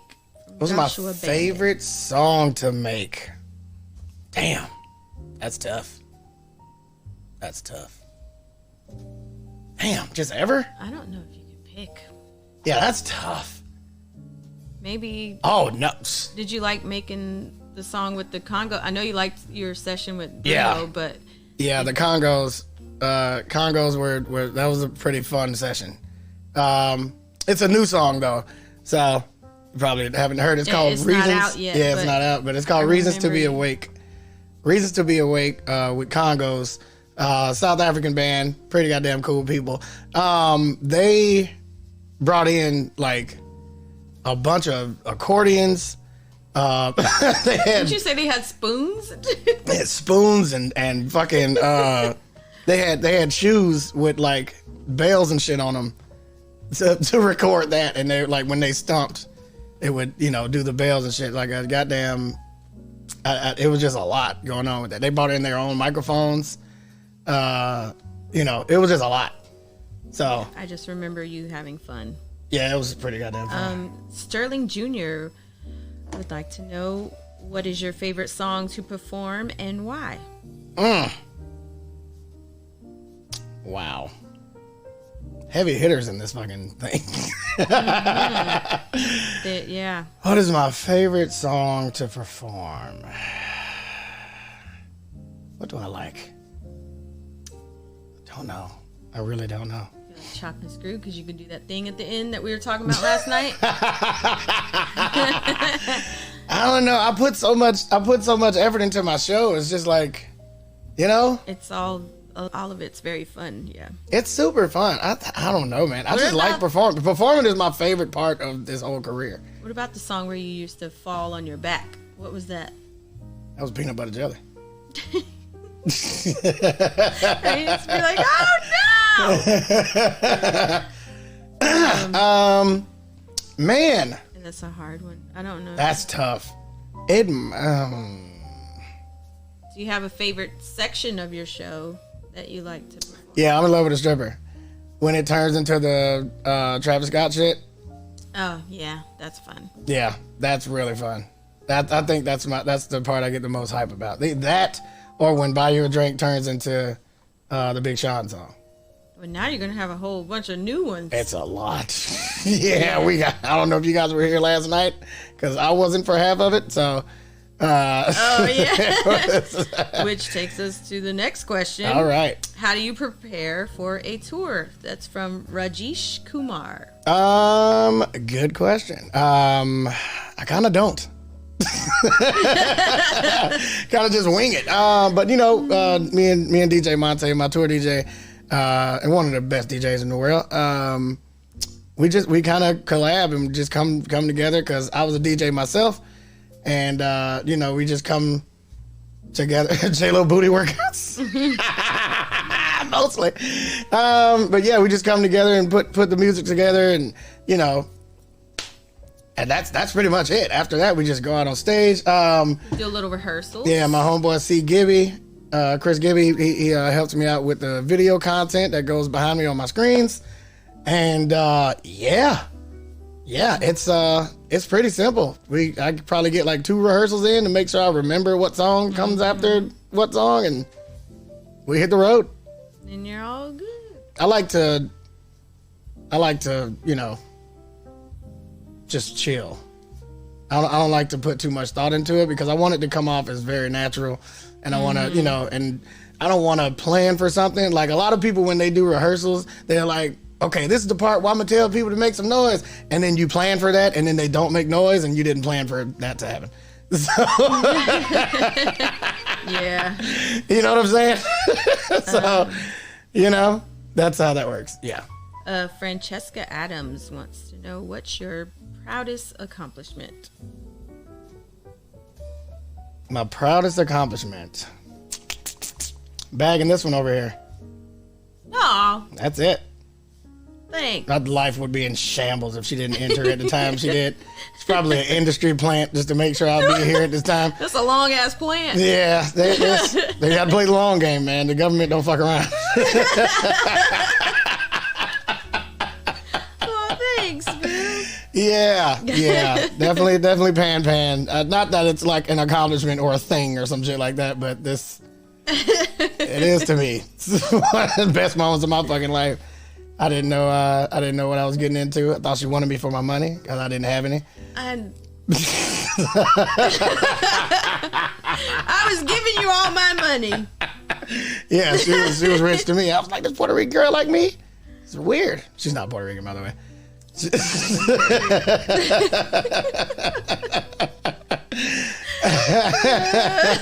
That's just what I thought. Just as a kid growing up, I just thought any light skinned person with curly hair was a Puerto Rican. That was just it for me. That's Puerto Rican. Puerto Rican. Puerto Rican. But yeah. I think that's sweet, Bill. Thanks. Thank you. I try.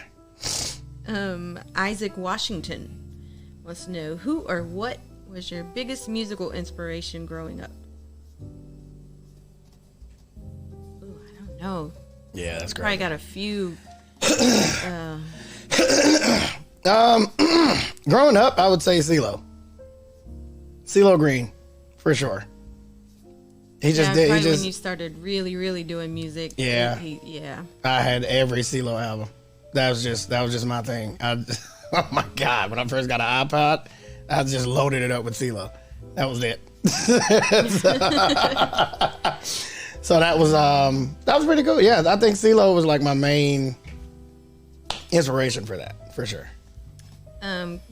Claire Gallagher wants to know if you ever get writer's block, and if you do, how do you get unstuck? I just leave it alone. I try not to force it. I do get writer's block a lot, but it's usually because I'm like hungover or something. So I just kind of wait till that goes away, and then Go and play games. Yeah, go play games. Just go do something you love. It'll come to you. Just chill. Don't try to force it.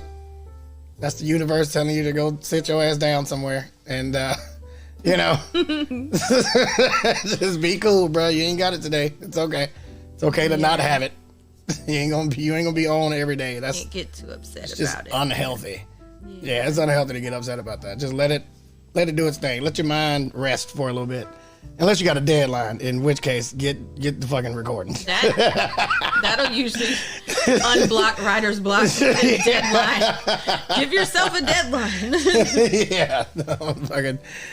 Get to it. David Millar wants to know, is there something that all of your top hits have in common? If so, what is it? Oof. Oh, man. All my top hits. What did they have in common? Oh, I didn't want to do them. Oh, yeah. None He of did them. not like any of them. I forgot about that. Yeah, It was everything so everything fair. that's been, I've gotten so many phone calls over the years of him being like, I do not like this song. Yeah. And I do not want to do it. And then Yeah. they always turn up. So anytime I do a song now and I hate it, I'm like, oh, this shit's gonna be fucking huge. God damn it.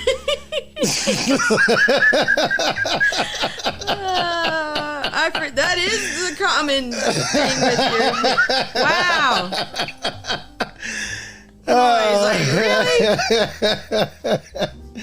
Yeah. That's crazy. I never thought about that. Yeah, so it's been a lot. Especially Freeze. Oh my God, Freeze. Yeah.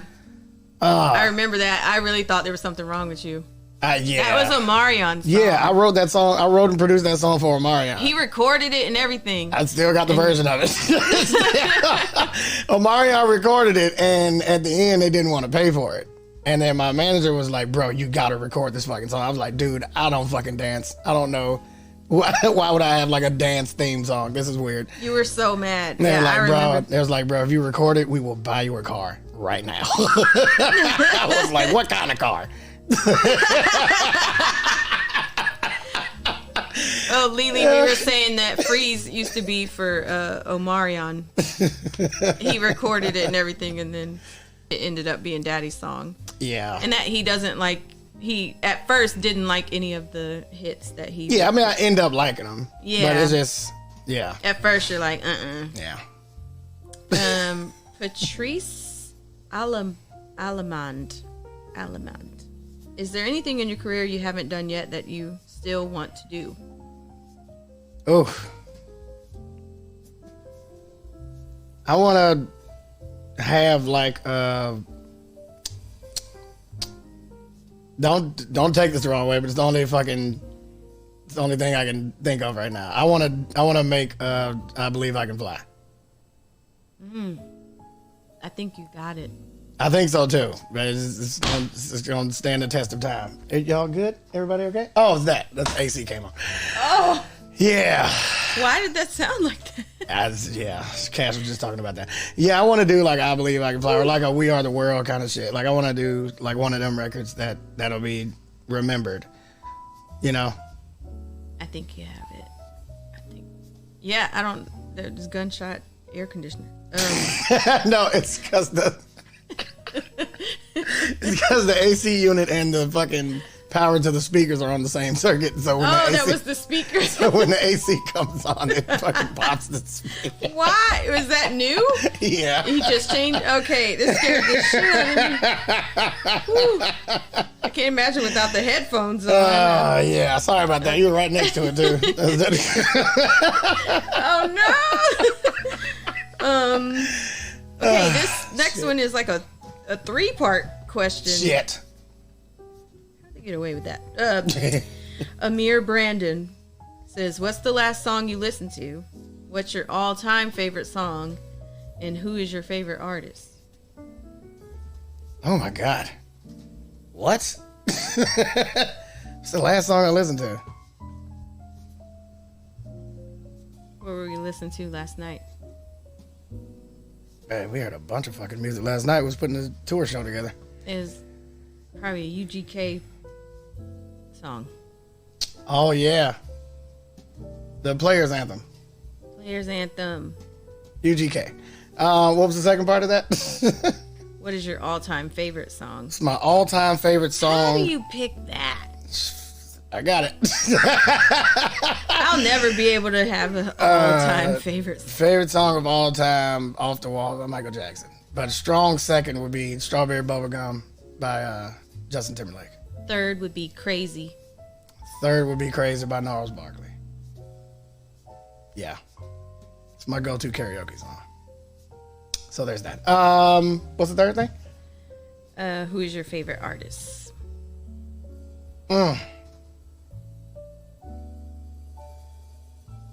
Shit. Favorite artist.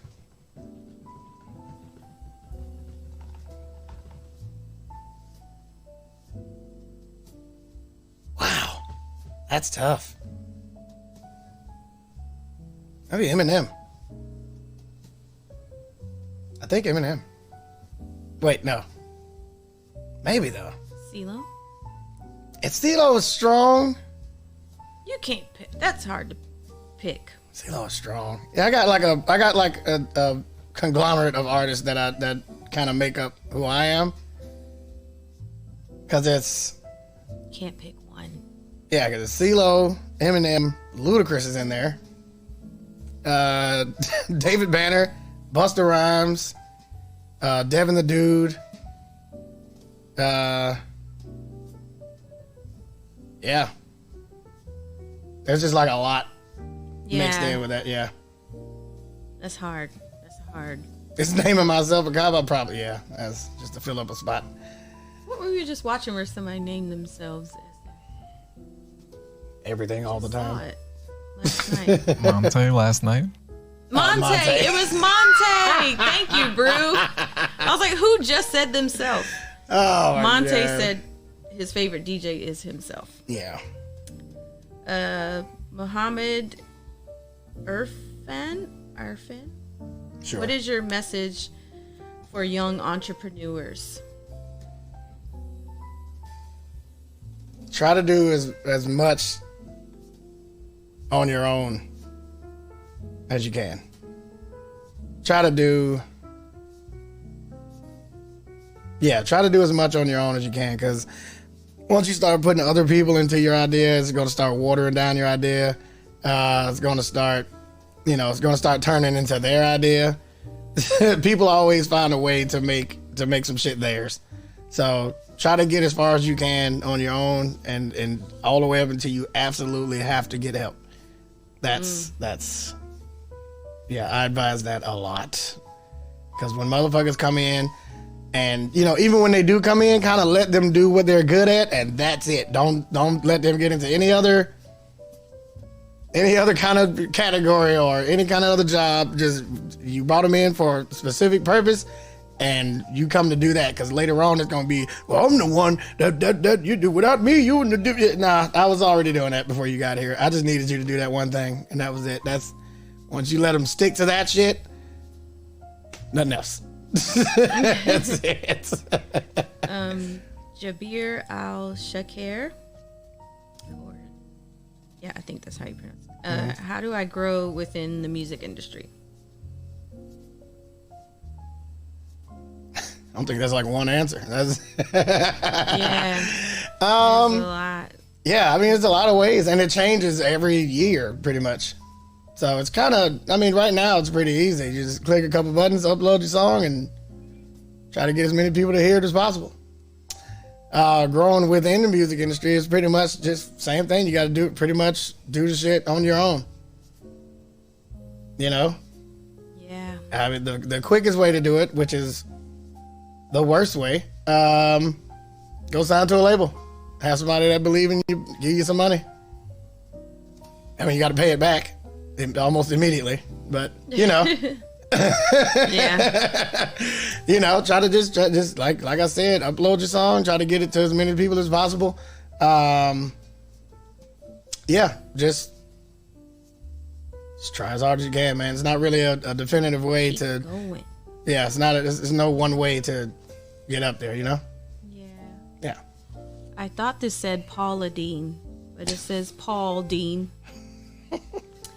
Paul Dean would like to know if you could start your career over, is there anything you would do differently? And that would be funny if Paula Dean was asking that.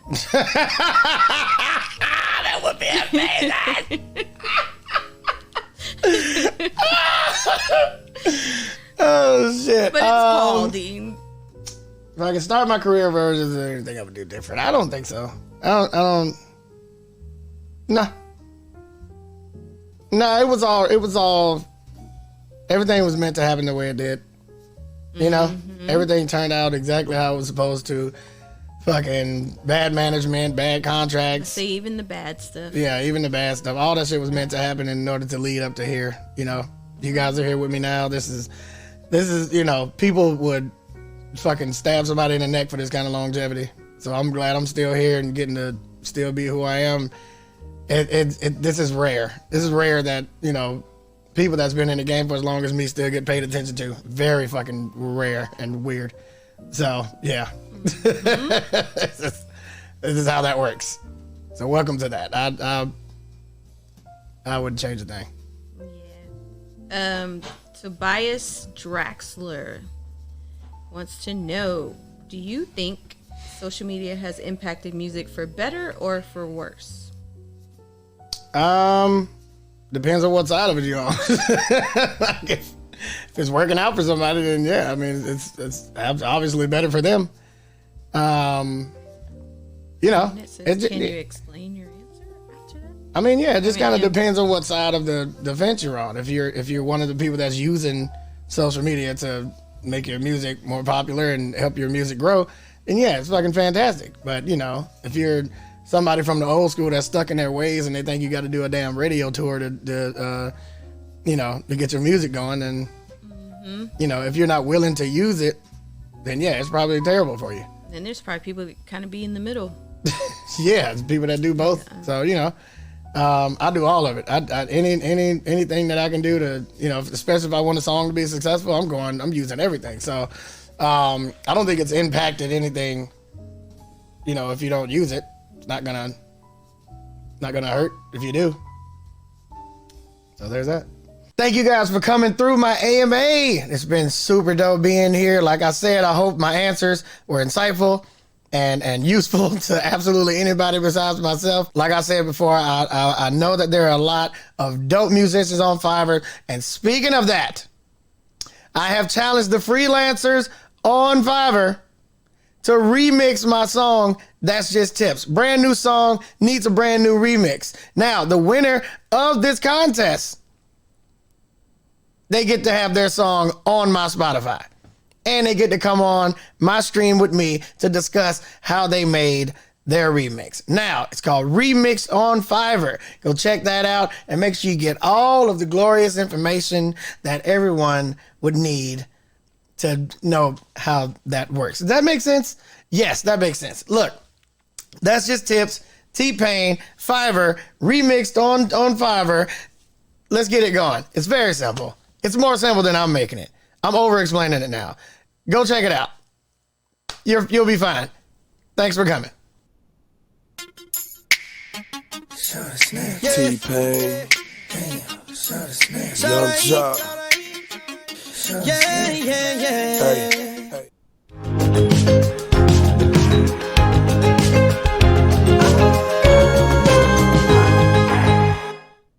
Hi, my name is Waleed Diab, and I'm the Global Head of Recorded Music Business Development at YouTube. I'm based in YouTube's New York City office, and I'm thrilled to be with you here today for Fiverr's Now Playing event.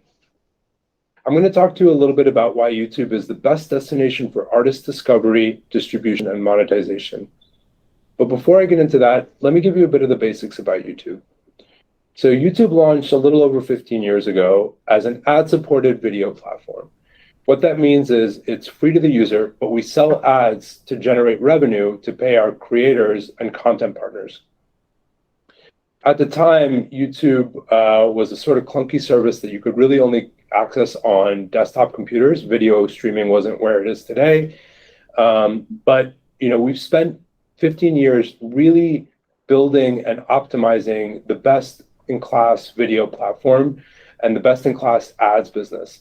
So YouTube was acquired by Google, a company that knows a thing or two about ads. And so we've used a lot of that information to really develop the best ads business out there. We've innovated in ways like TrueView ads, for example. TrueView ads allow a user to skip an ad if they're not interested in watching it. And what that means is if the user hangs around and watches the ad, that's really high value to the advertiser. So we can actually charge more to the advertiser. And at the same time, we've actually created a better user experience. So with innovations like these, we've built a really strong and robust ads business that's driving billions of dollars of value back to creators and artists. And over the last 5 years, we've also launched several paid services on top of that. The biggest of which is our YouTube Premium and YouTube Music Premium service, which currently has over 50 million paying subscribers globally, and we're still growing faster than any other service out there. We call our ads business and our subscription business our twin engines of monetization growth, because these are both driving meaningful revenue back to all of our partners and are sustainable businesses in their own right. But we actually have more than two businesses. We also have channel memberships, we have Super Chat and Super Stickers, and we have merch. These are all different ways for creators to earn revenue off of our platform. Channel memberships allow creators to sell access to specific content or access to their channel. Super Chat and Super Stickers give fans the ability to pin their comments or pin emojis at the top of chat. And then lastly, merch is the ability for creators to sell merchandise, whether it's swag or other types of merchandise, directly via a merch shelf on their channel on YouTube. And the reason why we have dedicated so much time and effort to building these sustainable businesses is that we believe that when our partners win, we win. And so we always want to be the place where artists and creators and content partners can earn meaningful revenue from distributing their content online. And so just to recap, over the last 15 years, YouTube has really grown and evolved and innovated from a ad-supported video streaming service to now a multifaceted business across ads, across subscriptions, and also many more businesses that we're also developing down the line. My team is responsible for identifying these business opportunities and then coming up with strategies to license and build these businesses on YouTube. And as I mentioned before, we believe that when our partners succeed, we succeed. And so we're very committed to growing businesses that support our creators and support artists. And in fact, we're so committed to this that the music team has taken on the challenge of being the #1 revenue contributor to the music industry by 2025. And we're well on our way to achieving that. Let's look at YouTube by the numbers for just a second. YouTube has over 2 billion monthly logged in users. In addition, over 1 billion hours of video are watched on YouTube every single day. More than 500 million hours of content are uploaded to YouTube every single minute. And YouTube is available in over 100 countries and is translated into over 80 languages globally. In addition, there are over 2 billion logged in viewers that watch a music video each month. And of the logged in viewers that consume music content, more than 50% of them are consuming more than 10 minutes of content each day. So that's a lot of consumption and a lot of reach and distribution that's happening on the platform. And it's posing just a massive, massive opportunity in terms of artists and creators' ability to reach fans. Just to put that in perspective, that's over half of the world's online community that's accessing our services on a recurring basis every single month. Now let's pivot a bit and talk about artist discovery on YouTube. So we just covered some of the massive reach opportunity that is available on YouTube. The 2 billion logged in viewers every single month, the constant steady consumption that's happening on the platform means that we are in an unparalleled opportunity for artists and creators to find fans. And there are many instances of artists that have grown and developed fan bases and careers on YouTube. So Ed Sheeran, Justin Bieber, Shawn Mendes, these are just a few examples of artists that have really developed, been discovered on YouTube, and then grown their careers. But it's not just pop music. There's a wide array of content that's available on YouTube. And so as a testament to that, the YouTube music catalog now boasts over 80 million songs. And when we say songs, we're talking really about song clusters, not just a single song, but all the different songs that go around it. So for example, Lady Gaga's Bad Romance, most people have heard that song. We have both the original recording, but then we have all these other songs that are all around it. So we have the live performance version, the artist, fan tribute versions, the cover songs, the piano version, the disco remix. My personal favorite is the 80s synth version that we have that you can't find anywhere else. And of course, we have all the live performances by Lady Gaga and by other artists performing that song. So, there's a massive breadth of content on YouTube that's really unparalleled on any other service. And that creates a huge discovery opportunity because people come to YouTube knowing that they can find these really, really obscure, rare things that you really can't find anywhere else.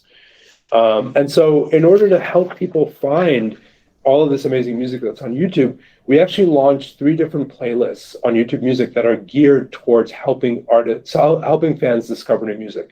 So the first is it's called the Discover Mix, and as the name entails, it helps fans discover music that's out there, artists that they might not be aware of, or artists maybe that they're aware of, but they just aren't aware of some of the deep tracks or new music that artist is releasing.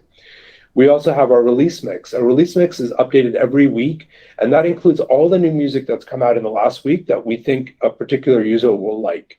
And so it's artists that you know or artists that you might not be familiar with but are related to artists that you know, as well as a bunch of music that we think you might like. And lastly, we have what's called Your Mix. Your Mix is basically a mix if you just want to press play and you don't want to think about it and you just want to make sure that the music that you're going to hear is going to be music that you like. That's what Your Mix is. It's based on songs that you like, artists that you're familiar with, but also other artists that we feel fit in those genres. So YouTube has gone to great lengths to make sure that all of this massive content that's available is easily discoverable and easily consumable on our service. In addition, the other thing that makes YouTube great for artist discovery is we are the one service that is multi-format, meaning that you can have all of your types of content in a single place. So whether you're a video creator or an artist creator, you can put all of your content up and organize it on YouTube. So if you're a music artist, for example, you can distribute your sound recordings, your albums, your live performances via YouTube Music, and that content will sit directly alongside your premium music videos.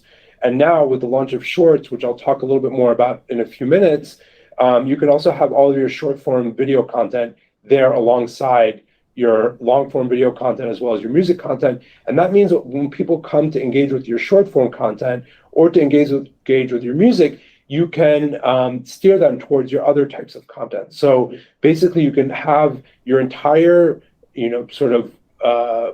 opus of content that you're creating and distributing living in one place. And in addition to the audio and video content, of course, there's also live streaming on YouTube that you can do alongside that content. In order to help you organize that content, we launched what we call official artist channels. So official artist channels are basically a way to organize your entire existence on YouTube under a single channel. So in the past, people's user-generated content or their premium music videos or their audio recordings might be in different channels and located in different places. Official artist channels, allow you to organize all of that content into a single place and really have that available for consumption and for engagement with your fans. So not only does it allow you to organize your content, it allows you to promote certain content. So there's a promotion shelf where you can promote content that you're very focused on promoting at the moment. You can also engage with your fans in a singular fashion via a single channel, a single presence on YouTube. Shorts. So shorts will be also available soon in official artist channels, even though they're not currently available now. But last year we launched a new way to consume and engage with short form content on YouTube. Short form content has always been a part of YouTube, but given the plethora of activity and creativity that's happening around short form content across the web, so on TikTok, on Instagram Reels, we wanted to have a place where artists and creators could also engage with that type of short form content on our platform. So we launched Shorts last year, and just a few stats relating to that. As of July 2021, videos in our short player are receiving over 15 billion views a day. More people are creating content on YouTube than ever before. Globally, shorts have accumulated over 5 trillion views. And last year, we launched a $100 million creator fund that anybody can qualify for as long as they're creating compelling content that is reaching audiences. And so switching gears now to talk about monetization, because discovery and reach is really only one part of what makes YouTube such a powerful platform. But the thing that I think really sets us apart is our monetization and ability for artists and creators to really make it on our platform. So, as I mentioned earlier on, when we were talking about the businesses that we're building, we believe that ensuring the financial stability and gain of our artists and creators is a path to the future and a path that will secure YouTube's future as well. And so with our twin engines of subscriptions and ad-supported businesses, we've paid out more than $30 billion to creators, artists, and media companies over the last 3 years. That's a massive number, $30 billion of value that's actually been paid out to content partners.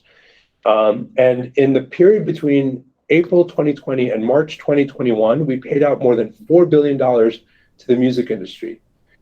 And the music industry, I mean, record labels, music publishers, and collection societies. And so benefiting the music artists that are creating that content as well.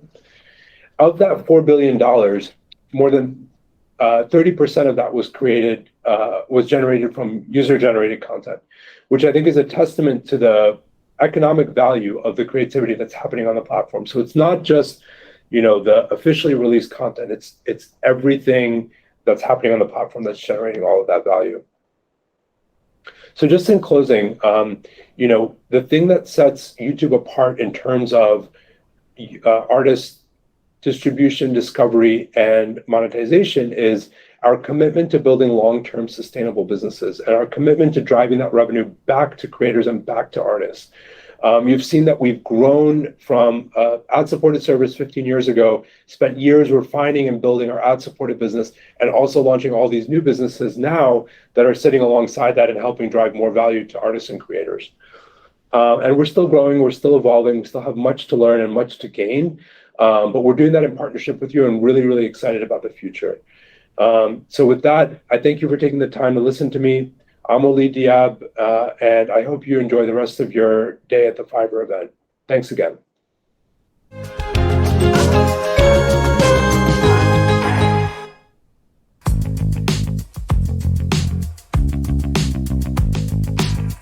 Hi, my name is Roxy Reese. I'm a freelancer on Fiverr.com, and I specialize in singing and songwriting. Well, my dad is a singer.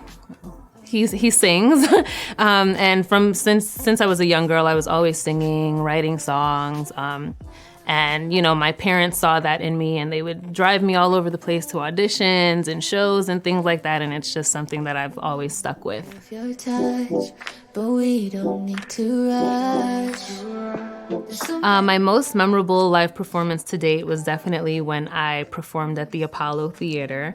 It's really special to me because my family rented like 3 coach buses, and we had family from all over America come, and I had friends, and it was just a really special win to me because everyone that I loved was there to see that happen.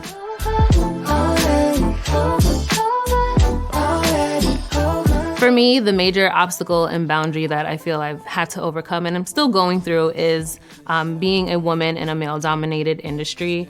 You do have to always have more discernment and find out exactly what people's intentions are. There are definitely people who are there to help you, who want to help you, but then there are some who don't. And you have to find out if they want to take advantage of you in whatever way. If it's romantically, if it's business. Sometimes people underestimate women, so that's definitely an obstacle that is ongoing.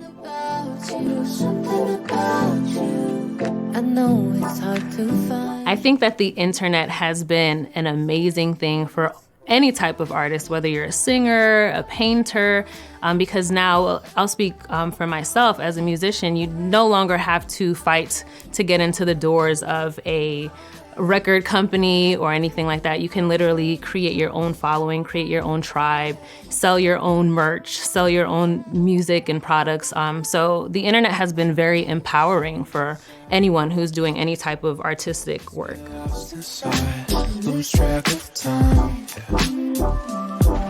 Fiverr has been amazing for me because it brings the clients to you, right? So I do have other social media, but Fiverr has been pivotal in me getting money for my gift. Fiverr has created an opportunity for me where I can get paid immediately to do what I love to do. And interestingly enough, I created my Fiverr account like in 2019, and it was just something that I created. I'm like, what is this? And I just created it, but I didn't post a gig until like 2 years later, just because I was curious about what it was, and I started getting orders, and it's been great from there.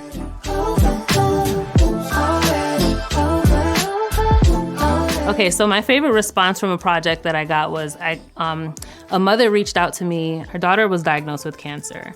And there was a song that her daughter really liked, but she wanted me to sing it over and personalize it for her daughter to uplift her.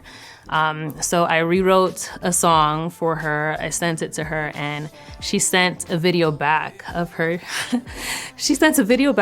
daughter, and she was so happy, and I didn't know I would be crying. But that really touched me.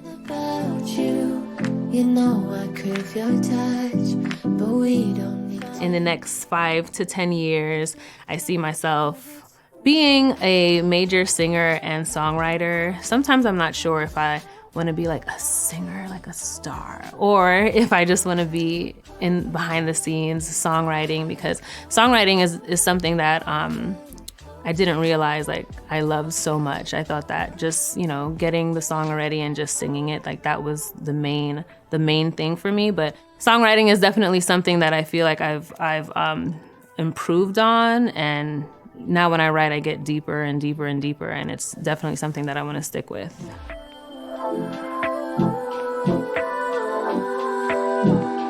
Just do it. Don't doubt yourself. If you have a gift, if you play an instrument, if you sing, if you write, put yourself out there. I know there might be a million reasons why you think you shouldn't, or you might look at the next person and say, oh, they're better, or maybe I'm not good enough, but everything that you do, there's someone is going to, there's billions of people, right? Someone is going to like and appreciate what you bring. So you just have to, don't doubt yourself and put yourself out there.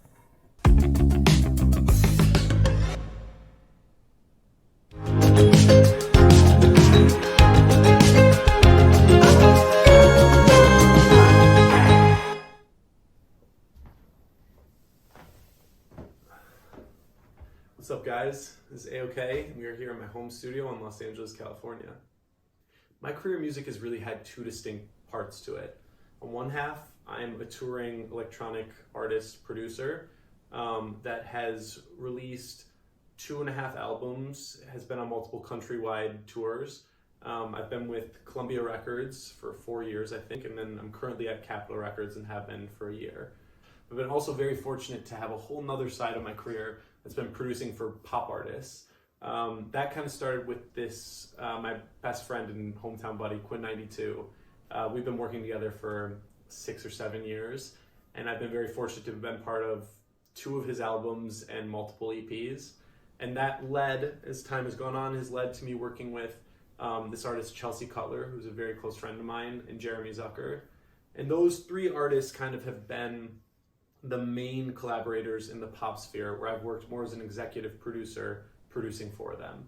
And I've had these 2 paths that have both like worked with each other, played into each other, and it's great for me because I get to exercise such different parts of my brain in both.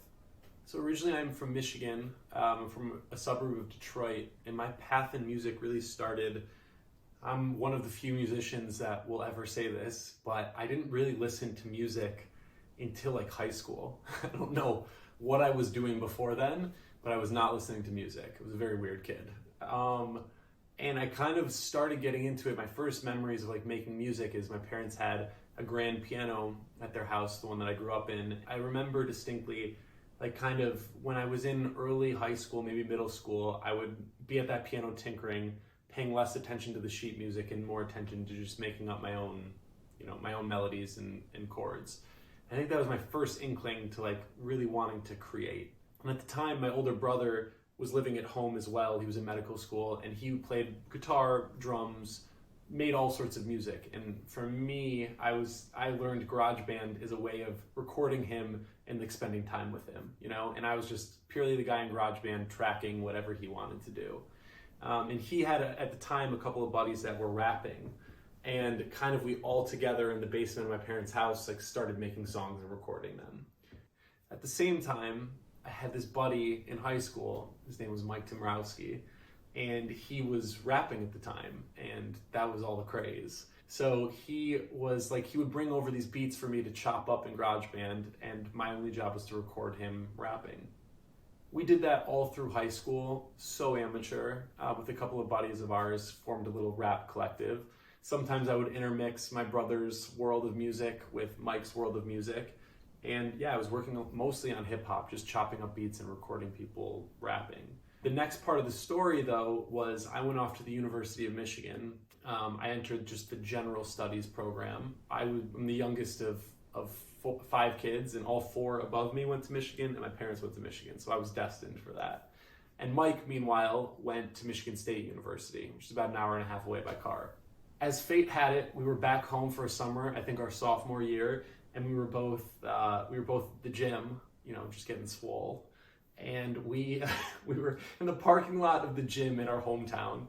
We ran into each other, and he was like, "Wait, are you still doing music?" And I was like, "Yeah, like I'm still recording. Like, are you still rapping?" And he was like, "Yeah." So he came over that day, and we recorded the first song that he would release as Mike T, that would eventually go on to become Quinn92.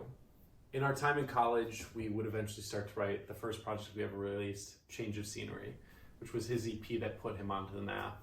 We recorded so DIY. We were clearing out closets, setting up a microphone in there with clothes all around to try to pad the sounds. I was renting out computer science rooms at the university for us to just set up a microphone in. Everything was DIY. We had nothing. We had no equipment. And that's where we made some of the most impactful music that we've ever made, some of the music that he's to this day known for after doing it for 6 years. Once we released Change of Scenery, we started getting label calls from Atlantic Records. We flew out to LA for the first time to meet with Atlantic Records, and we thought, this was it. We made it. Meanwhile, while I was making these beats for him, I was also starting to get more and more into electronic music and starting to make instrumentals for myself. One day we were in the studio and I played him this instrumental that I had been working on, and he recorded over it. And as soon as we were finished, I went home that night and I said to him and my manager, like, what do you think about this being my first release as AYOKAY? That song was Kings of Summer, which now is a certified platinum record, and I owe my entire career to that song. And that decision to have that be my song featuring him.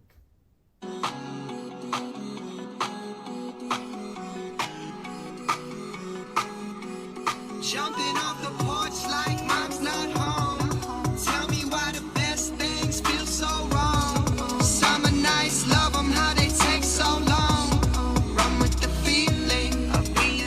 up while we're still young. The story of how Kings of Summer caught on is a very interesting one. I didn't have Spotify at the time. This was in 2016, I think right as Spotify was starting to take off. The song had been released on SoundCloud for a year already. And I was on winter vacation and one of my friends texted me like, yo, you're like #2 on the Spotify viral charts.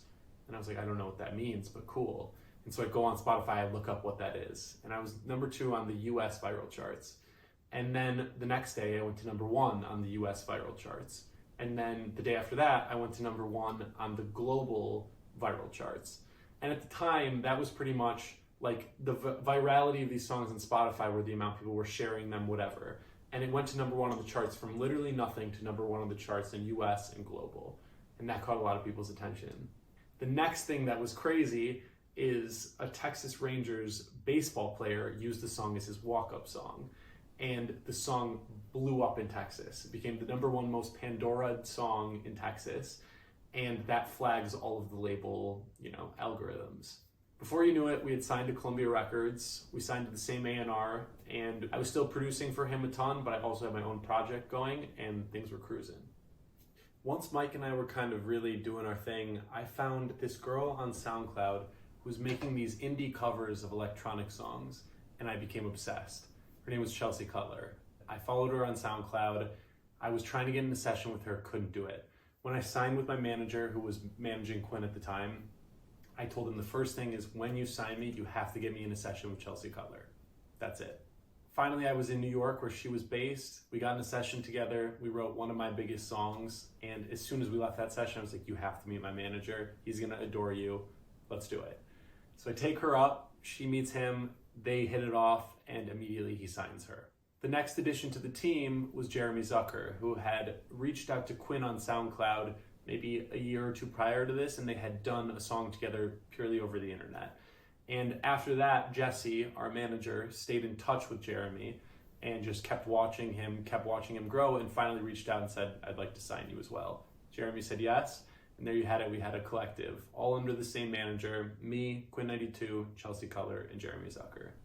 We named ourselves Mutual Friends. That's the name of the collective and the management company, which I always think is cute because it really was this relationship friend world where we all had interconnections, organic connections to one another, person to person. It wasn't forced. It wasn't anybody put us in touch. We naturally gravitated towards each other, and we came together as a unit that was really bonded on a similar taste in music, similar values, and just a similar drive. And I think that made us unique, and we were all friends at the core of it and collaborators on top of that. Through the years, everybody kind of had their independent successes, and their paths took them on such different wild adventures and roads with tours across the world, etc. And it leaves not a lot of time to be able to keep up with the people that you're close to. So when the pandemic hit, it was so hard and difficult for everybody in such different ways. But I think, one thing that everybody learned was the importance of that root human connection and how much we longed for it, and that was really the key to life. So about a year or a year and a half into the pandemic, everybody had been hitting their heads against the wall creatively because there's nothing to write about when you're sitting in your house alone. We had the idea of why don't we all quarantine together in a pod and go away somewhere and just write. Lock ourselves in a house for a week, no distraction, and just write music. This idea first originated with me, Quinn92, and our manager, Jesse. And then we eventually added on our producer friend, Tom, also known as Hazy Eyes.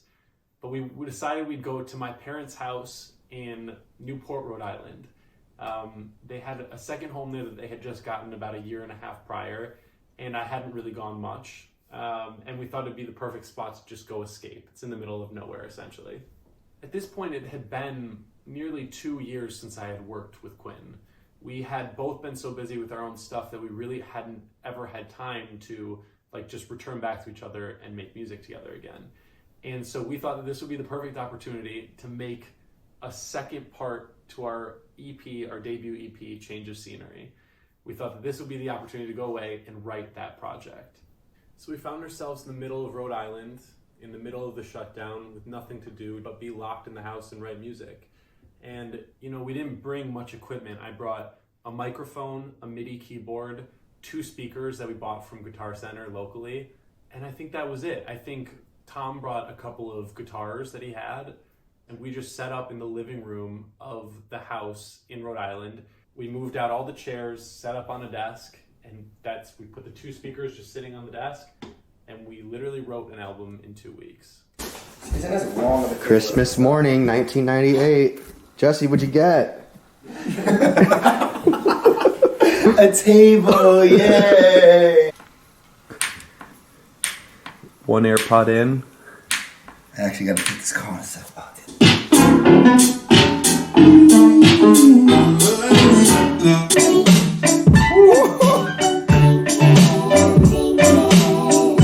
I like when you were late on it though. Weekend, yeah.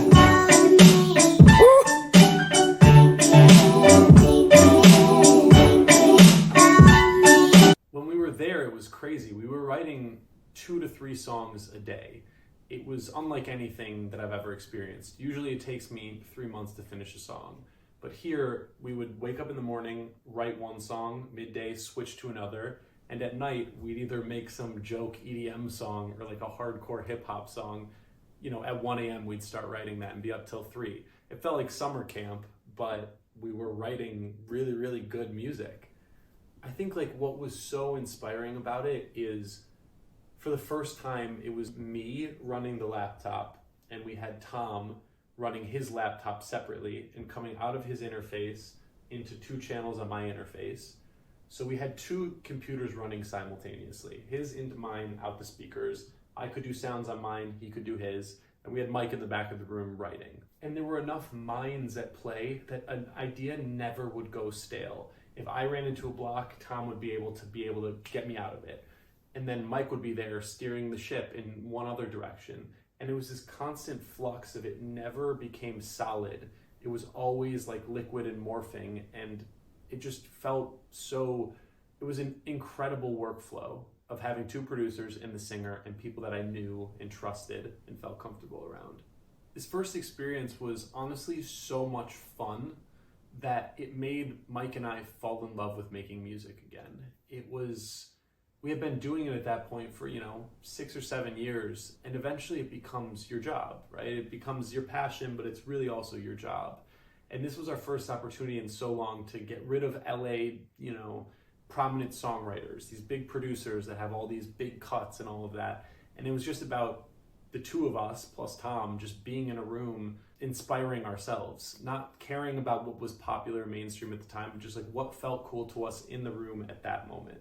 And that was really returning to our roots for us, because the biggest music that we'd made was made in Michigan, in my parents' house, in the closets there, at the University of Michigan, in a basement.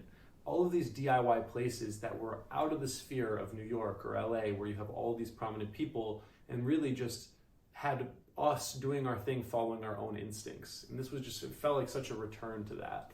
I think the other really cool thing about it is we turned it into like a full 360 media conglomerate. We had a videographer come and document all of it. He had the starts and finish of every song on the album, and he ended up making a documentary about the making of the album. We brought an engineer in at the end. We were recording on the first floor in the living room. In the basement underneath was like a carpeted room. And an engineer came in and he turned the basement into a vocal booth, and we recorded all of the final vocals for the album in the basement there.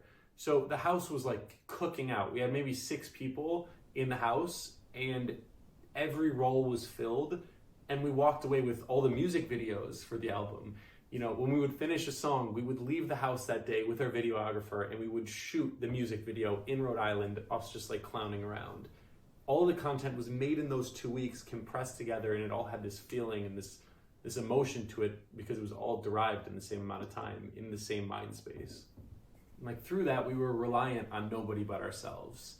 And I think that's a really important lesson, is I think it's so easy to fall into this trap of you need X, Y, and Z to make music on a professional level.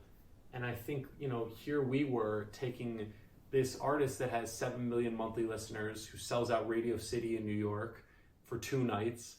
We took him to Rhode Island, off the map, had an incredible time, and in 2 weeks delivered him an entire album cycle an entire album cycle for Columbia Records, all of the things fulfilled in 2 weeks. After the success of the first trip with Quinn, we decided to ask Chelsea if she wanted to go and do the trip.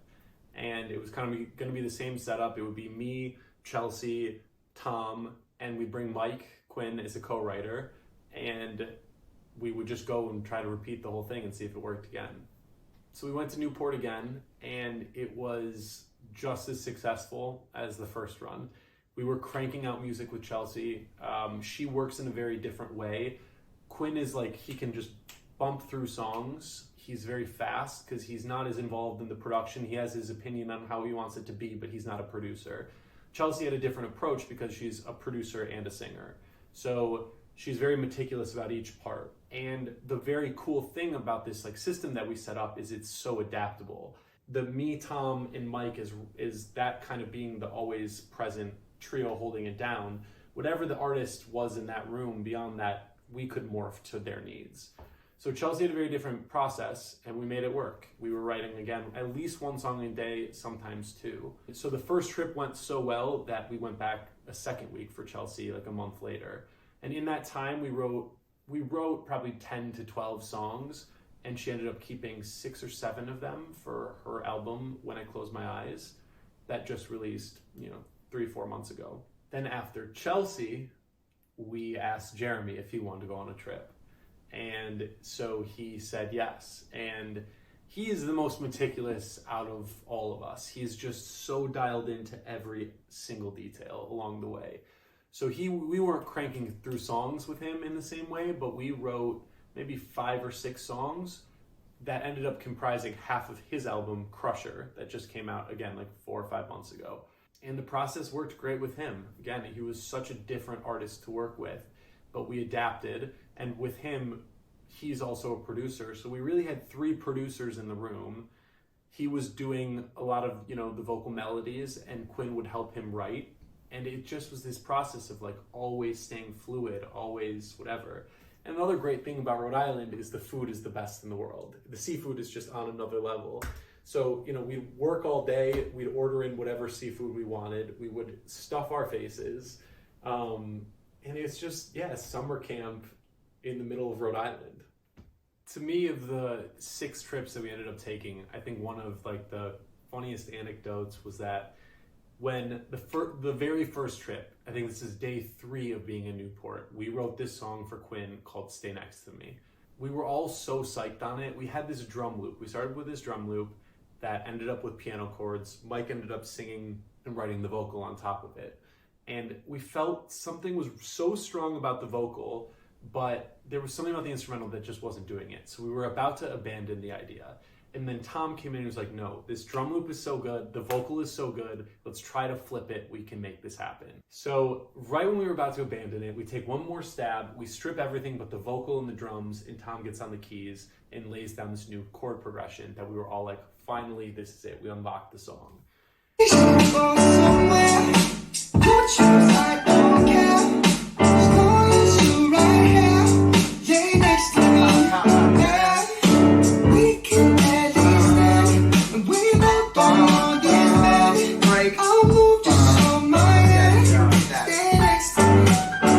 As soon as I leave that trip, I go home and I'm FaceTiming Chelsea and I'm like, this was the most amazing experience ever. You gotta come to Newport.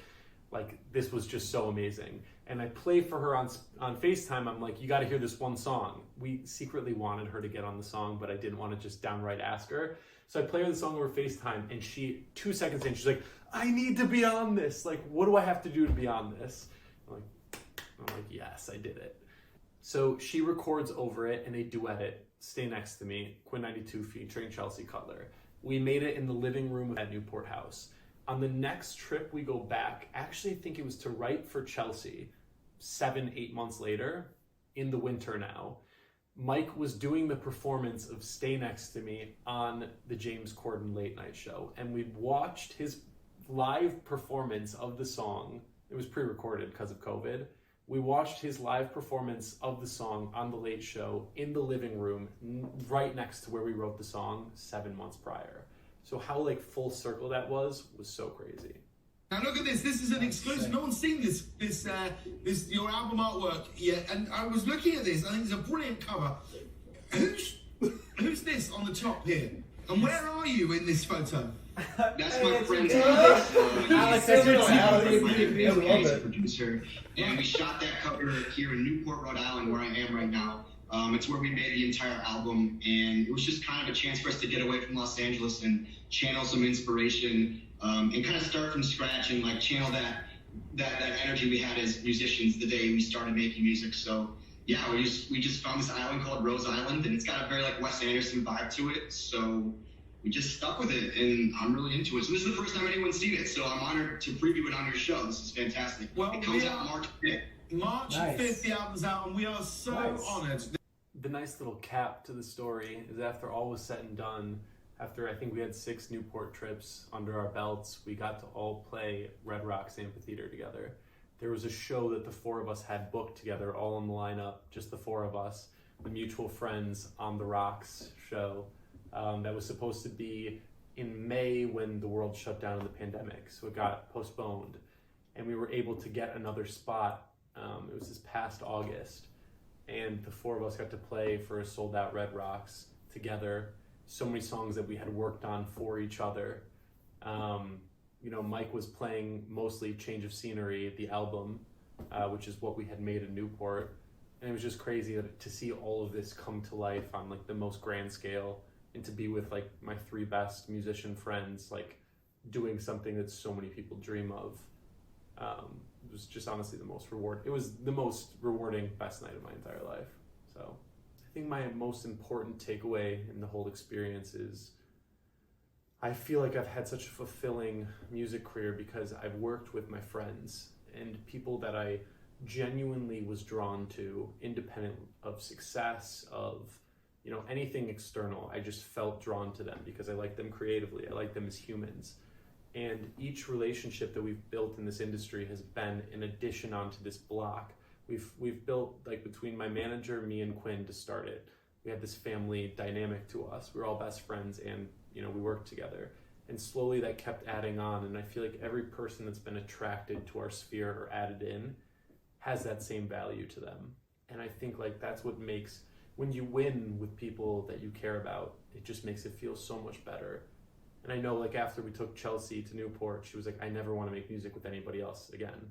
Mike said the same thing afterwards. And it's just like this family dynamic of working with people that you actually care about, that trust your instincts and you trust them, and that are there for you, not just to get a big single or one cut on your album, but like holistically want you to succeed and are there for whatever that journey entails. I think doing that is the most important thing. And I think, yeah, I'm most grateful for having those relationships. I think the mutual friends crew is like family to me. And I think that I owe my career to being born next to Quinn 92 as he owes that to me.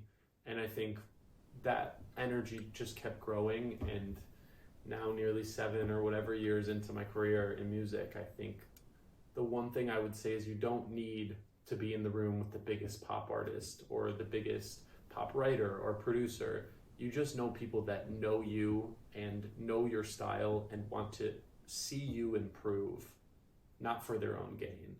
And it doesn't take much. It takes a laptop, a MIDI keyboard, a couple of guitars maybe, and a microphone, and you can set up in a living room. It's honestly better to do it that way than to be in a fancy studio with a big console and all this gear that scares you. It's just about making yourself comfortable to create and express in a way that you don't feel pressured, where just your genuine truth is coming out of you. I think that's what leads to success.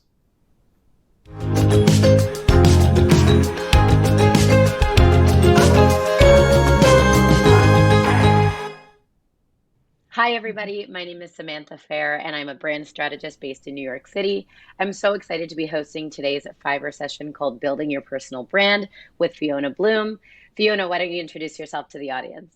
Yes, hello, Fiverr audience. I'm very excited to be here. Wow, yes. So I'm Fiona Bloom. I am an industry veteran, as they say. I've been in this business for over 35 years. Actually started out as a musician, concert pianist and violinist, So really, without going into my real age, I've been doing this a very long time. After being a musician, I then got into radio as a DJ radio personality in Atlanta, Georgia. And from there, I moved to New York as a marketing director at a big record label called EMI Chrysalis. So what I'm doing today, fast forward, is a branding one-stop shop marketing agency called The Bloom Effect, right here from Brooklyn. And it's basically concentrating on emerging and new artists, a lot of unsigned and emerging artists, in developing their brand strategy, giving them a voice, giving them exposure, through press, PR, marketing, international consulting, playlist promotion, booking, tour strategy, pretty much whatever it takes to just get your name out there and create that buzz and build that bloom, no pun intended, Fiona Bloom. So yeah, that's basically, what I've been doing. And the Bloom Effect is about 10 years old. And as I'd mentioned prior, multiple record companies. I also had a hand in booking Joe's Pub Public Theater in New York. I have done a bunch of festival bookings and just traveled all over the world scouting talent. It's amazing. So it sounds like you've really been on all sides of this production. What inspired you to start doing this part of it for work? What about this facet of the industry inspires you? You know what? I've always wanted to, build on artists' voices and just getting them heard. I've always felt, me being a former, musician myself and, really trying to find my way, started out starving, struggling, just really wanting to fulfill this dream, attain my goals and get to the top and do it by all means necessary. So I recognize that in other artists. And when I see talent in its truest, rawest form, I just gravitate to it. I just gravitate and want to help. I just want to help in every way that I can. And it's not even just in the last few years with doing the Bloom Effect.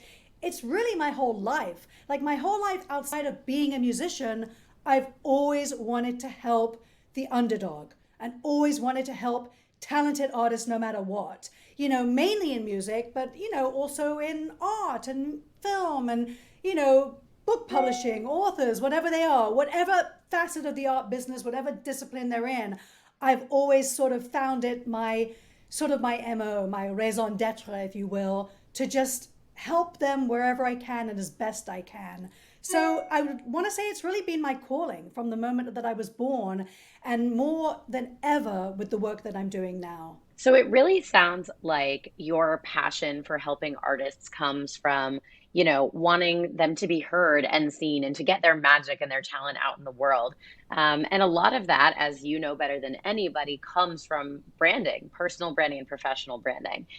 What role would you say that personal and professional branding play in an emerging artist's journey? I know that's something, it sounds so vague when you talk about it. And I think for our community here, it's important to kind of explain what that really means and how that can help them progress their careers.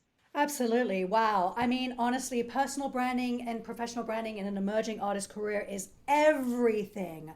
I mean, I always like to tell the artist it starts and ends with the brand, with the logo, with your art, with visual. Everything's so visual. Everything's so about image. And you've got to come out the gate with that image. Because, there's not a lot of forgiveness here. There's not a lot of like, we bombed that and we got to start over and kind of like regroup and do a whole overhaul. I mean, you can obviously do that, but it's really best to have this think tank and this really kind of like a space where you come together and think, okay, what is it about me and my art? Like, what resonates the most with me? What am I most passionate about? You want to get across your most authentic voice. You have to be really, really true to yourself. And that's the part that's your personal brand, authentic and genuine and true to yourself. And then when it comes to like putting that out to the world, You want to do it in the most professional way. You want to make sure that everything's seamless across all social media, across all your DSPs, digital streaming platforms. You want to make sure that you have the same image, whether that's on Tidal versus Amazon versus Pandora Amp versus, Spotify and Instagram and TikTok. You want to make sure that you've got that same image, you've got that logo, you've got everything that is just completely, in one seamless operation. So it kind of manifests out there, transcends. And, as far as imaging goes and visuals, again, you don't want to put something out there and regret it afterwards. So you just want to make sure that everything is on point and that everything matches exactly what you represent and exactly what you want to convey to that audience. Who are you? At the end of the day, it comes down to who are you? What do you represent? What's your narrative?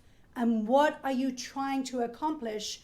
And what do you want to be heard? How do you want to be heard? So it's your story, it's your narrative, it's the whole storyline, it's the backstory, it's everything about your journey.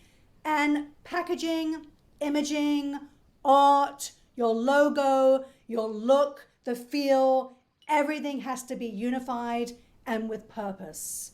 And I can't stress enough how vital that is. I always tell artists that is just as important as the music, if not more. It's all part of the art. It goes part and parcel with the art. You cannot have the music without the visual. You cannot have the content without the creative and the brand behind it. Because with the audiences today, especially with social media, they want to know every single thing about you. What you're eating, what you're wearing, what sort of sports you're into, what are your hobbies, how do you wake up in the morning, what do you like to do for exercise? Every single thing all builds into your brand. Totally. And I think, it sounds like that's a lot of what you do at the Bloom Effect is help people define their personal brands. What can that, once someone does define their personal brand, what can that do for their career? How can that amplify what they're already doing? Everything. Again, we're in such a visual world. We're in such a rich, contextual visual world where we listen to something, but we want to see it. We want to see it with our own eyes. We want to put a face to the voice.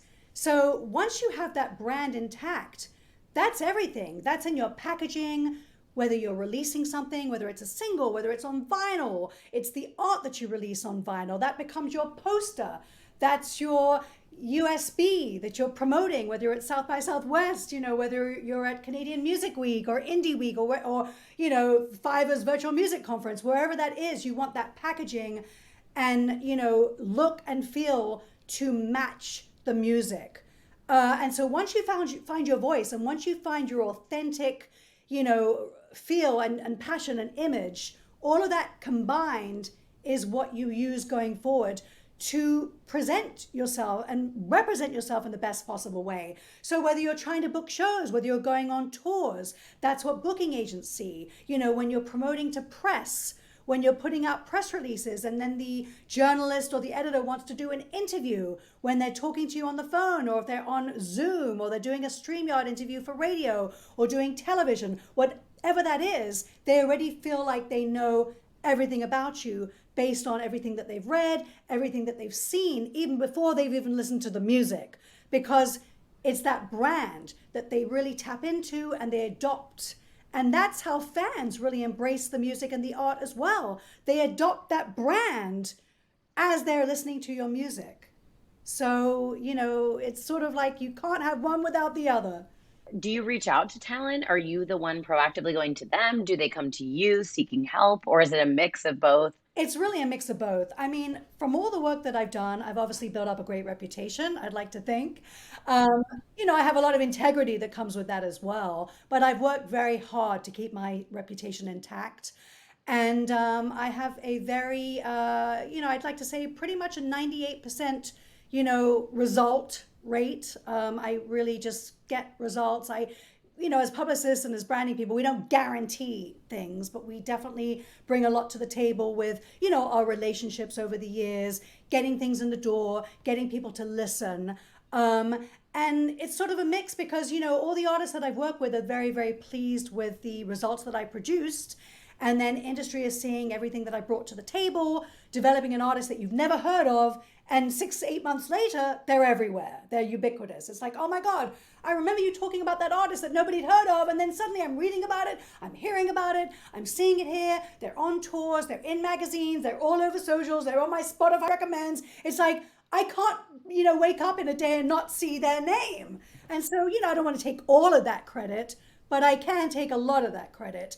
And with all of that success, people hear about that. And so artists actually come to me and say, hey, I want to get some of that Bloom effect. Or I want to get, what you did with Sub Radio, or what you did with the Zombies, or how you managed to resurrect a band like Tower of Power on the Road, or Simple Minds. Like, I'd like to get some of that as well. And what would it take to get you on board for our, new album or campaign or tour, etc. And then sometimes I go out and seek them as well. Like, there may be a band that I'm really totally passionate about that would die to work with. There's a lot of those bands that I would die to work with. But I don't want to poach any artists. You have to be really careful. I walk a really fine line because, again, I have a lot of integrity with what I do, and I'm very careful and meticulous. And so first thing I do is want to see who represents them. Do they already have a publicist? Do they already have a team in place? If they have a team in place, I'm not touching them. But if they're completely unsigned or brand new and really don't have anybody on their team, then yeah, I'm going to go chase them down. I'm going to go stalk them. Oftentimes I'll see them at a conference and go back after their show, or I'm at another show and I'm in the green room and I'm chatting with them. Or, it's a friend of a friend referral. And then, I contact them through somebody telling me, suggesting them to contact them, that they're looking for somebody. So it's a bit of a mixture, but I'd say 70% come to me first. Yeah. Right. And it sounds like at what point to reach out to bands proactively. Like, you check if they have a team, you see where they're at, you see what they've got going already and how you can fit in and help for the future. But I think, a lot of our community, what they're going to do is seek representation and seek that help themselves. So at what point in their journey should they, at what point are they ready? At what point should they reach out to you and say, hey, I need help? And you look at them and you're like, okay, you're in a good place for me to kind of get to work. Yeah, that's a great question. I mean, there's a gazillion bands out there. I mean, honestly, 5 million bands, probably more across the world. It's insane.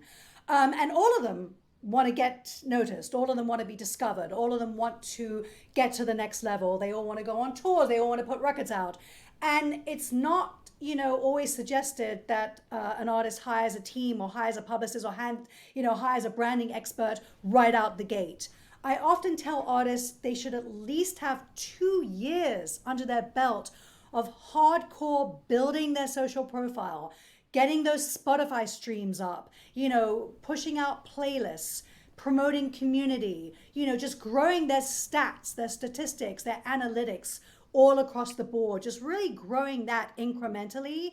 And just a profile and, foundation on social media. It doesn't have to be all the social platforms, but at least work on getting your Instagram up to at least 10,000 followers. Your YouTube channel should at least have 5,000 subscribers, at least 500,000 views on all the live clips you're putting out and the behind the scenes clips and some music videos. So until you sort of get to that level of 10,000 Instagram followers, I mean, I know that sounds like a lot, but it's not really, considering there's artists out there that you've never heard of that literally came up overnight in 3 months already with 1 million TikTok followers, right? So it's not that difficult if you're actually putting out content and you put out singles and, you keep that consistently and have that consistent flow of releases, 1 single a month or 1 single every 2 months, and you just push that within your own community, within your own audience. That multiplies. That's word of mouth. And then you play locally, you build up your local buzz, your local base.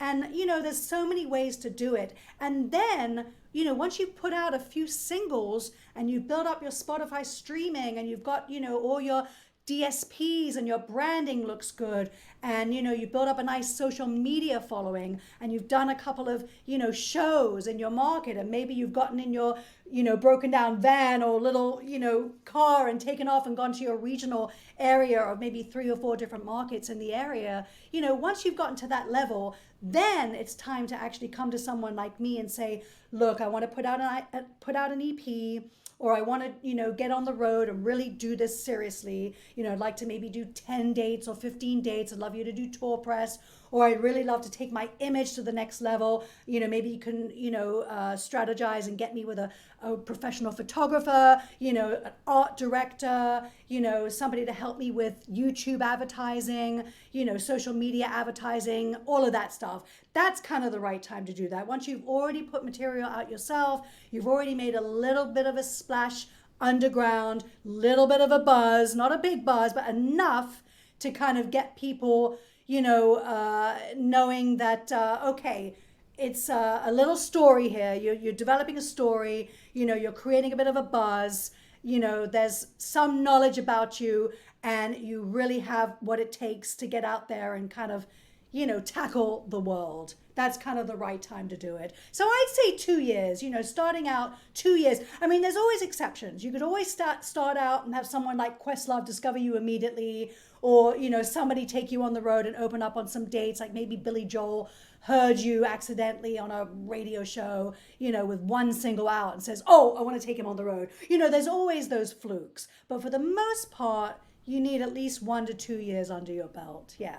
They always say success didn't happen overnight. Rome wasn't built in a year, right? So there are no such things as overnight success. That overnight success is, as they say, more than 10,000 hours. So when you are seeking a client, when you approach a client, or when a client approaches you, what do you look for? Like, what screams like, I want to work with this person? What, besides the kind of stuff they've already done, what quality is there? And is that maybe something that all your current clients have in common? Wow, there's so many different attributes to that. And this could be like a very long-formed, winded answer, but I don't want to go crazy with this one. I feel like it's in the gut. Like, you see an artist and you feel like there's something that you're drawn to, whether it's their image, whether they have like the wildest, craziest image that is just undeniable, that is going to translate in volumes, that is going to exude with audiences around the world, that are going to make people just feel good. Because at the end of the day, you want the artist to, convey that feeling and exude that feeling of just, feel good energy, and just want to, see you more and more and more, and just want to be in the situation where you just can't get enough. You want to be around an artist that you're like, I just could live with this artist 24/7. Like, I could listen to this all day long. I could look at you all day long. I could watch you all day long. Like, you are magnetic. You are, you resonate. Something so special and magical. It's just, it's magic. It's the magic. And sometimes it could be just the image. Other times it could be just the infectious songs. I mean, the songs that just make you, warm and fuzzy, just make you just forget about all your, dark and gloom and depression and stress, and just forces you to just forget everything that you left, and just bring you to that moment, and just want to just stay in that forever, And I've got lots of artists like that. I mean, I've got an artist that's called Sub Radio from DC. I mean, you see them live, you watch them, you talk to them, you see them in the room, even then when they're not performing. They're just so warm and fun and warm-spirited and joyful, and you just want to associate with them. You just want audiences to discover them, and that once the audience discovers them, they're just going to want more and more and more. So that's one band, they're called Sub Radio. They're infectious pop. I mean, the music that they make is just fuzzy. It's just, pop. It's just, warm and beautiful and bouncy, and makes you want to move and groove. And, so that's just one band. They have a great look. They're young. They're positive. They're upbeat. They've got a great vibe. And, then there's an artist from years ago, you might see it on my wall, MF Doom, who rest in peace, you know, he had the metal face. I mean, you never saw what he truly looked like. Whether he was on stage, had the mask, whether you had meetings with him, he had the mask, the interviews was with the mask. And you were just desperate to know, like, who's behind the mask. But also, you didn't even want to know because you loved the mystery. And sometimes that mystery adds to the excitement and, you know, the moment in time that you just want to keep still and not let loose and just know that you want to just keep that and just stay with that forever. So, you know, MF Doom, you know, there's other artists, gosh, I mean, Set It Off is a great band. I mean, they're a trio, they're, you know, guitar, drums, and vocals, and you just look at them and they're just so bright, they're so neon colored, their hair's pink and green and yellow and orange and piercings everywhere and funky outfits, and you just know by looking at them that they're gonna sound great. You can just feel it, their energy, it's about their energy. It's just really hard to put a pinpoint to what it is, exactly what that is. But, you know, I like to say it's that magic. It's that feeling that you just can't describe. Words can't really describe it, and you can't put it in a box. And I always like to say, you know, it's almost that genie in a bottle that you just like, you know, unleash to the world. And then suddenly it's all that magic fairy dust. Because at the end of the day, that's kind of what it is. It's just like that fairy dust. And yes, you want to have that talent to back it up, and you want to be able to have that good voice and the charisma. But again, the voice doesn't even have to be amazing to be a world-renowned artist. It's that charisma, it's that energy, it's that vibe, it's that gut inside that just makes you feel, Yes, you know? I totally know exactly what you mean. It's just crazy. You just can't put it in one, you know, little form of, you know, description there. It just really, it's very hard to describe. Yeah. So, okay. So we've gotten to the point where, you know, either a potential client has approached you or you've sought out that potential client and, you know, say you sign and you're like, we're going to work together. How do you then help them? What have you done for your existing clients, for past clients? You know, you help them get on tour. Do you, you know, help them, you know, get press? What does that kind of working relationship look like? All of the above. Because I'm multifaceted, because the agency is a one-stop shop and, you know, works in marketing, international consulting, branding, PR, you know, playlist promotion, it's basically all of the above. I mean, I've had artists, you know, get on, you know, iHeartRadio. You know, I've done, you know, loads of artists have gotten reviews and Billboard and Variety and Polestar and Rolling Stone and, you know, Entertainment Weekly, Pace Magazine, Pitchfork, People Magazine. I mean, I just booked something on the Kelly Clarkson show that's happening next month. You know, I've done artists booked on Stephen Colbert, Jimmy Kimmel, Ari Melba. It's just, there's so many facets to what I bring. So it's a lot of exposure in media, and the media is television, it's print, it's blog, it's podcasts, it's radio, you know, it's live streaming. And then, you know, I've also helped artists get on tours. I've helped put unknown artists and emerging artists in front of, you know, major artists. I've helped get bookings. I've gone to talent buyers themselves and booked artists. I just booked a client at Ram's Head Tavern in Annapolis. You know, my jazz guitarist, Stefan Rembel. I just booked him at World Cafe Live in Philadelphia. You know, I've booked shows at the Bowery Electric. I booked shows in LA. I mean, I book shows really all over the world, but primarily here, you know, in the US. So I definitely have a hand in bookings, definitely have a hand in finding support slots on major tours. For example, Hollis Brown, a few years back, I helped get them on the Counting Crows tour with Citizen Code. You know, also with Chris Robinson from the Black Crowes from back in the day. You know, I've just put AJ Smith in the ears of Billy Joel. He actually wrote a song called Billy Joel. So I got it to Billy Joel's publicist, who then got it to Billy Joel, who then shared it all over socials and was like, AJ Smith, you should open up on some dates with me at some point. So we're pursuing Billy Joel. So, you know, I have a hand in those things. I actually got AJ Smith a whole free year of free rent, being the face of a new condominium, luxury condominium that came up in Nashville. Got him 1 year's free rent, so I hooked that up.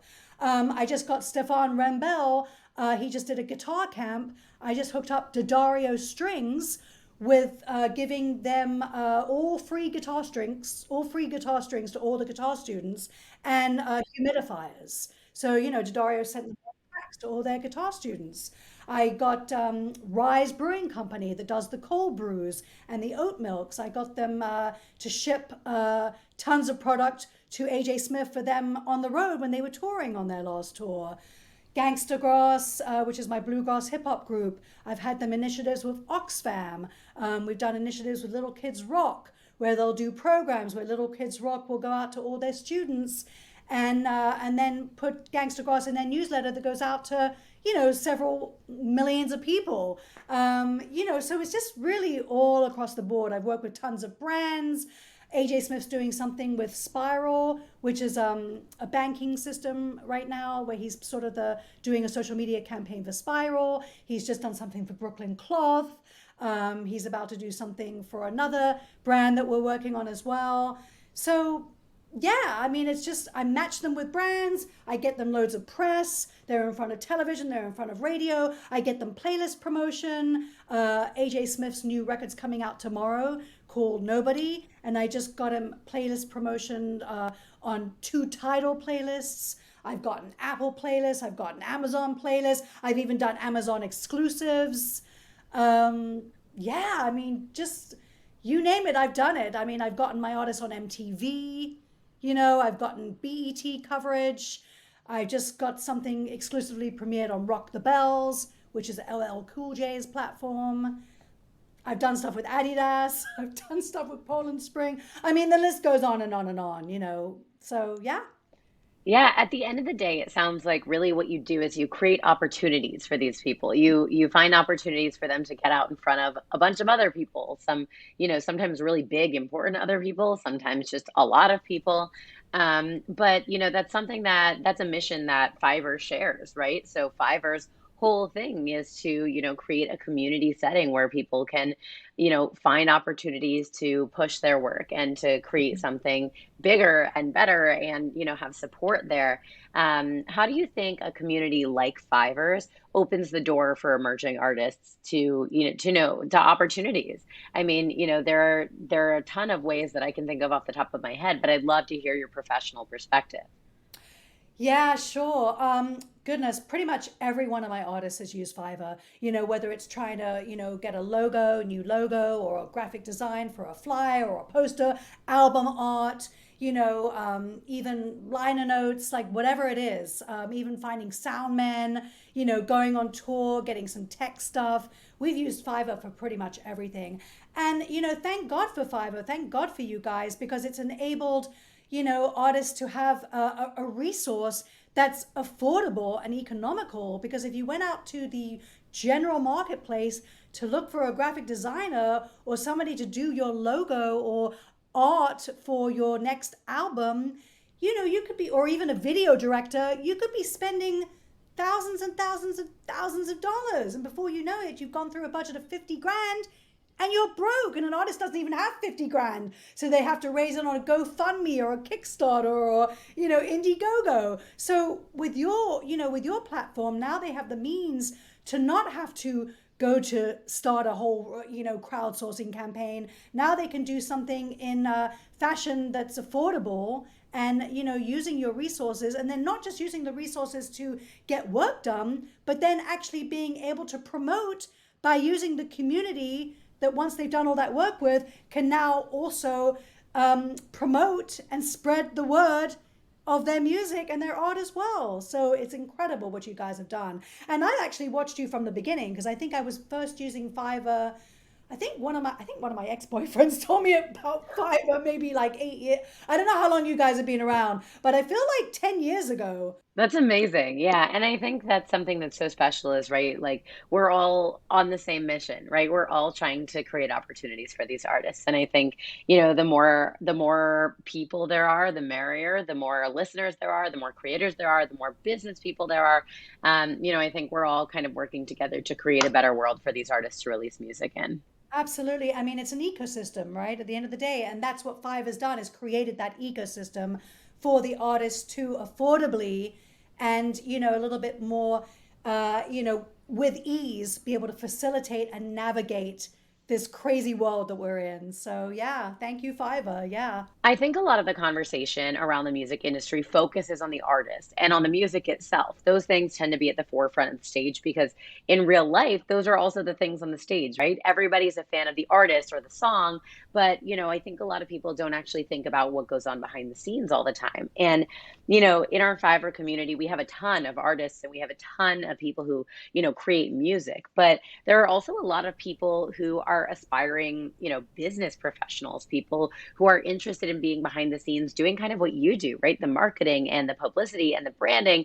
There's so much that goes into it. And not everybody wants to be that person on stage singing the songs and, taking the photos. So there are a ton of people who want to do what you want to do or what you do already, what you've been doing for 35 years.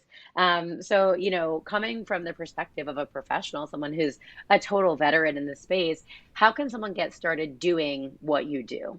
There are various ways to get into this business. A lot of it is, by making connections, building relationships. Even starting out with, the baby bands, the unsigned bands that you go to in your local community. It can start with, hey, if you love the band, let them know that you'll do whatever it takes to help spread the word for them. Can I hand out flyers? Give me flyers, give me posters. I'll put them up at the local coffee shops. I'll go hand them out, in the local community. I'll just spread the word and get out there. Or, hey, do you need somebody to go on the road with you? I'll do, set up your merch for you at the table, So a lot of times you can just get friendly with the band. If the band get to see you, and they start feeling comfortable with you, they see you at their gigs, they're going to want you to be on their side anyway, and they're going to welcome the love and the support. I mean, they need it. So if you were to come up and say, is there anything I can do? 9 times out of 10, the artist is going to be like, absolutely. I'd love you to help do some promotion for us, some PR for us. So that's a very good way to kind of get a start into the business. Find a band that you're really into or a singer-songwriter that you love, that you've come to see and, really believe in. Other ways are, interning. It's great to get your hands and feet wet straight from, right there within the company, getting in from the ground and just, doing whatever it takes, even if it's getting coffee for them in the mornings, starting out just being in their, in their corporate culture to kind of understand what goes on, the ins and outs of being in that company. So interning is great. There's loads of school programs that I didn't have back in the day where you can actually now go to school or take online classes or even, adjunct. You don't even have to actually enroll in school to get the degrees. They're like external programs that you can have, extracurricular, where they're music business programs that are offered to you. It's incredible. There's music business programs in branding, in marketing, in finance behind the scenes, in, creative. Really, pretty much in every facet of the business, you can find a school, somewhere online that you can take classes. And they're not expensive. I mean, obviously if you want to enroll full time, it's going to cost. That's a bit of an investment. But if you're taking 1 or 2 classes or workshops, there's loads of them. You can look online. There's a load of resources out there at your fingertips to be able to, just get in there and learn that way. And when you go into those music business programs, they have access to all the companies that need interns or all the companies that you could call and send your resume. And then, get on Indeed and get on LinkedIn, find headhunters and look for entry-level positions that way as well. Go to your local library. There's always, you're going to see flyers on the walls, on bulletin boards, going to your bookshops, going to record stores, talking to people in the community, talking to people on the phone, talking to people online, joining Facebook groups, joining, Reddit subgroups, there's Slack.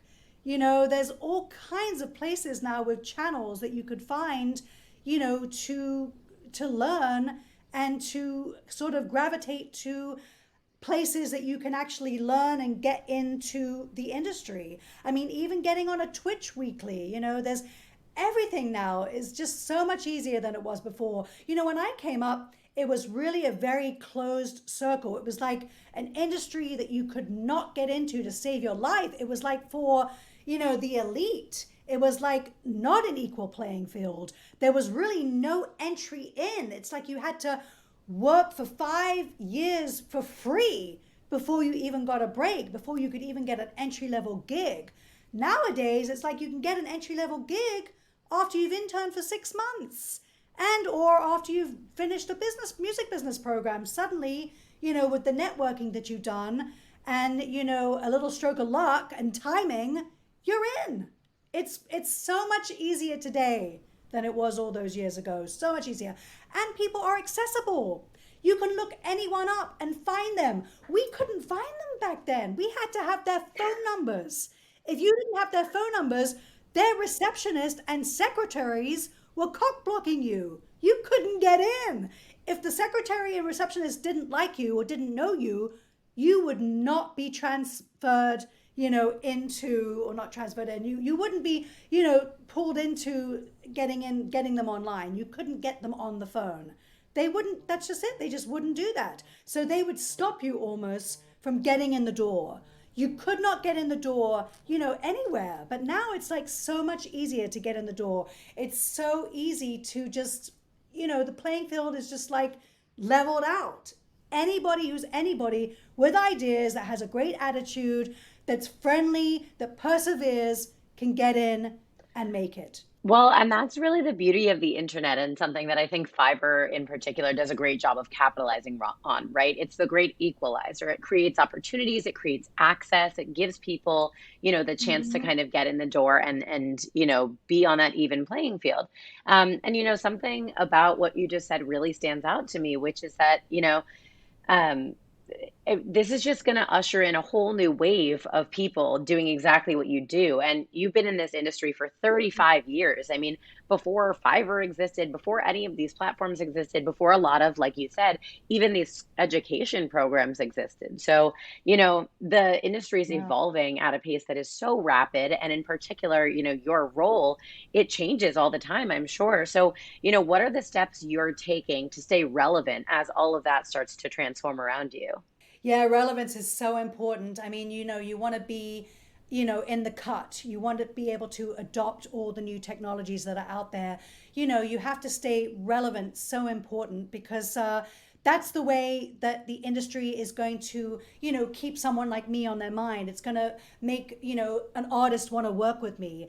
Nobody wants to work with, a company or, a person on their team that is old school, dare I say, or just not open to, new opportunities or thinking outside the box. So thankfully for me, from even the very beginning of my career, I was always very future forward, always future thinking, always forward thinking, always very innovative with everything that I did, never scared to try new things, always on the up with new mediums, always exploring, and discovering. And my whole, I would say half of my workday is with discovering, new platforms and discovering new technologies and new tools and new features. And you've got to constantly reinvent yourself.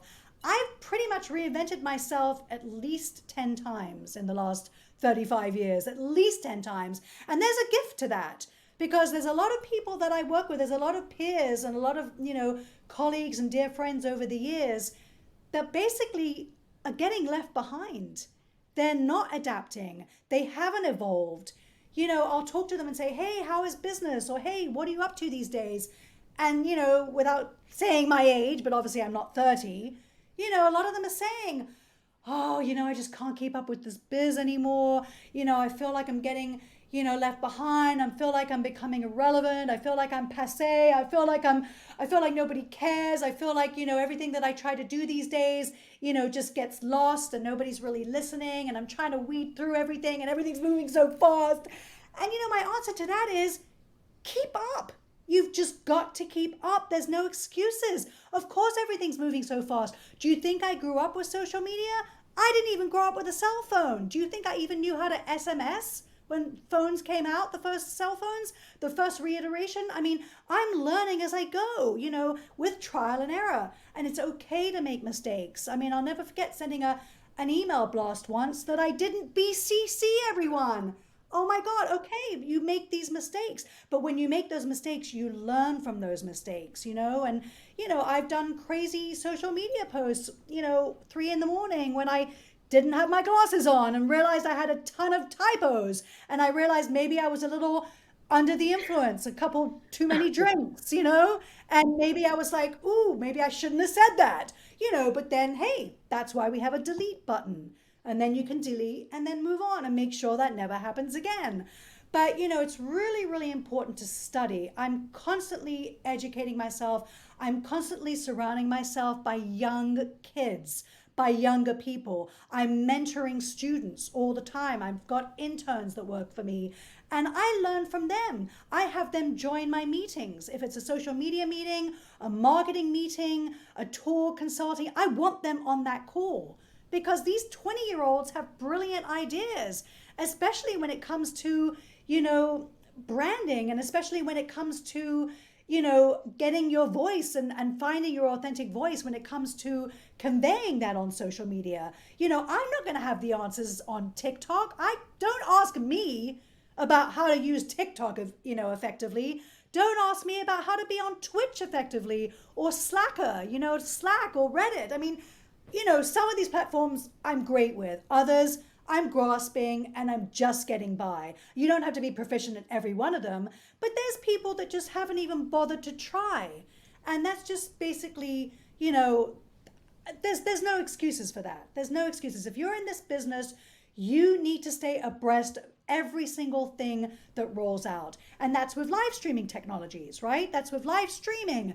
There's different efficacies with live streaming. There's latency issues. So learn and understand what those latency issues are, and how if you've got, people in different rooms playing instruments, how it's never going to sync up because of the speed of light, right? Understand and learn all those various methods and formats and technologies and the lingo. Get that lingo down, because even if you don't understand all of it, at least knowing it, for me to be able to speak about NFTs, I don't know every single thing about non-fungible tokens, but I know enough to have a conversation. And as long as you have enough to have a conversation about crypto, about the blockchain and what blockchain's doing in the music business and how everything's being disruptive and what's going on now in, live streaming, and why it's important to have this art form with NFTs, and why that's a new source of revenue, and why NFTs is the same feeling of the internet boom that we were in 1999, why fast forward to 2022, we've got that same energy in NFTs. Why is it so meaningful, and how is it going to shake up the world going forward in the future? So, it's so vital to the work that we bring, the work that we're doing, and it's important to stay on top of all of this stuff for your clients. Otherwise, if you're behind and if you don't have that savvy and wherewithal, then you're doing your clients a disservice. So, I think it's challenging to keep up with all of those things, right? There's so much of it just in volume, and, they're all so complex and they all serve different purposes. And I feel like there's something new every day. So that's got to be a challenge in your job. But I'm sure there are a ton of other challenges and obstacles you face on a regular basis when there's so many moving parts to your role here. So tell me about those challenges. What are some of the hard things you deal with, and how do you tackle them? Well, I look at challenges as opportunities, right? For every challenge presents a new opportunity. And, because this business does evolve really, really fast and things are moving at the speed of light, I feel like every day I'm presented with something. There's a lot of challenges, for example, in, doing PR these days. I mean, it used to be that I could put out a press release, have a conversation with a journalist on the phone, and with my pitch and, the way that I've successfully presented it with my enthusiasm and passion, that translated enough for the writer to be like, you've sold me, I'm doing this. But unfortunately, those days don't exist anymore, because it's not about selling the journalist anymore with your compelling story and sales pitch and energy. Now it's about, well, what are the numbers? What is it going to do for us? If we do a story, in nylon, how much traffic are we going to get? How many eyeballs? A lot of it is clickbait now. A lot of it's all about data. Everything's very data driven.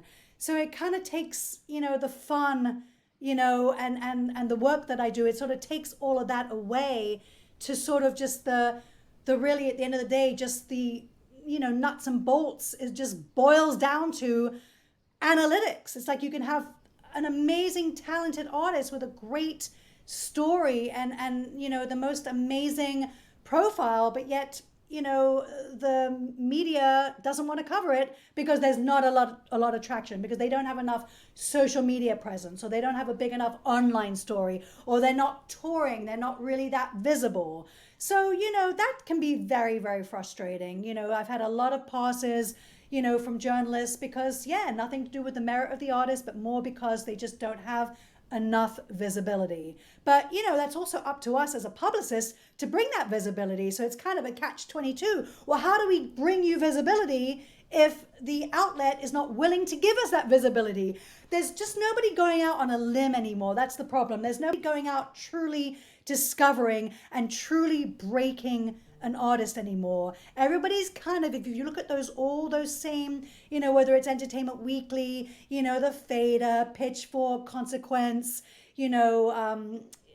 any of these magazines, you'll see Billboard, Variety, all of them. They just basically follow, you'll see 20 to 25 of the same artists in all of those outlets.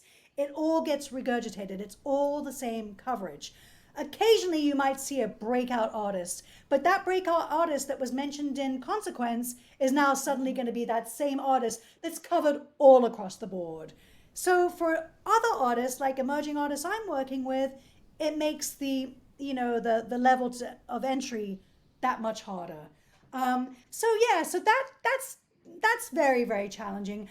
Other challenges are getting, support on the road, tour support when you want to try to, get your artists on to open for major artists. You can't just go to the booking agent anymore. So now you've got to pitch it to the manager. You've got to pitch it to the artist direct. You want to make sure the booking agent's on par. Then they're also looking at all your data, because then they also want to say, okay, well, the artist looks good, they sound good. But again, why are we putting this artist on the road to open for them? What kind of audience are they going to bring us? So now it's not just a matter of, okay, we want to put an audience in front of this artist. It's now a matter of, well, we'll take your artist only if we know they're good for 200 seats. Then you're scratching your head thinking, well, wait a minute, we're opening. So surely we're the ones that would like to get, the attention of the audience that's already in the room to see your band. But it's now on us to bring in our own audience and our own value, to that entertainer and that artist as well. So, just stakes are a little harder. Back in the day, you could truly put a band on a bill that would truly open the audience up to discovering a brand new band when you're there to see, the other band you paid a lot of money for. Yeah, now these days you can't just do it like that anymore. Again, it's all about data. Everybody looks to see, how many Spotify followers you have, how many streams you're getting here, what your social media presence looks like. So, again, that's also can be a little disheartening, a little discouraging. But again, I look at that as opportunities, because I look at that as just show and prove. And you just keep being relentless and persevere till eventually they can't deny you. Till eventually they're like, oh my God, Fiona, you're still pitching us a year later or 2 years later. You know what? We need to give your band a chance. Okay, we'll finally do this for you 2 years later. It's a lot. Isn't that a lot of effort to finally get a slot for something after 2 years of hard work, being in their face, doing every single thing to set that up to, be ready to tackle on something like that? It's crazy. I mean, I feel for all of these artists. I really do, because, it's a much more difficult climate than it's ever been before. And also back in the day, Sam, we didn't have that many artists to compete with. We had maybe 2,000 artists. I pretty much knew all of them. Today, I don't know any of these artists. I'll go to the tour and I'll say, well, who did you end up, I'll go to the agent. So who did you end up putting on the bill to open for these next 10 dates? And they'll tell me an artist I've never heard of. Never heard of them. But you go on their TikTok channel and yeah, they got 1 million followers, which is 500,000 more than my bands have, or 80.5% more than my artists have. So, that's the thing. And then also the other thing you're going for is, when you're trying to get playlists, playlist ads, when you're going for editorial playlists on Spotify and Amazon, etc. Again, you're competing. You're competing with everybody else that's releasing singles that week. I don't like to think of it like that because it's really daunting. But now that you've broken it down and posed it to me that way, I do think of it like, wow, I am one of hundreds of people in their ears, in those curators' ears, those editorial playlist ears of trying to get featured in their playlist for New Music Friday or New Release Radar or, whatever it is that's the hot playlist for Tidal, for the R&B listening room or the, and they're only going to pick 20 singles, if that. They can't pick more than 20. I mean, the playlist itself is not going to be more than 30 or 40 songs. So let's say they're picking 20, and I'm one of hundreds of people in their ears for the song that's coming out this week on Friday. So again, very highly competitive. So, those are the challenges, right? But again, I look at all those challenges as opportunities to get the playlist, opportunities to get my band on a supporting bill for this new tour, or getting my artists featured in, Friday's songs you need to hear on Rolling Stone, or 10 cool pop songs on Billboard. I don't care that it's just 10 songs. I'm going to get one of those songs, God damn it, by hell or high water. And if it doesn't happen this time, guess what? It'll happen the next time. And if not the next time, down the road. And then it eventually happens. You get it. And I've gotten a lot of those 10 cool pop songs for Billboard. I got lots of them. Well, I was going to say, given, that all of these are opportunities, I'm sure there are a couple of things that you've accomplished that you're really proud of, that, your artist is really excited about, that you're really excited about. What are you most proud of, you would say, out of all this work you're doing? Oh my God, I've done so much. I mean, I feel like I've got so many accomplishments. I feel like we need another hour. I mean, I'm not trying to toot my own horn or sell or be braggadocious, but somebody has to, because again, oftentimes we're in this bank of thanks, or not everybody. I feel like we're the least appreciated. People behind the scenes, especially publicists, especially people that are in the marketing teams. We're always the ones that sort of get oversight, when it comes to being thanked on stage, whether it's at the Grammys or on a show or in liner notes in the credits. A lot of times we get overlooked. So I say all that to say, I'm proud of a lot of things that I've accomplished, but two things, well, one major thing comes to mind right this minute is the Zombies. I basically, been on the Zombies team that resurrected them out of the ashes from obscurity to, getting them inducted into the Rock and Roll Hall of Fame. I mean, through all of our hard work and my nonstop, getting them into various media and, in front of the industry and in front of just everybody's faces, hardcore, along with my team. I mean, we finally got them inducted into the Rock and Roll Hall of Fame, and that happened in 2019. And that was probably one of the most glorious, incredible, momentous moments of my career. That's the Zombies. They're actually getting ready to go on another North American tour, and they're putting out a new album this year as well at some point. So very excited about the Zombies. They're in their 70s, but they still keep going, just like the Rolling Stones and the Who and everybody else. And then another one is this singer-songwriter, Raul Midon. 2 campaigns I worked on for him both got nominated for Grammys. Wow. So I got to go with him, walking down that monster huge, Grammy red carpet. And that was an incredible moment in my career as well, to not just go one time representing him, but twice. And he'd worked with many other publicists over the years, and I was the only publicist that managed to have an album that was Grammy nominated. So being with him was his first time being Grammy nominated. So now we're 2 times in, and we're hoping with this next album coming out, we're hoping it's 3 times, third time lucky, we get a Grammy win. So fingers crossed on that. We're all crossing our fingers for you. That is Yeah. spectacular. I mean, you have some amazing clients, right? I mean, these people, all of the people you were talking about are, some of them are household names, and then some of them are emerging artists who will someday be household names with your help. But, are there any artists that you wish you had the opportunity to work with, but you maybe missed out on it? Yes. Oh, no. I feel like I hit a sore spot. I know.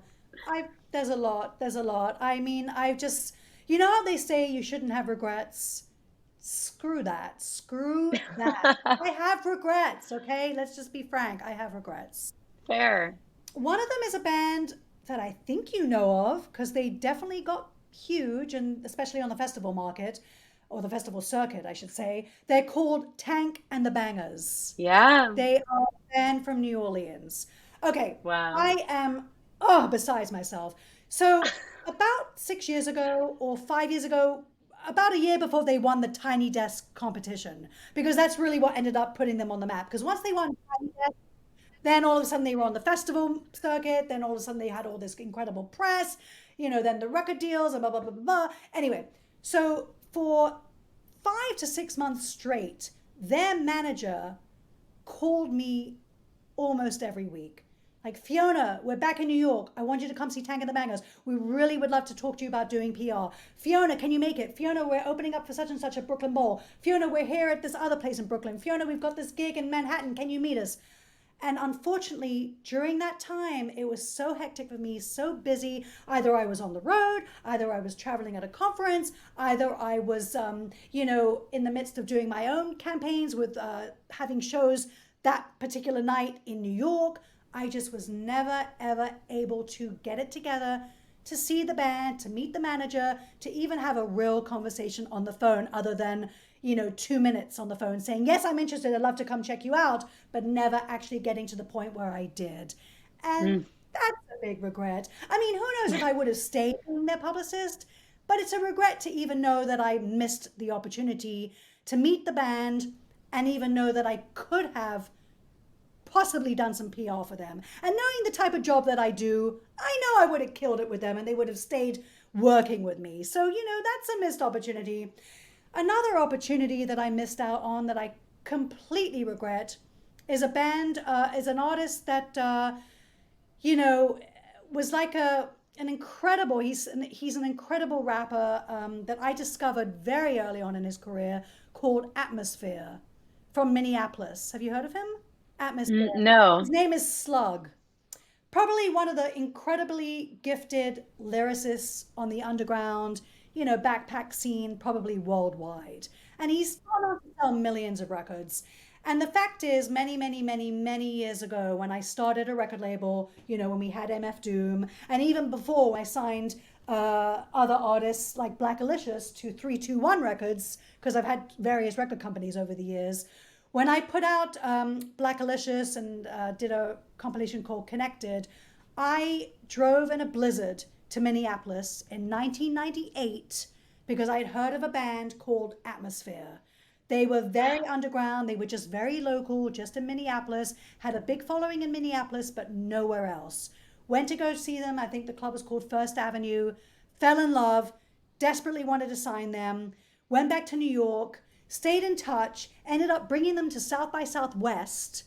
They have a record label called Rhyme Sayers, so I bought the whole Rhyme Sayers label and band to showcase at South by Southwest and do a whole huge panel at South by Southwest, and then brought them to New York to do their first shows in New York during CMJ. And even So what's the opportunity you missed? This sounds amazing. It was. The opportunity that I missed with that is the record label that I tried to sign them on eventually dissolved because sadly 9/11 happened and our company Subverse was down in Tribeca, only 3-4 blocks from the Twin Towers. So we basically had to seize the operation. I severed ties and I ended up losing touch with Rhyme Sayers, losing touch with Atmosphere, and kind of fell off and just didn't have any communication whatsoever.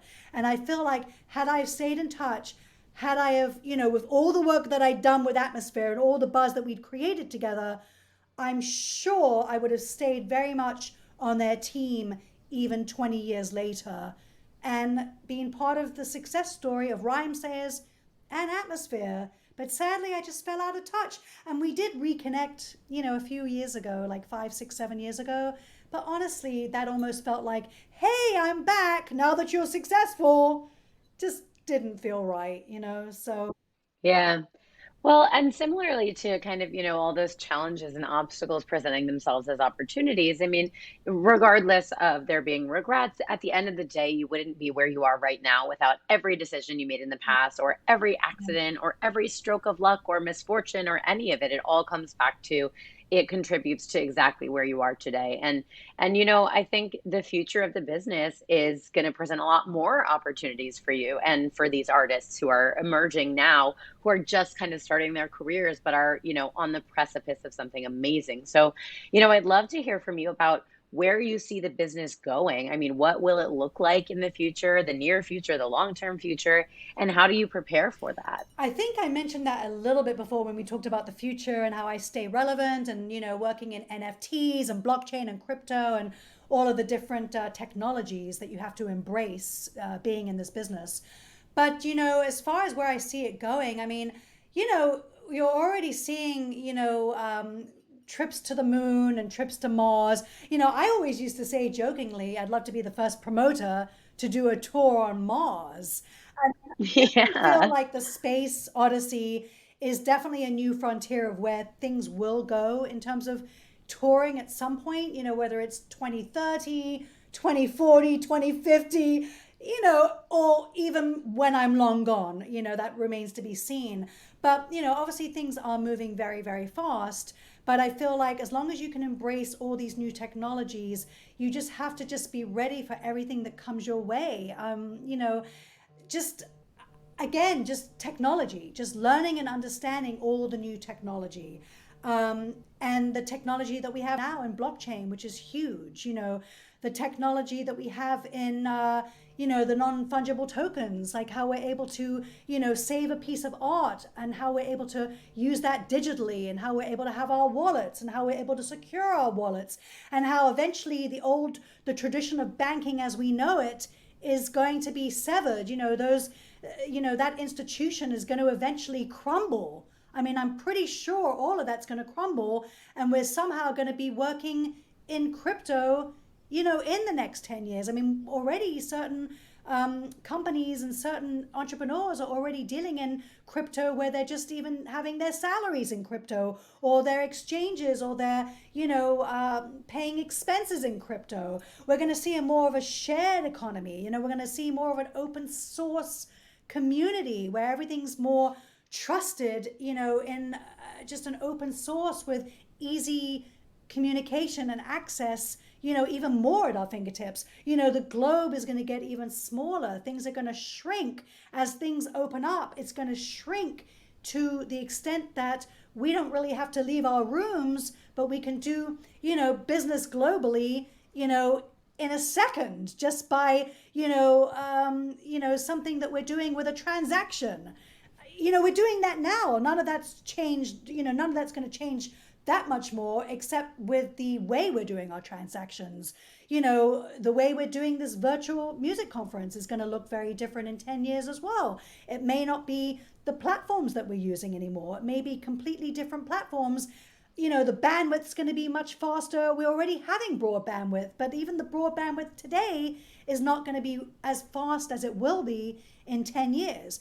And we're slowly, I keep saying speed of light, but we will slowly get to that level where things will be instantaneous, where we can literally click our shoes and time warp, into the future in a capsule. And, I don't know if I'm going to be around to see it, but it's certainly exciting for the future generations, the Gen Zs and the generations after that, and to see what they're gearing up for and what is shaping, the landscape that we're working in now, to see how it's all going to unfold and manifest in the future. I mean, it's all super, super, super exciting.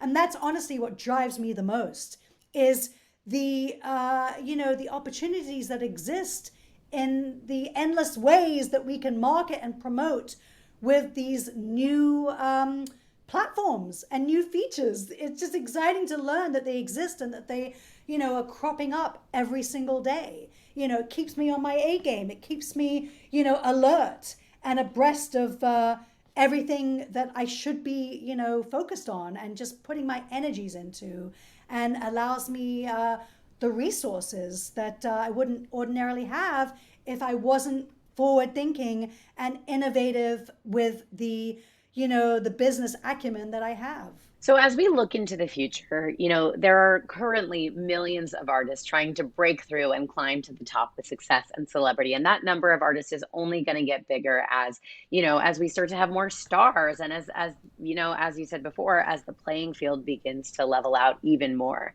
The internet and all of the emerging technology and platforms have given everybody the opportunity to kind of do the thing, to achieve that dream. They're young. A lot of them are kids. A lot of people who are going to be attending this conference have not been alive for as many years as you've been working in the industry, right? On TikTok, we see creators who are 13, 14, 15, 16 years old who dream of being that next success story. So from you, I think I would love to hear, and I think our community would love to hear, any advice or words of wisdom you have for them as a veteran in the field. How should they break through and climb to the top of that tower? Yeah, there's quite a lot of advice that I can give, but obviously it starts with your passion. You've got to have the passion first and foremost, and the desire to do whatever it takes. Just, and whatever that means, like whether it means working 24/7, whether that means, trying to like look from within and just really find things that you can do to put you, apart from the rest of the flock so that you stand out. It's so important to stand out. It's so important to find that creative voice. It's so important to go after those goals and not miss opportunities, like I had spoken about before with regrets. You don't want to have regrets. I mean, it's hard to live through life and go through life with not having regrets. But at the same time, they always tell you you shouldn't have regrets. And the reason why you shouldn't is because you don't want to put yourself in opportunities where you say, I wish I could have done that, or I wish I should have done this better or done that differently. And the way you can, stop yourself from saying all that is to know what you have in front of you and just go after it in every possible way you can. Do your homework, listen to advice. I mean, there's times I wished I listened to advice. Sometimes I was so caught up in my own minutia that I didn't, minutia, did I say minutia? Sometimes I got up in my own minutia that I just didn't listen to others. You have to be a good listener to make it in this business. People are out there that have good advice. I mean, some don't have good advice. Some don't have your back and don't want to see you succeed. But there are others who do want to see you succeed and are going, to give you some good sound advice and encouragement. So please listen to those people. Take in that advice. Be a sponge. Absorb everything that you can while you're alive on this universe and while you're young in this universe. Because sometimes I look back and I think, God, I wish when I was that young, I wish I embraced half the things I'm embracing today. Of course, we didn't have access to a lot of the things we have today, but there's still things I should have done that I didn't do, that I look back on and say, wow, if only I did. So, again, you don't want to think like that. You want to think of going in that, focused lane, just driven. Don't let anyone pull you in a direction that takes you away from your dreams and your desires and your goals and your passions. So really just follow that really religiously. Waking up in the morning, to your lunch, to evening, to going to bed at night. Also, there's a mantra. You should have that mantra, the daily mantra. You should have daily aspirations. You should have, quotes of the day that you follow, somebody that you look up to, and take some of their pull quotes and put them on your refrigerator, put them up when you go to sleep, put them in your mirror, in the cabinet when you're brushing your teeth in the bathroom. So you see all those messages, all those positive affirmations everywhere you turn, in your office, on your refrigerator, on your phone, in the bathroom, going to bed, on the wall, just everywhere so that you're constantly reminded and that you don't lose sight of what it is that you're dying to, evolve into and get through and become and get to the top and be that celebrity, or, just the desires and the passions that you have. You've got to start somewhere and climb. And as you climb and climb and climb and climb, never lose sight of who you are. Always stay grounded, stay true to who you are, be genuine, keep that authentic voice, but definitely have those reminders and those messages and those positive affirmations everywhere you go. And take them with you when you're traveling. Make sure that you have them with you. And listen to podcasts. There's so many great podcasts out there that are, wise and insightful and just, really encouraging, uplifting podcasts. Follow those, subscribe to those, find some shows, find other artists that you're really, that you admire, that you're driven by, that you'd like to be. Don't emulate those artists, but find something significant in them that you might see in yourself, and then again, find your own voice and work towards your own, individual original aspect of it. But just don't lose sight of that, and just work until you get there. And the beautiful thing is, you're going to see the progress, and as you see the progress, that in turn gives you even more drive and even more desire to fight, to climb uphill, to keep going and going and going. Those positive, reinforced things, like, whether it's an article in a magazine, or whether it's a friend that came to a show that said, you really helped me get through a hard breakup, or you helped me find my voice, or, you ended up inspiring somebody else. Those little things all add up to the big picture, getting you to where you ultimately want to be. So definitely follow those goals and that advice, and listen to others and find others that you're inspired by, and see what their daily ritual is. Find your daily ritual and just be open to possibilities and be open to any opportunities. Don't be closed-minded. Be open, have a positive attitude. Attitude gets you so far in this business. Positive attitude, great work ethic, and be kind to people. Treat people the way you want to be treated. Treat people in the mailroom the same way you treat a CEO. Treat the bus driver, your postman, somebody in the FedEx office, somebody that's answering the call with AT&T. Treat everybody with the utmost respect.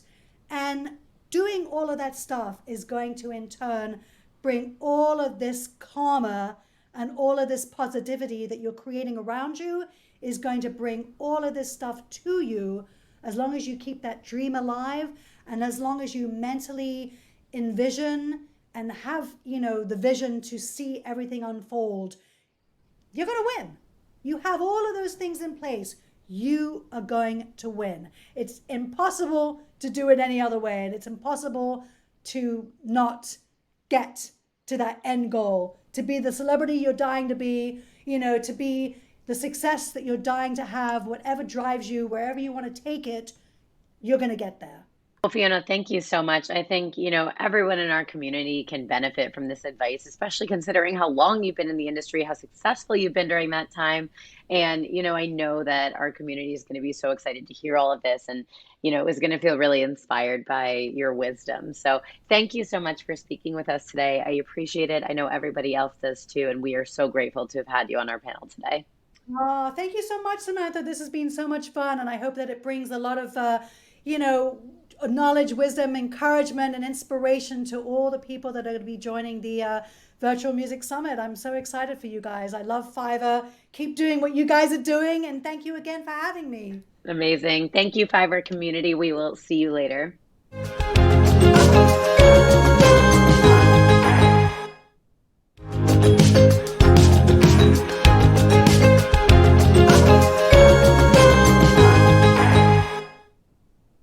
Hey everyone, my name is Drea Jackson, and I am a manager on the artist partnership team at SoundCloud, and I'm based in New York City.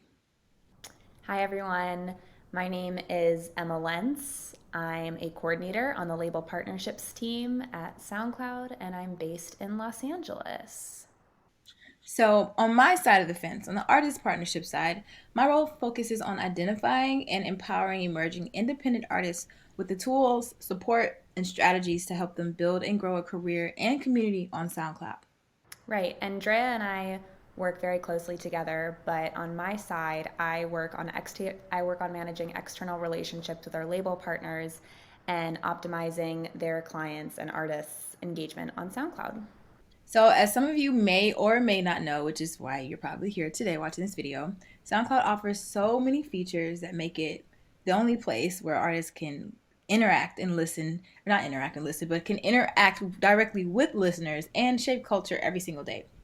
The key to building a career on your own terms is consistent engagement.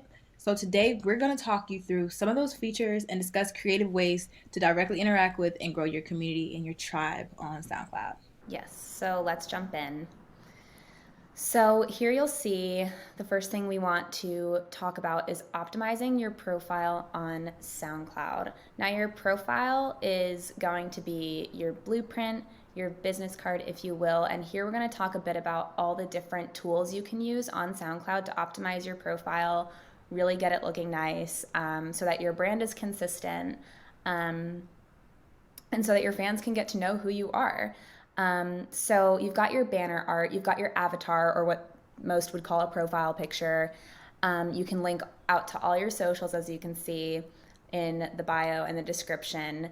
When you put content up, use proper hashtags. Maybe it's a genre hashtag, maybe it's a mood. That will help drive the algorithm of where your track may end up on playlists. And one of the more advanced tools I want to talk about is the spotlight feature that you can use on your profile. You can have up to 5 pieces of audio content using the spotlight feature, and it's kind of like it gets pinned at the top of your profile. So this can be a new album, new exclusive track, it could be an interview, it could be whatever you want it to be. You can have up to 5 pieces of audio content, but we recommend that it's the newer content, what you want fans to see as soon as they come to your profile. All these features, they not only allow you to share the music that you create, but also music that you like as well. SoundCloud is a creative space, right? And you want to give your audience a peek into the tracks that you love, artists that inspire you, and moments in music that mean the most to who you actually are. Think of it as like your own little music diary. So likes and comments and reposts and playlists you create are all visible to your followers and anyone visiting your profile at any given moment. But you can make a playlist of like your top 10 dream artist collabs, right? Or like tracks from other artists in your community or artists that you like or, admire. Repost tracks that you may have been featured on, and comment and or reply to comments on other tracks or your tracks to join in on conversations with your artists and listeners. These actions not only help the SoundCloud algorithm, but they help to mold the community around your music. So be sure to invite others to engage in on the SoundCloud platform as well. And one of those features, or one of the key features to do that, is using our IG story share button. If you go on the track and you click, depending on what phone you have, I have an iPhone, but if you click the square with the arrow at the top, you're able to share that track to Twitter, Instagram, any of your other desired places. But sharing it on your Instagram story allows it to go directly to an audience that you've already curated, and that Instagram story will link directly back to the track from IG. So it's kind of a cool way to just get people in. I love that. Thanks, Drea. And to kind of expand on that a little bit, as Drea mentioned during the previous slide, SoundCloud is a double-edged sword digital platform where you can consume audio content, but you can also engage socially like you would on Instagram and Twitter. And so we're sharing this slide here, best times to engage on SoundCloud, so that you can cater your engagement time to your fans' engagement time, so you can maximize the time that you're connecting together. So here it says, in the United States, around 3 o'clock Eastern time is the prime hour for maximum reach, and ex-US around 5 p.m. Eastern time is the prime hour for maximum reach. And the reason for this is because over 50% of our demographic are between the ages of 13 and 24. And so you think about these times, and it's usually around the time that a primary school might let out, or college student hours. So that's just something to keep in mind when engaging. Yep. And so as you're doing all that engagement, right, be sure to follow your top fans and artists, other artists in your community, or just artists, again, that you enjoy, and producers in your circle as well. But you also want to encourage them to follow you in your SoundCloud profile. We have a shortcut feature called, we have a feature called the Artist Shortcut feature that keeps you top of mind with your followers because they'll be alerted at their homepage or on their homepage whenever you post or repost new content on your profile. So images emphasize prime times for reach, but this feature allows you to stay at the top of your fans' feeds as long as they are following you. So let's talk a little bit about additional unique audio content that can be uploaded to SoundCloud because we are primarily a music company first, but we want to empower and encourage artists to upload unique content of their choice. So this can be anything from a voice memo that maybe describes the most recent track they've released. It could be what we call a track by track, which is the album of the artist, but every other track has a voice memo describing the writing process, who produced the song, who produced the album, what was the studio vibe like when this song was being created. And this is just additional exclusive content that fans can access directly from the artist that they can't access elsewhere.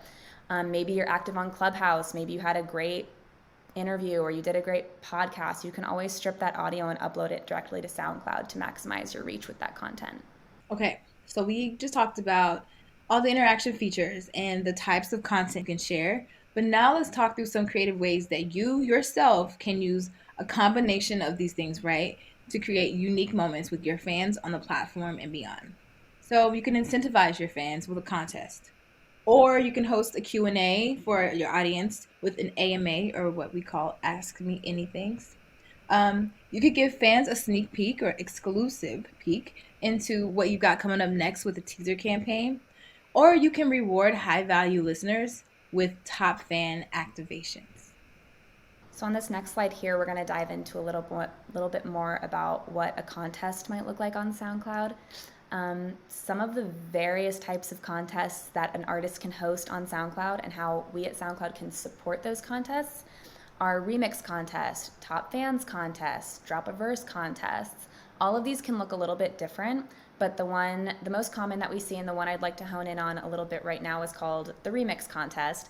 And this can be done, as mentioned, in a variety of ways, but I think the most basic way that a remix contest can be done centrally on SoundCloud is having a playlist of stems from the artist that allows other artists or producers or creators to download those stems, create their remix, and then re-upload them on a designated playlist so that the host of the contest can judge properly, make a call to action like these artists did on Twitter and social media. Hey, choose your favorite remix that's been created on this profile, or hey, whoever has the highest amount of streams on this remix gets to win. Maybe they win like signed piece of merch, maybe there's a cash prize, maybe they win one-on-one, like a mentor session.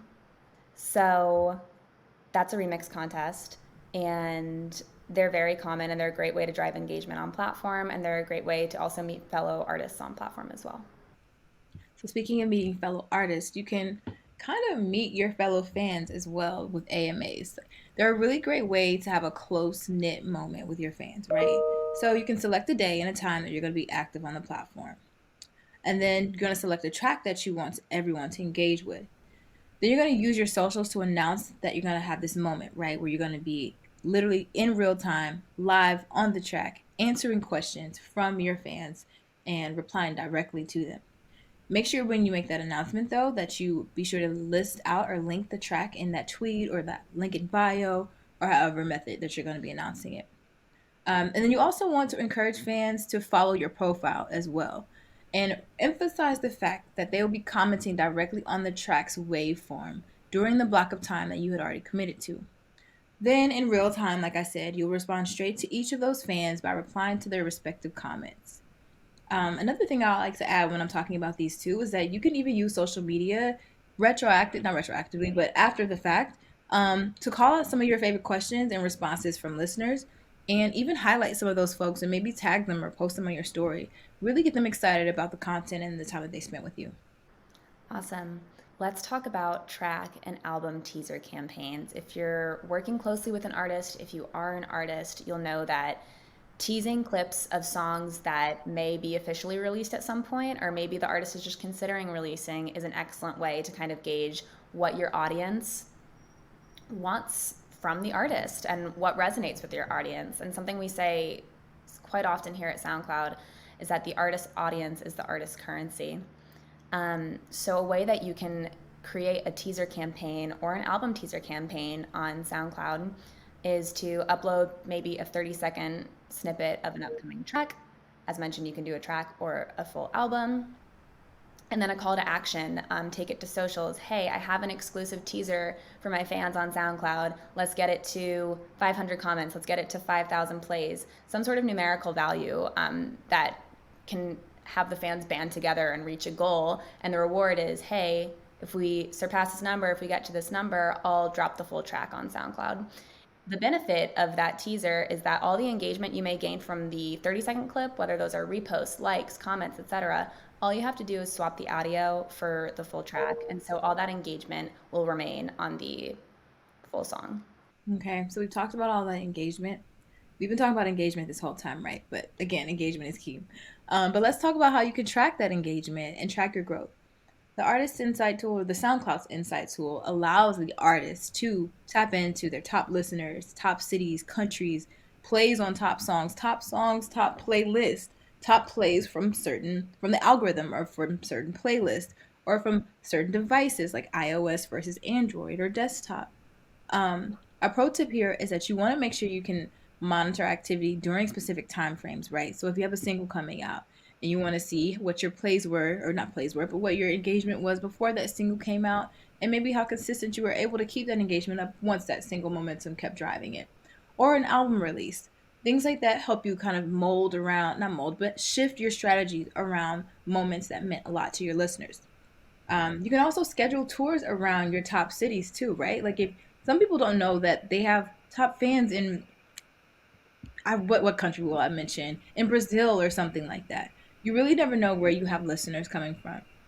And then the other one, which I'm going to let Emma echo on a little bit more, but you can see who your top fans are, and you can host a listening session or something with them.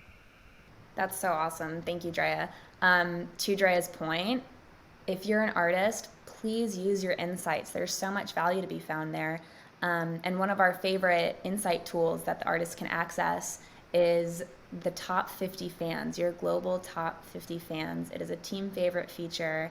And the key here with the top 50 fans is that you have the opportunity to interact directly with them. You can send a DM to them. You can thank them for being a top fan. If you choose to do so, you can send them a piece of merch. You can drop them tickets in their city. You'll be able to see their geographic location. You can get a little more granular and see where you have high volume of listeners in certain cities. And as Drea mentioned, this can be a greater opportunity than just engaging with fans. You could route a tour around this. So there's a lot of value in being able to reach your top 50 fans. Your audience is the artist currency, and we can't stress enough how important it is for artists to be able to capitalize on being in direct contact with these fans, because it's something that no other digital platform can offer an artist. Absolutely. So you, as an artist, you have way more choices than ever in how you pursue your journey in music. But the key to establishing a career on your own terms is consistent engagement. The SoundCloud platform allows you to build that tribe from these direct interactions with your listeners and fans. So continue to use these best practices and tap into the audience. So well said, Drea. And if you have any questions, you can reach out to artists@soundcloud.com. Please follow SoundCloud on Instagram and Twitter. We're just at SoundCloud. And follow us to stay up to date. Have your thumb on the pulse on what's new in music, what's next in music, and for additional ways for fans to continue to interact with the artist, and vice versa, for the artist to connect directly with their fans. It's been a pleasure presenting today. Thank you for your time.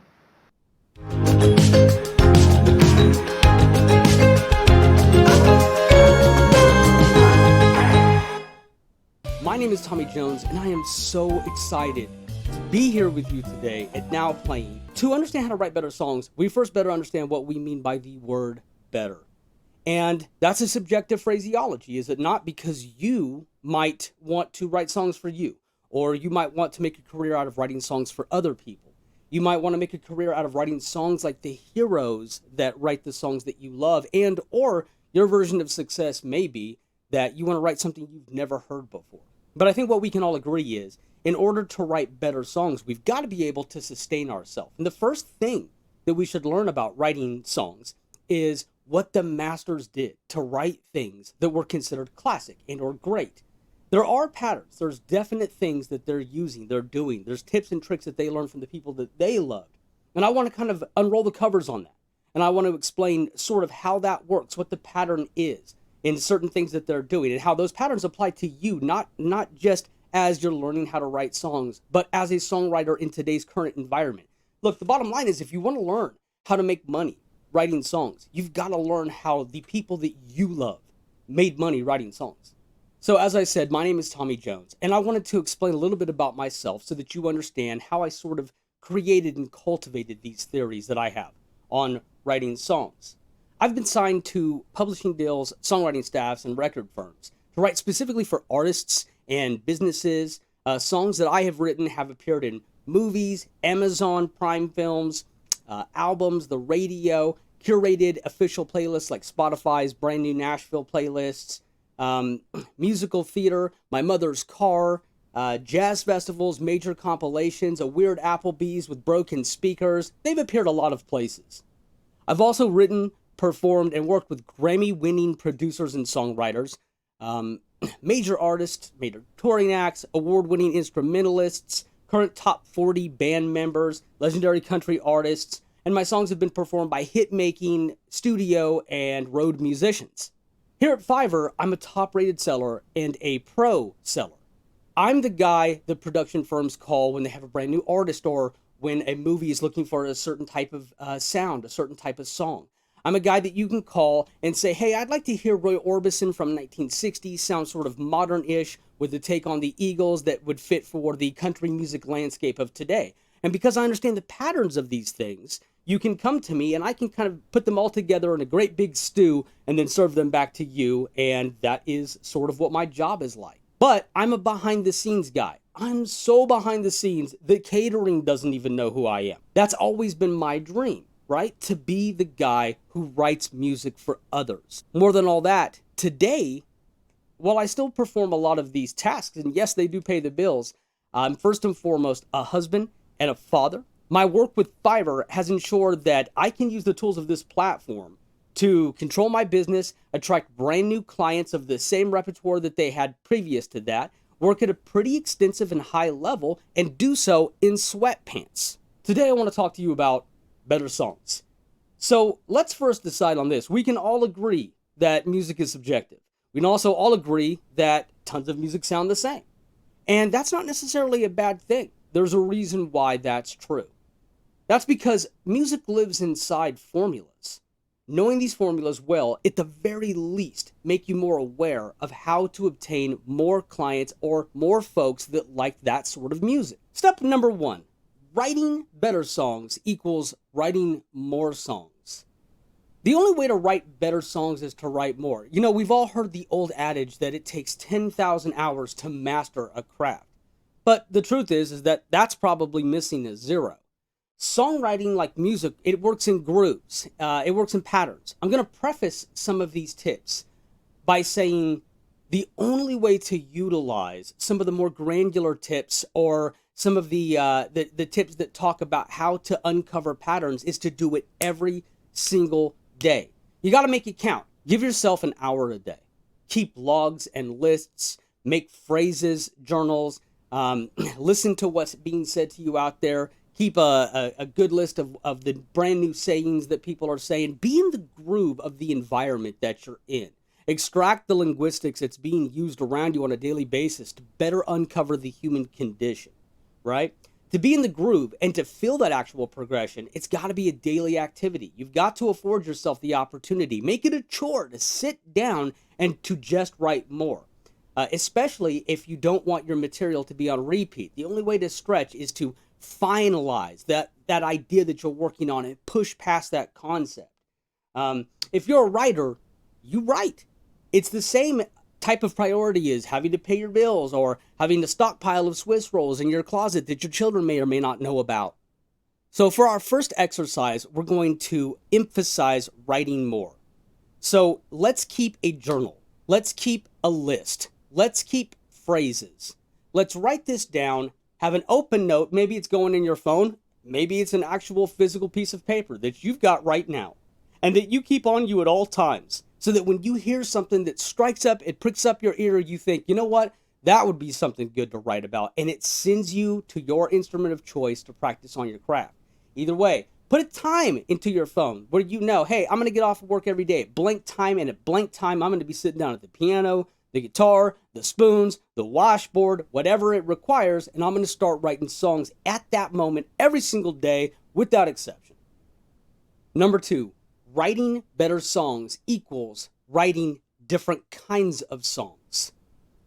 Learning your standards is one of the most crucial and important elements of learning how to write songs. A musical standard is any song that's considered eternal or it's representative of a specific era, right? So we're all familiar with the fact that when we watch a movie that purports to be from the 40s, or maybe it is from the 40s, it has a different sound, a different style than a movie that would be set in the 60s. And of that, a movie that's set in the early 60s would have a drastically different attitude and sound than a movie that was created in the late 60s.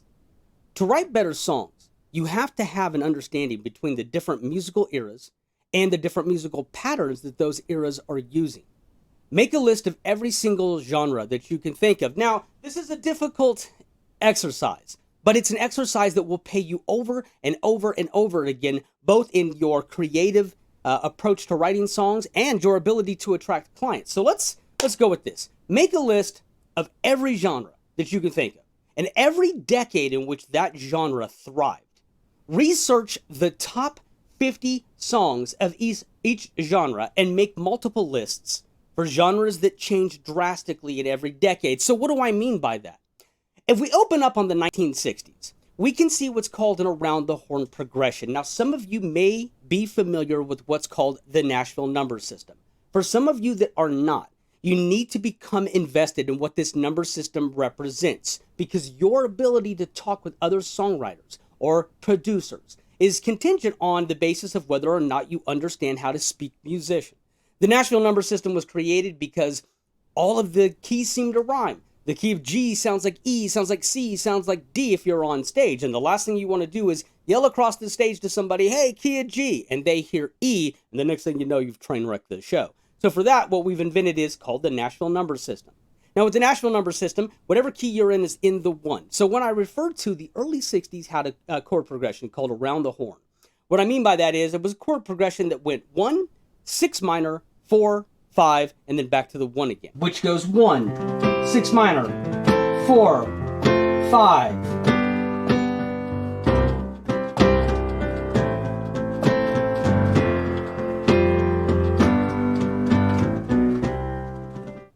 What is this progression? Why is this even important?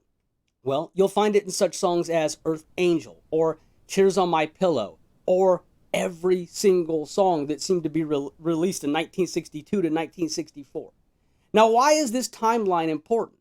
You'll find those chord progressions, you'll even find that sound getting its way into today's modern landscape. Having an understanding of what those patterns are doing means that you can now satisfy client efforts. When they come by and say, hey, I want to write a song like such and such, you can translate what it is that they're looking to accomplish by understanding those patterns, and then you yourself can make something indicative of what they're looking for and yet totally unique and original. But the reason why I mentioned the 60s is because by the time that 1965 rolled along, that it was no longer just locked dead step into that around the horn progression. And by the time 1968 and 1969 rolled along, it was anybody's guess because the sky was the limit. Your understanding of the eras and the patterns and the way that these things work will greatly increase your ability to write songs, not just for yourself, but for people that you're writing songs with. Because one of the best ways to learn to write songs. One of the best ways to brush up against the basics that you may have forgotten for a long time. Look, you may have been a songwriter now for the last 20 years, and you just haven't brushed up against the basics in a very long time. One of the best ways to do that is go out and get yourself a co-writer. That's one of the best ways to do it, but you got to be able to speak to one another. You got to be able to talk about patterns. You got to be able to talk about eras so that both of you are on the same page. Hey, I want it to sound like this, and both of you understand what you're talking about. So when I talk about making a list of every genre that you can think of, there's a reason why. Every one of us is more comfortable than not in working in a specific thing. Maybe you have a couple of different go-to genres that you work in. And why? Because you're a fan of those genres. It's your favorite thing. It's your cup of tea. So naturally, you not only do you build an affinity for that genre, but you build up sort of a repertoire. This is how you write songs. But what's going to happen is we'll get locked into that pattern of only doing that one thing. So as a means to go outside of ourselves, the very first thing we're going to do is just think, hey, how many genres can I think of off the top of my head? And before you get very, you start to take away the sliver genres that are out there, the rock of rock of rock of rock, just say, all right, man, we got rock, we got pop rock, we got jazz, we got bebop, and kind of go into that. Because what I'm going to have you do is start to break down, if you can understand it here, just through your ears, what the patterns are that these genres are actually performing.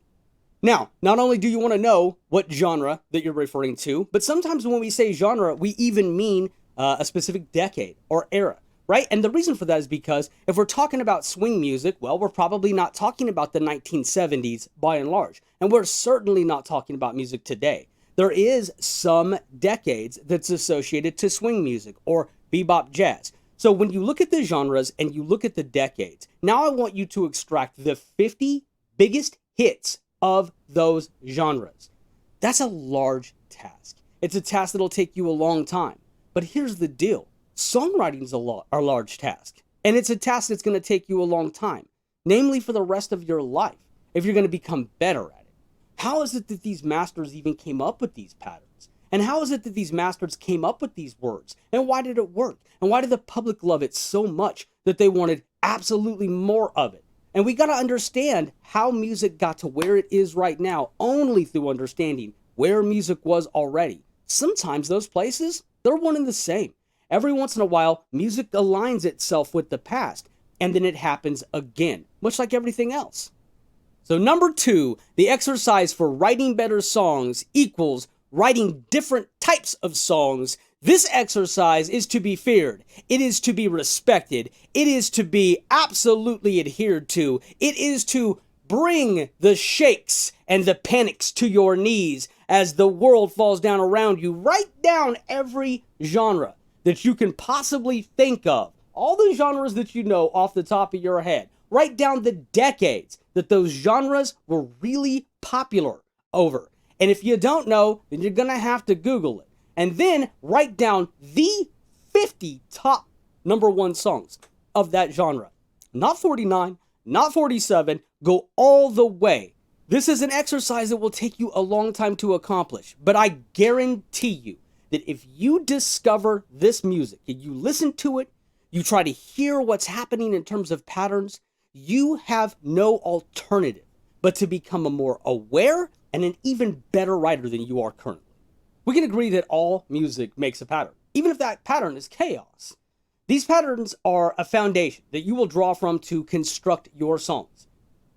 Learning the patterns of certain styles will teach you how to reward or manipulate the listener's expectations.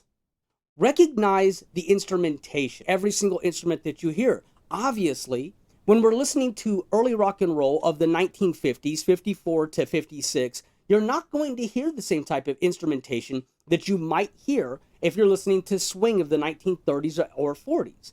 Or if you're listening to Western swing of the 1930s or 40s. This is important because when the client comes to you and says, hey, I would like to replicate and really be in the middle of a song that sounds like it is early 1950s rock, right on the cusp of it finally being identified as rock and roll. Great. The last thing that you're going to want to do then at that point is to create a horn arrangement. So as an exercise, sit yourself down in front of these genres, maybe some that you're not even comfortable with, maybe some that you're discovering for the first time. And what you're going to do is pick apart what you hear, not only in terms of pattern, how many times did they go back to the 1? When did they go to the 4? Does the chorus build up to a minor or does it build up to a 5? Discovering these patterns and what the expectation is when you listen to something like blues as opposed to when you listen to something like neo soul, and how you understand how these patterns work and how they drive the expectation of the customer. A lot of times those expectations that clients have or listeners have of these materials is actually part of the reward system. We're going to start to pick apart the patterns. When I say pattern, I'm referring to the chord sequence of a certain genre in a certain time frame. So let's make a list of the different patterns that we hear. Knowing that the key that we're in is in our 1, tell me, does the song go 1, 4, 5 like a blues song may do?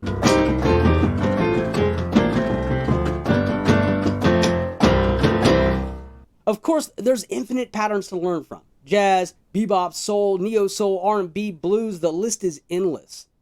Octaves. Learn what sort of octaves that the instruments play. This is important because not every single instrument should be playing over the top of one another.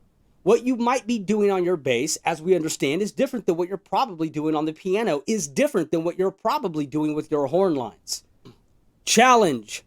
Write 2 songs a week. 2 songs a week from a genre that you are currently not comfortable with.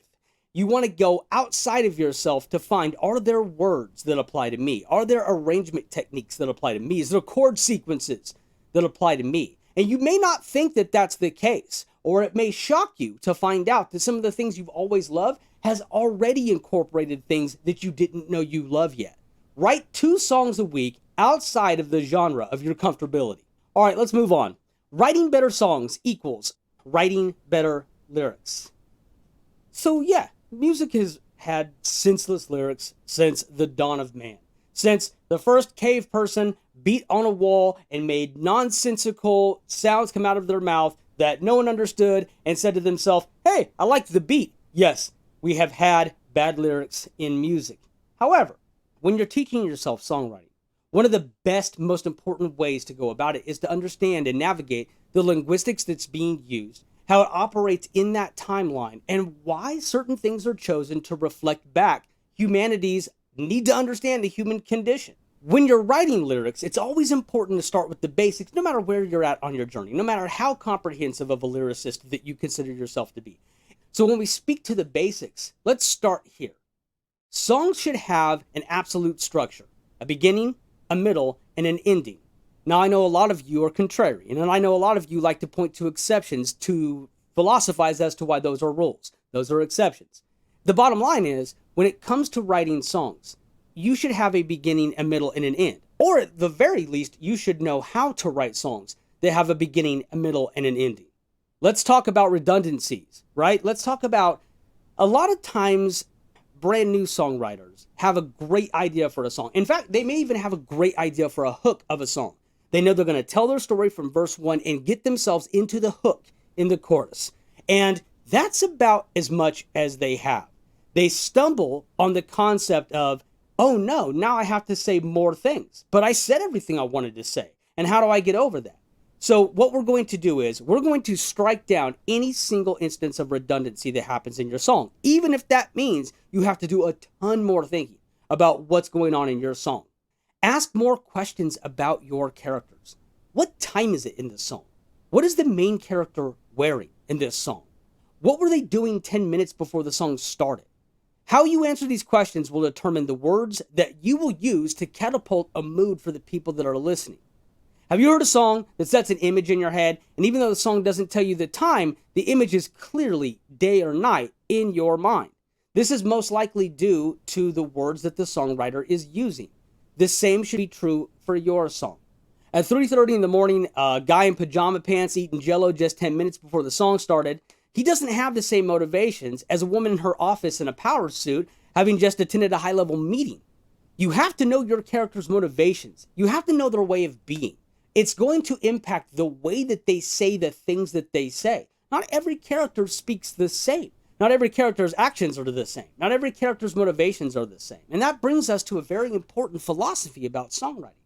There's a very large contingency of us who believe that the second the character leaves your head and gets committed to a piece of paper, a note, a melody line, that character now lives by themselves. And what's best for that character may not necessarily be what's best or what happened to you in real life. Sometimes what happened to you in real life still doesn't make sense. It still doesn't fit the box that you're trying to make this song go into. But from a listener's perspective, for them to take away something of meaning, for them to relate to it, for them to understand their condition by listening to a song, they have to understand exactly what happened to this character and why. So understanding that these characters can live by themselves is a liberating experience that gets you away from holding yourself accountable to philosophies that were never real and that never helped songwriters to begin with. Philosophies like every song you write is autobiographical and it has to be about you. It doesn't have to be about you. Exercise.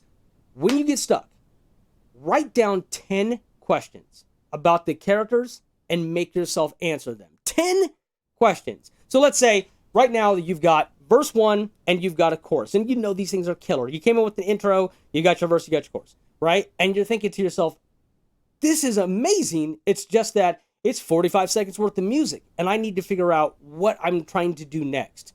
The best thing to do is stop what you're doing and write down questions about these characters. Let's take a look at some of those. Ask yourself, what time is it in this song? Because again, what time it is in this song may have the character do something completely different. If it's 3:30 in the morning, they might be in a sulky mood. They might light a candle. They might do things that they would not do if it's 2 p.m. in this song and they're driving down the road. Even if they're in the same state of nostalgia, what do they see? How do they think about the things that they see? Another important question might be, what are they wearing? You may never tell me what this character is wearing inside the song. That's irrelevant. It explains to you what type of person they are.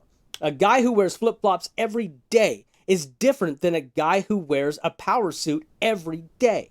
That's going to help you understand the narrative of your characters. Not only that, tell me about their childhood. Tell me about the things that they love. Tell me about the state they were born in. Tell me about their parents. Tell me about the things that they do not like. Tell me where they work. Tell me where they play. Tell me who their friends are.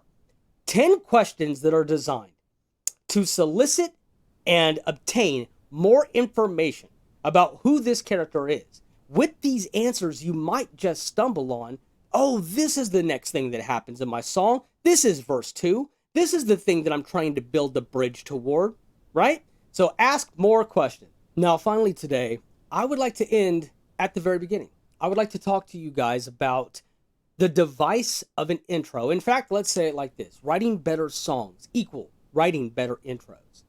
And by that, what I mean is, a lot of times I hear intros that are there to be there. It's there because you may have heard that other songwriters use intros. But what do they do? And what are their purpose? I think that there's a baseline purpose. There's a theory that I've got about the baseline purpose of what intro is supposed to do. And that doesn't mean that you can't change the structure or change the format, do cool things with your intro at some other point. But I think if we just look at it in terms of what is the primary function of this intro, it's the introduction of a melodic piece to the listener's ear for the very first time. So by that, what do I mean? I mean, when you open up on your intro, maybe it could be a string line, a guitar line, maybe it could be somebody humming, maybe it could be a strange synth sound, a piano, whatever the case might be. But what it ought to do is introduce a piece of music that's going to later come back to explain itself to this person who's listening to it for the first time. Some of my favorite intros open up with a string playing the melody of the chorus. And then it takes me all the way through the intro and then all the way through the verse. And then when I finally get to the chorus, I discover that was the intro thing that I heard at the very beginning. So I love it. And from then on, I'm attached to it. Not to mention, it got me accustomed to hearing this chorus and it started to build my repetition of understanding the chorus. The more times I hear it, the more times I think it's for me, the more times I'm going to like it. And the faster it is, I'm going to start singing it, right? Some of my favorite intros do the same things with the verse. The intro is a place where you introduce the concept of the melodics or the most important ideas of your songs. We want to look at the melodics of the song and the lyrics of the song as being equal to partners. They're just other instruments that they have to find their role and they have to drive the song together at the same time. So as an exercise, here's what I want you to do. Take some of the songs that you've already written, take the melodies from either the verse or the chorus or the bridge, and incorporate that melody into the opening chord sequence of your intro. If your intro opens with the same chords as the verse, try putting the melody of the chorus over the top of that. See how it works. See whether or not it changes the entire context. If you are at the very beginning and you're not comfortable yet with writing melodies over the top of an intro, take some of your favorite songs, whether they're using the device that I'm talking about or not.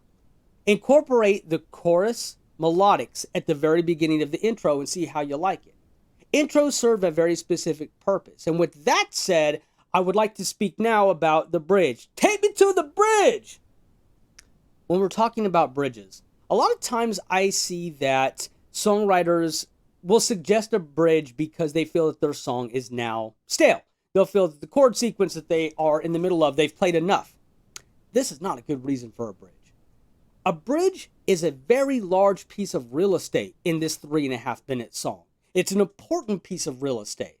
Not every song needs a bridge. In fact, a lot of songs suffer greatly because of their use of a bridge. There is a couple of reasons to use a bridge. And the very first one that I'd like to share with you is the very most important one. It's to demonstrate brand new information. Do you have a key piece of information in your lyrics that you've been withholding? Much like a mystery. Is there a brand new revelation that you're going to give the listener for the very first time? That's a perfect time to incorporate a bridge. Is there a way that you want to summarize the story that's going to add levity and going to add some very keen information to what these people have been listening to? If so, that's a very good reason to have a bridge. If you're using a bridge because you've just beaten this chord sequence into the ground and now you just want to hear anything else, you don't need a bridge. You need a better chord sequence. You need a chord sequence that doesn't exhaust the listener. You need a pre-chorus. You need a better arrangement. So in summarizing this portion, I want you guys to take away that an intro is an introduction to the things that are going to happen in your song. And much like a reprisal, when it comes back, they'll say, oh, that's the melody to the chorus. That's a good reason to use an intro. And with the bridge, the best reason to use a bridge is not because you want to hear something different. It's because you have something important to say. All right, guys, I have so enjoyed my time here. I think that we discovered some of the really cool basics of learning how to write songs, learning how to write better songs. And hey, sometimes when you've been doing it for as long as I have, you get so far away from the basics that just to say them aloud again makes me remember, yeah, that's how I did that thing. I really enjoyed doing that. It's always good to come back to the basics and remember things like, keep the narrative simple, beginning, middle, and end, and use your intro on purpose. And writing better songs is about writing more songs, right? So I'm really grateful that I got to share some of my own theories that I have, good or bad, true or false, and maybe that will help you guys in some way to write songs that really speak to people's condition of humanity and being a human. So in any event, again, my name has been Tommy Jones, and I have loved being able to share with you guys. Thank you, and I'll see you again down the road.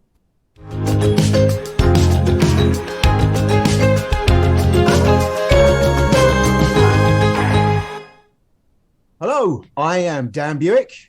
And I am Scott Coleman. And we are from the Elements Music, and we basically make original music for advertising. We also have an extensive library of original music. And we also do music for films, TV, sometimes games, sometimes trailers. But essentially, our market is if you need music for something, we can supply it to you, whether it be original or whether it be in our existing library. And we also do music supervision, which involves basically taking music that exists, probably stuff you've heard in the charts or stuff that you listen to on Spotify, and finding the right music in that area and then licensing it to whatever you need it for. Essentially, if you need music for something, we can do that. And we also do sound design and mix and master and all that kind of things. Everything to do with audio and your project, we can pretty much help you with, but we're primarily music. Indeed. Well said, Dan.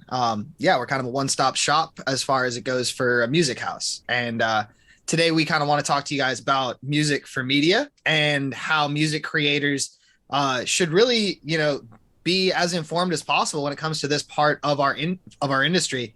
We at The Elements, we kind of have found ourselves in this music for media niche. And that's where we've found a lot of success, and we have a lot of fun kind of doing our thing in that area. But a lot of music creators, whatever kind of creator you are, whether you're a producer, you're a musician, a singer, or you're a manager, or an artist liaison, anything like that, you can be looking at music for media as a supplemental stream of income or as a full-blown career path. And so we just want to raise awareness of the different ways that you can monetize and use your music, as well as getting a foot in the door with writing custom music.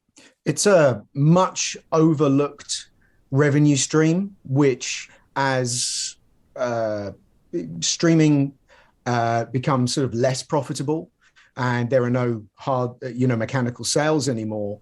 It's pretty much, to be an artist, it's become, or any kind of musician or performer, it's become a revenue stream, which is pretty much essential. And we are really at the forefront of that. And we've been doing this for a long time.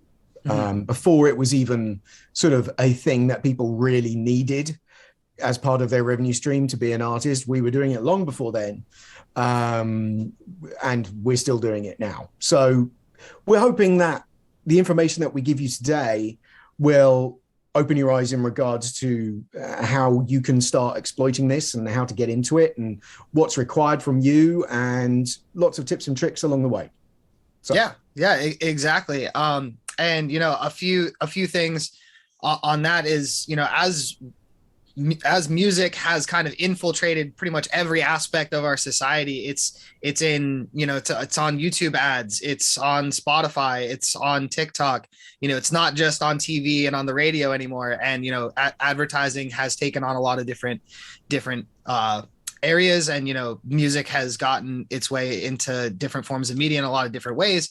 And, it's great to be aware of that and to be kind of really following along and being at the forefront of where music is going. And, I know when I started making music, it was, you needed to have X amount of streams and have X amount of followers in order to get booked for shows and make, money off of streaming revenue. But the truth is you don't have to have 1 million fans or followers, or be doing tons of monthly streams to actually make a really good living off of your music and have a great stream of revenue. So, things like writing custom music, that's kind of, that's especially Dan and I, that's kind of our specialty, but also licensing the music that you have. If you get involved with some music libraries that are pitching for different types of sync jobs and things like that, you can find your music in a Netflix show, and that's also a really cool feeling and a really cool avenue that a lot of people, like Dan said, overlook. So helps to give you potential exposure. I mean, as an artist, totally. There is a pitfall to that. Don't be a lot of people who are trying to license your stuff for low cost will say it's all for exposure. So that's definitely, we'll cover things to look out for later, but that's definitely a big pitfall and something that many young artists will fall for. It'll be great exposure for you, so we don't have to pay you any money. Yeah, we'll definitely touch on that a little bit later down the road. But yeah, as far as getting your foot in the door, I know, Dan has some fantastic insight on that.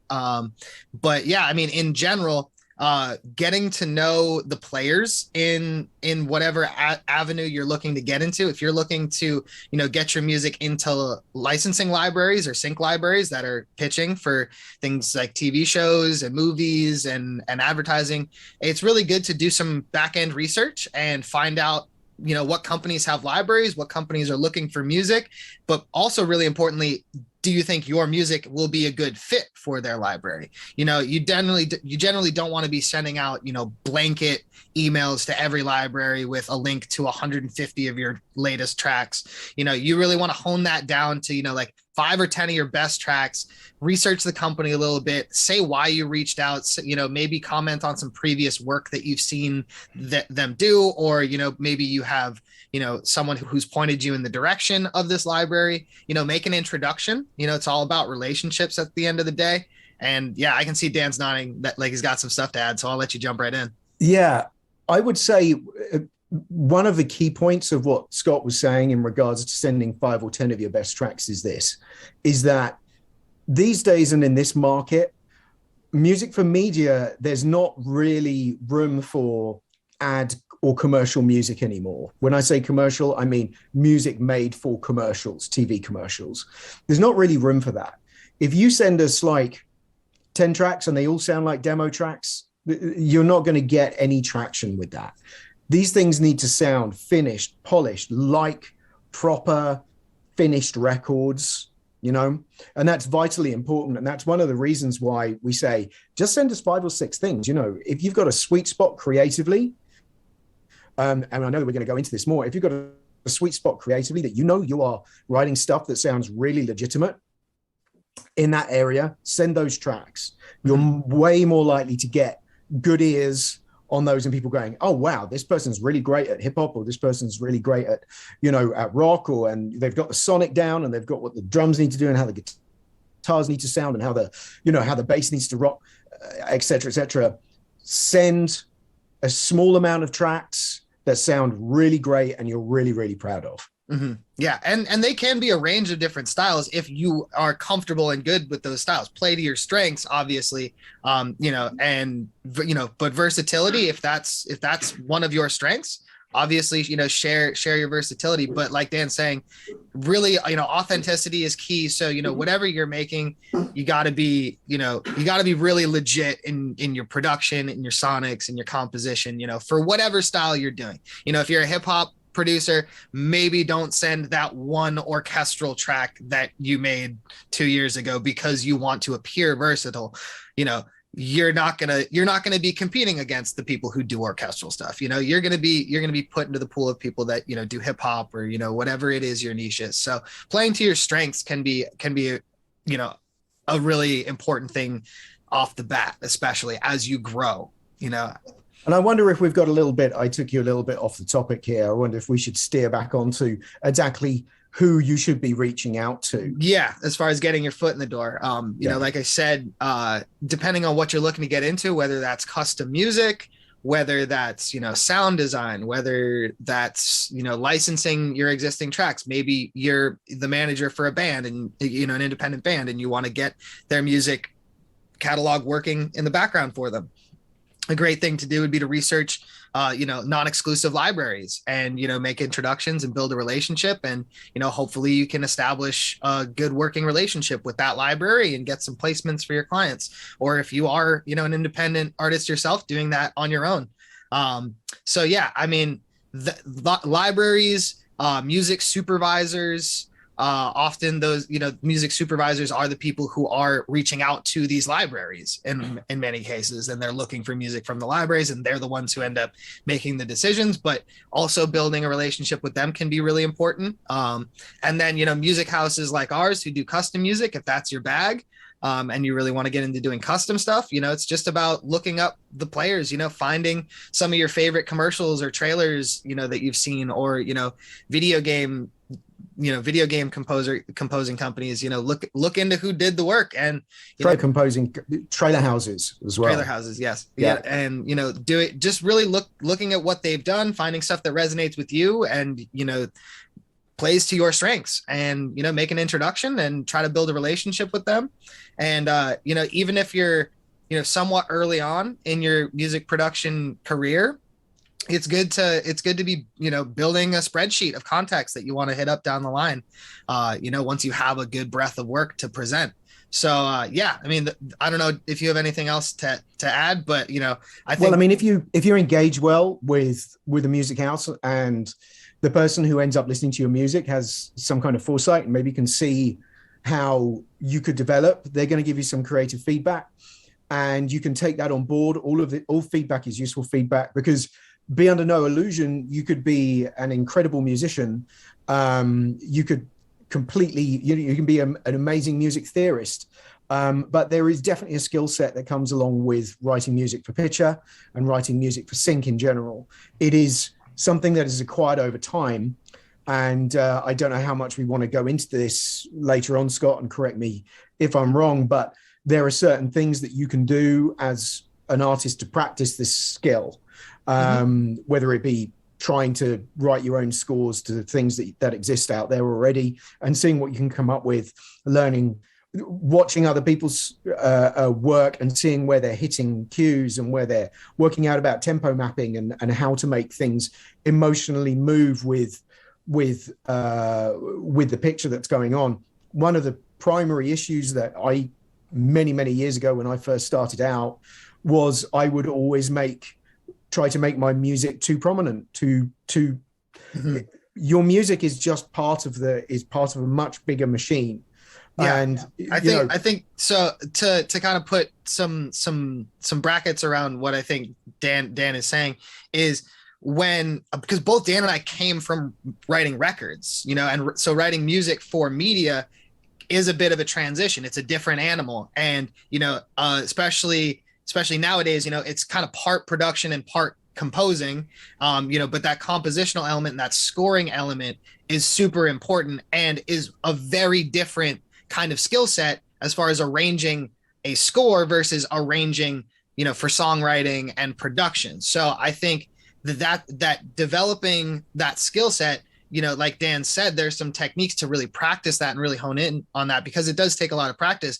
But a great way to get into that is to, find a section of a film of your favorite film and strip out the music and the dialogue and just try to score to that film. Learn about things like tempo mapping, grab a commercial off of YouTube, go grab a Coca-Cola commercial that, is flashy or, something that appeals to your style and sensibility as a producer or as an artist, and write something to that, just rip the video and write something to it for practice.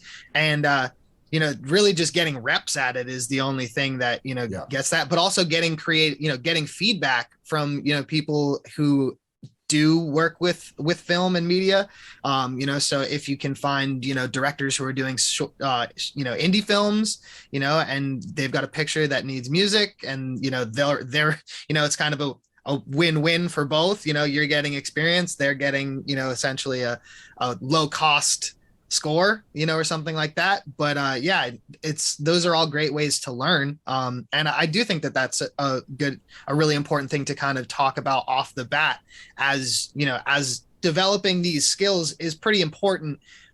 If you're looking to especially go into that custom music field, if you're looking to just license your existing catalog, looking at music supervisors and libraries and stuff like that, that's super important for that. But if you're looking to compose stuff for libraries or compose stuff for custom music, that's a very different approach than writing a record. So I think that what you brought up was super important. With all of that said, and all of that is absolutely, you're way more of a full package if you know how scoring to picture works. But if we get sent music and your stuff sounds dope and is really great, we're going to call you up. Yes, that's it. Absolutely. We have, even if you're not super experienced on working to picture, we can usually help you and guide you through getting that. If we think that the music that you're making sounds amazing, is innovative, works really well with the brand that we're currently working on at that time, send us that. If you don't have any skills, but you think you're writing some great music, if you have no skills in working with sync, but you have some amazing music, we're still going to call you up. So, and that's what you should be sending us, not, your best music, not a whole bunch of films that you've rewritten the score for, just to be clear. Yeah. I mean, the first thing that I think any music company or label looks at is the sound. Does it sound really dope? And does it have a uniqueness to it, and also a kind of a professional quality to it? That's not to say that you can't make dirty music. It's just gotta have that professional level to the production and to the composition, and a really great sonic. The word sonics gets thrown around a lot in our world of production, and essentially sonics is how does it sound cohesively all together as one package? Sonically, how does it sound? And so we look at that kind of as the number one thing that we look for, is like, if you got a great sonic going on, we can work with that. And yeah, the work in the picture takes a little bit of coaching sometimes, and definitely some practice, but it comes with the territory and it develops as you go.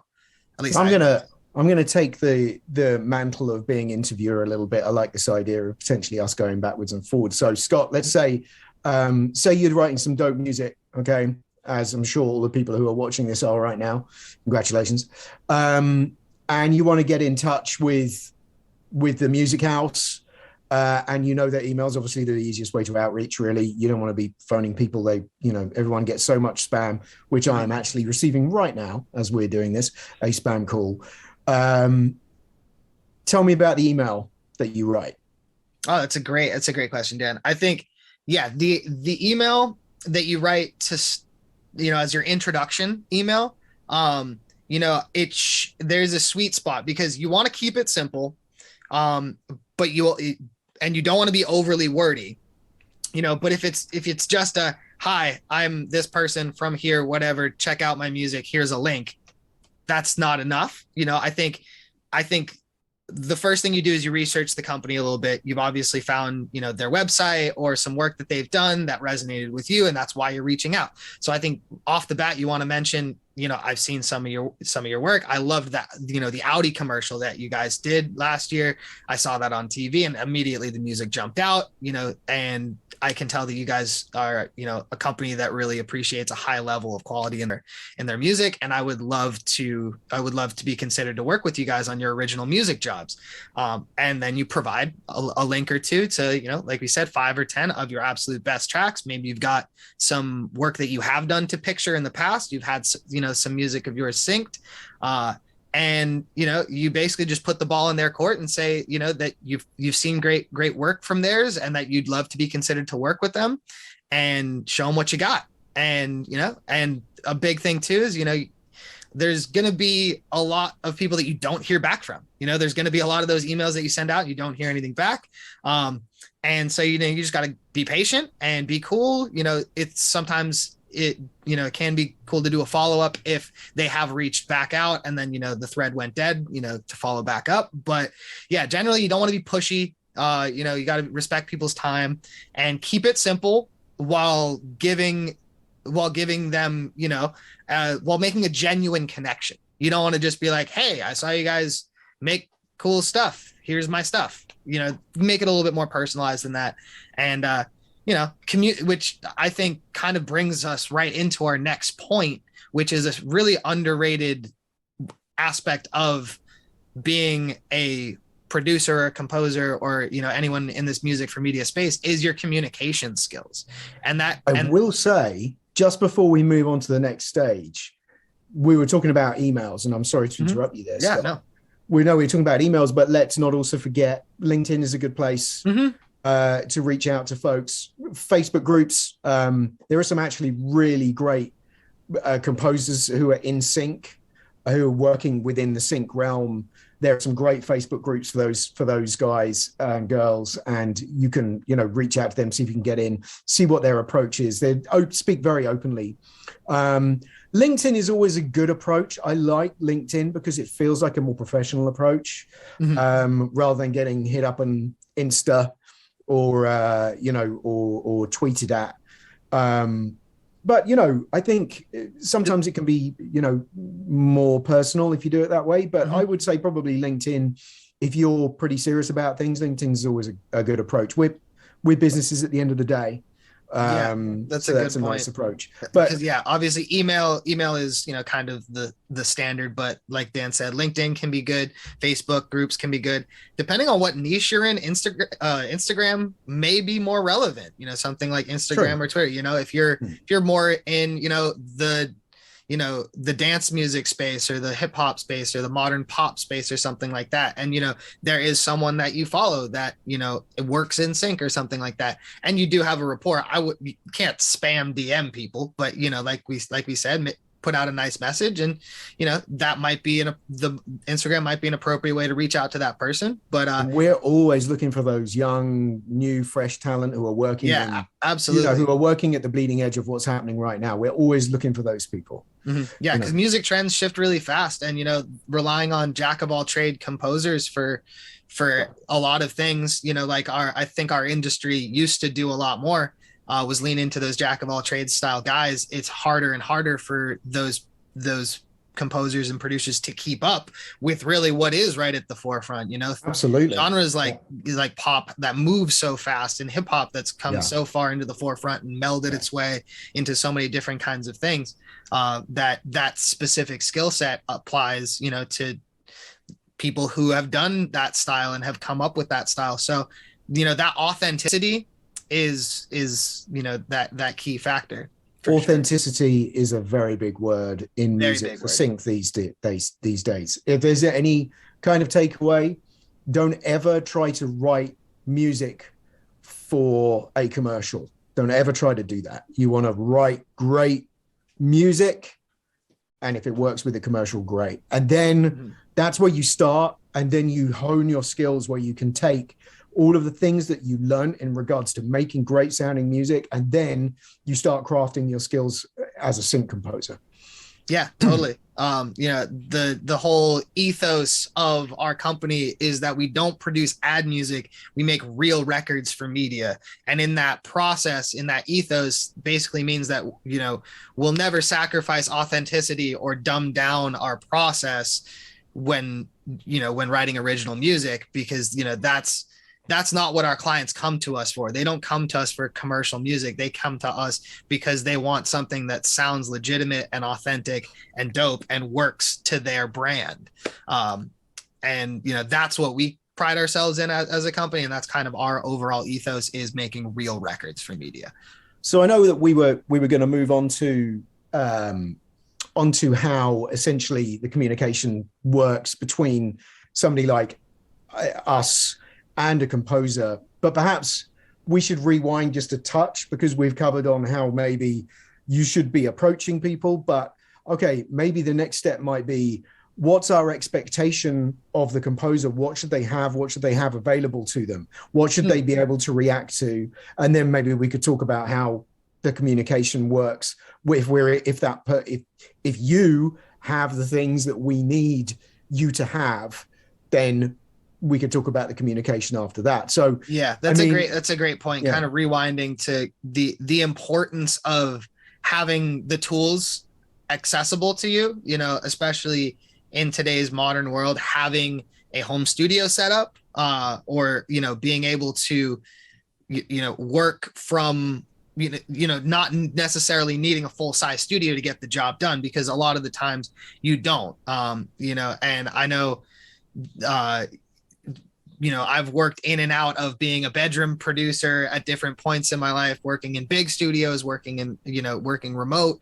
And I've come to find that having a remote setup is one of the most advantageous things you can have as an independent music creator in any avenue of music. If you're able to, get that mix banged out on your laptop with your headphones, really all you need is a computer, maybe an interface and a mic and some headphones and a dual. And something like Logic or Ableton or Pro Tools or, the DAW of your choice, that's really all you need. And if you're working on a laptop, there's no reason why, even if you're out of town or visiting somebody or something, and we'll talk about more about this in the communication later on that we're leading up to, but there's no reason why you can't open that laptop and make any tweaks that you need to make, anywhere that you are. Mm-hmm. And one thing I will add to this is you have to be organized. You have to be organized. You have to have your files in the right places. You have to know where your samples are. you have to sometimes, we might be working with you on something, and it will be a case of they've actually decided to go back like 3 versions. Can we get that version? Then we're going to need stems of that version. And you're like, oh, I actually copied over that, or I saved over it, or I've lost samples, or maybe you've put a bunch of stuff in our library, and we say, oh, we've got a great license for this track from a couple of years ago, and you're like, oh, I don't know where that is anymore. And you can't recall it, and it needed tweaks, and you've just lost a big license because of it. Be organized right from the offset. Make sure all of your stuff is labeled properly. Make sure you can find it. Make sure you can recall it. And there's always going to be challenges as time goes by. People move from different digital workstations to different computers, but be organized right from the beginning with all of your work. Make sure it's as much as you can recall it. You can bring it back up, you can edit it. You know exactly what people are talking about when they say, oh, can you look at revision 14C, please? Because that's how we're gonna come to you, and you're gonna I have no idea what 14C was. I never called anything 14C here. And then you're sending your stuff back and it's not the right one. Organization. Yeah. Always organize.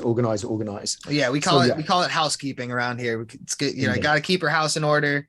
Keeping your project files organized, and finding a system that works for you. We've developed, we use Dropbox, at the Elements for a lot of our file organization stuff, and backup as well. Yeah. Always having backups and all that stuff. That's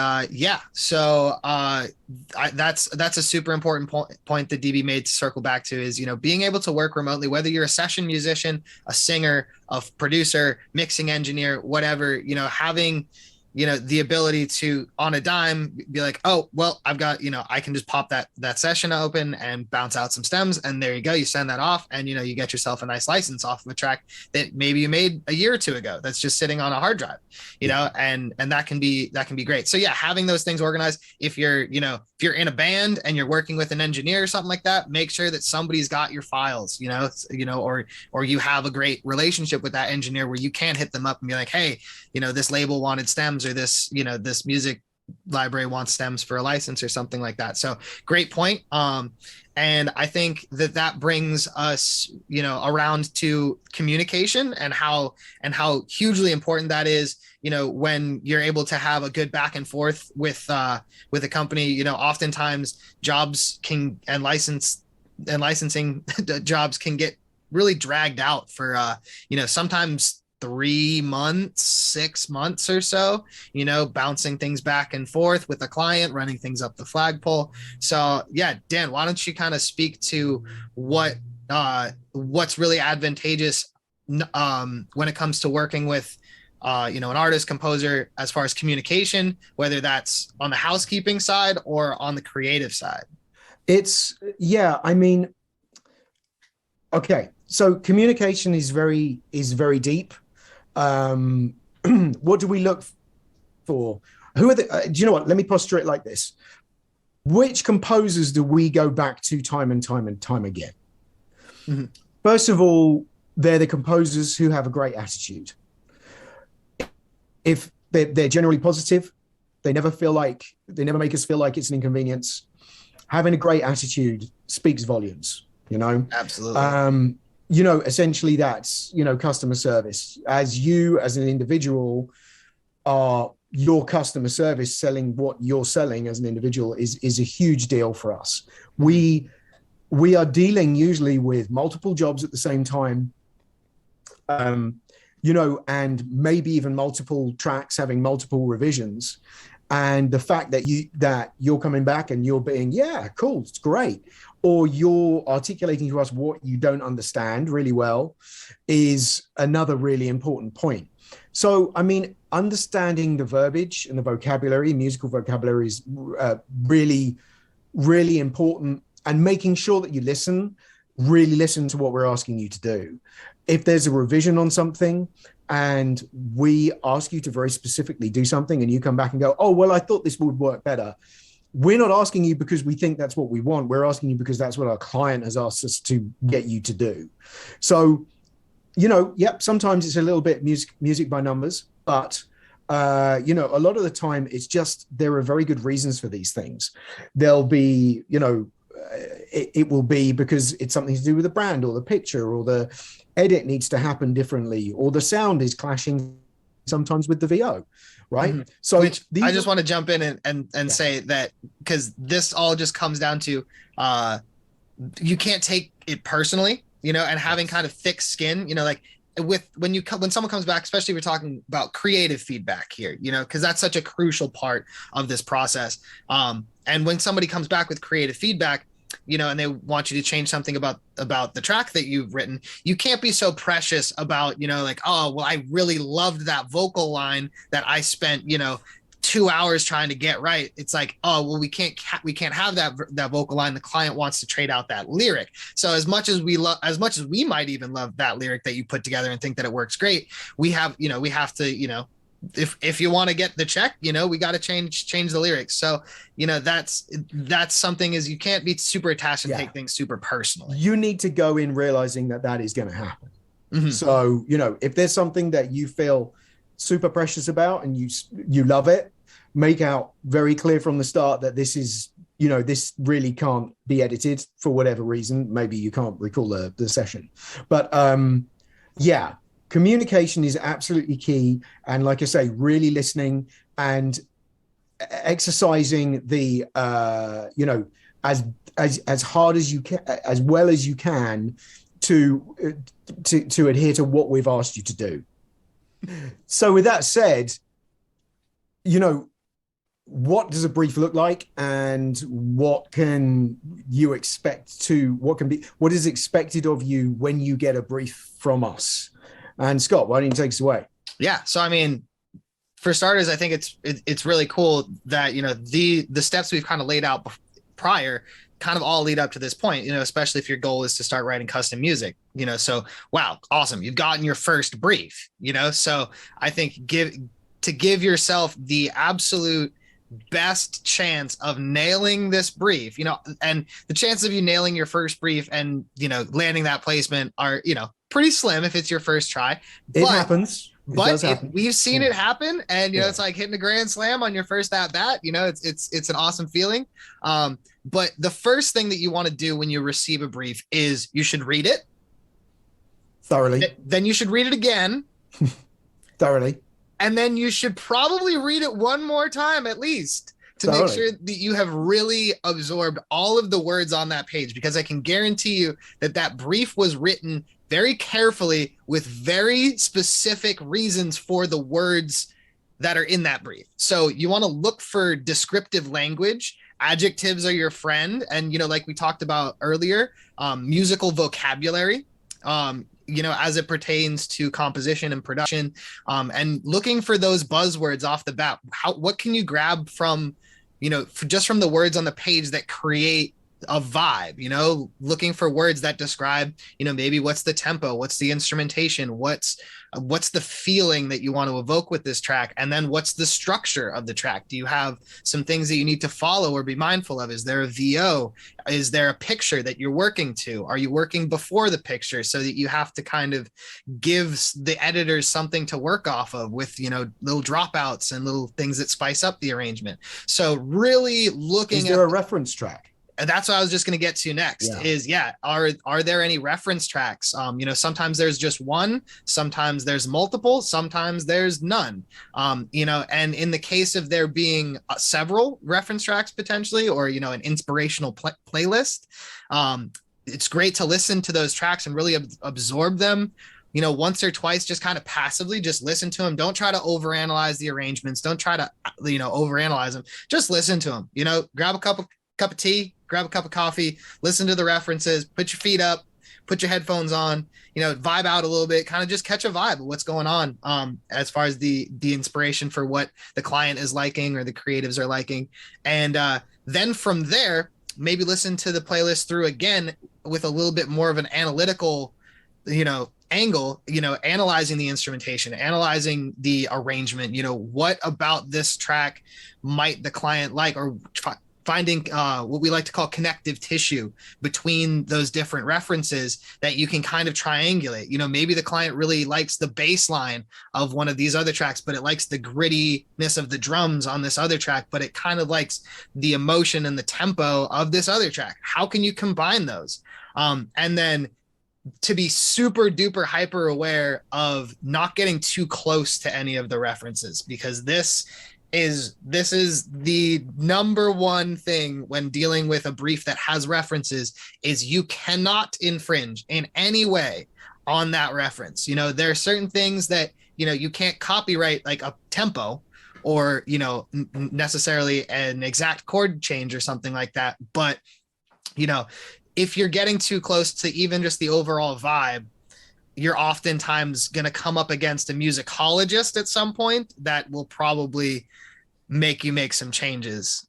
There is even a law. Why don't you speak to that? Yeah, there is even a law that means that if in court you can be proved to intend to copy, that's also regarded as breach of copyright. So it is definitely a hot topic. I mean, you're seeing right now with, not wanting to age this, but Ed Sheeran, and you've seen it previously with I've forgotten his name, but for Blurred Lines, for on that Marvin track, Gaye, right? Marvin Gaye, yeah, and Robin Thicke, and like, it's so important. It's so important that you cannot infringe. And actually, this is worth something bringing up as well. Any music that you were to send to us has to be free of any samples or anything like that. This is a, you know, if you were to put music into our library, there can be no samples in there. By samples, you mean non-royalty free samples. Yes, if you're using Splice or you're using, you know, buying sample packs, those samples are fine. You can't pull something from a track off of a record, you know, off of, you know, a rip from Spotify and put, you know, then put a piece of that, no matter how much you mangle it. You know, if that's an identifiable sample, you're in a sticky situation legally, unless you have, of course, cleared that sample and gotten permission to use it. Yeah, that's really huge. Do not infringe, do not infringe, do not infringe. But otherwise, all of what Scott has previously said about getting the vibe, working out what it is the client loves about these tracks, what the connective tissue is, and more than likely that'll all be in the brief. But making it your own, making it your own is the key to that. You know, you can have references, you can have, you know, a style that the client is, you know, gravitating towards, or something that's laid out in the brief, but it's, at the end of the day, it's about making it your own. It's about taking that brief and those references and that connective tissue and running it through your lens of perspectives and the skill sets that you bring to the table and making it your own. That's what's gonna, you know, create something really dope, is by you injecting yourself into the idea.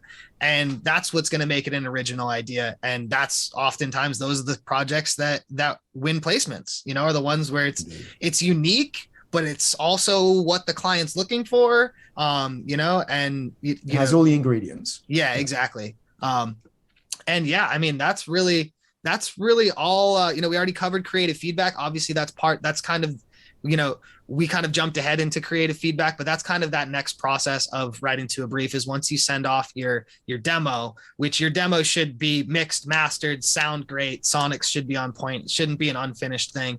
And when you send that off your first iteration, you know, oftentimes then you're going to get some creative feedback. Oftentimes it'll be from, you know, internally from the music house at first with their creative directors, and then it'll get run up the flagpole to the client, and they may come back with some selects and some additional feedback. And then that process, that's really where it depends on who you're working with, how the project unfurls, you know, on a client level. You know, sometimes, like we said before, these things can drag out for a while. Sometimes they're finished up in a week or two. It really depends on the project. But yeah, I mean, Dan, do you have anything else to add? I know we got to wrap this up. Yeah, well, I mean, in closing, I think we've covered everything here, all of the points from sort of A to B, although we might have gone A, B, E, and then back to C and come through, but you've got all the information here. What I will say is, if you feel that you're ready to embark upon getting into music for sync, reach out to us. We're the Elements Music. You can just do a search for us, find us, And, we'd love to hear what you have to offer. We'd love to hear if you have any projects that you're looking for music on as well. We'd be glad to hear from you. But otherwise, I've been Dan Buick. Yep. And again, I'm Scott Coleman, and we're The Elements. And it's been a pleasure talking to you guys today. And I hope that you guys learned something, and that you go out and you land some dope placements with your music. Yeah. Thanks for having us.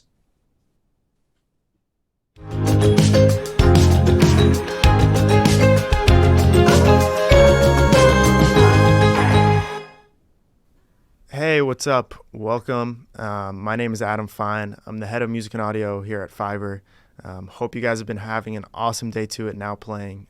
Been really interesting to see some of these sessions. Heard from some amazing people.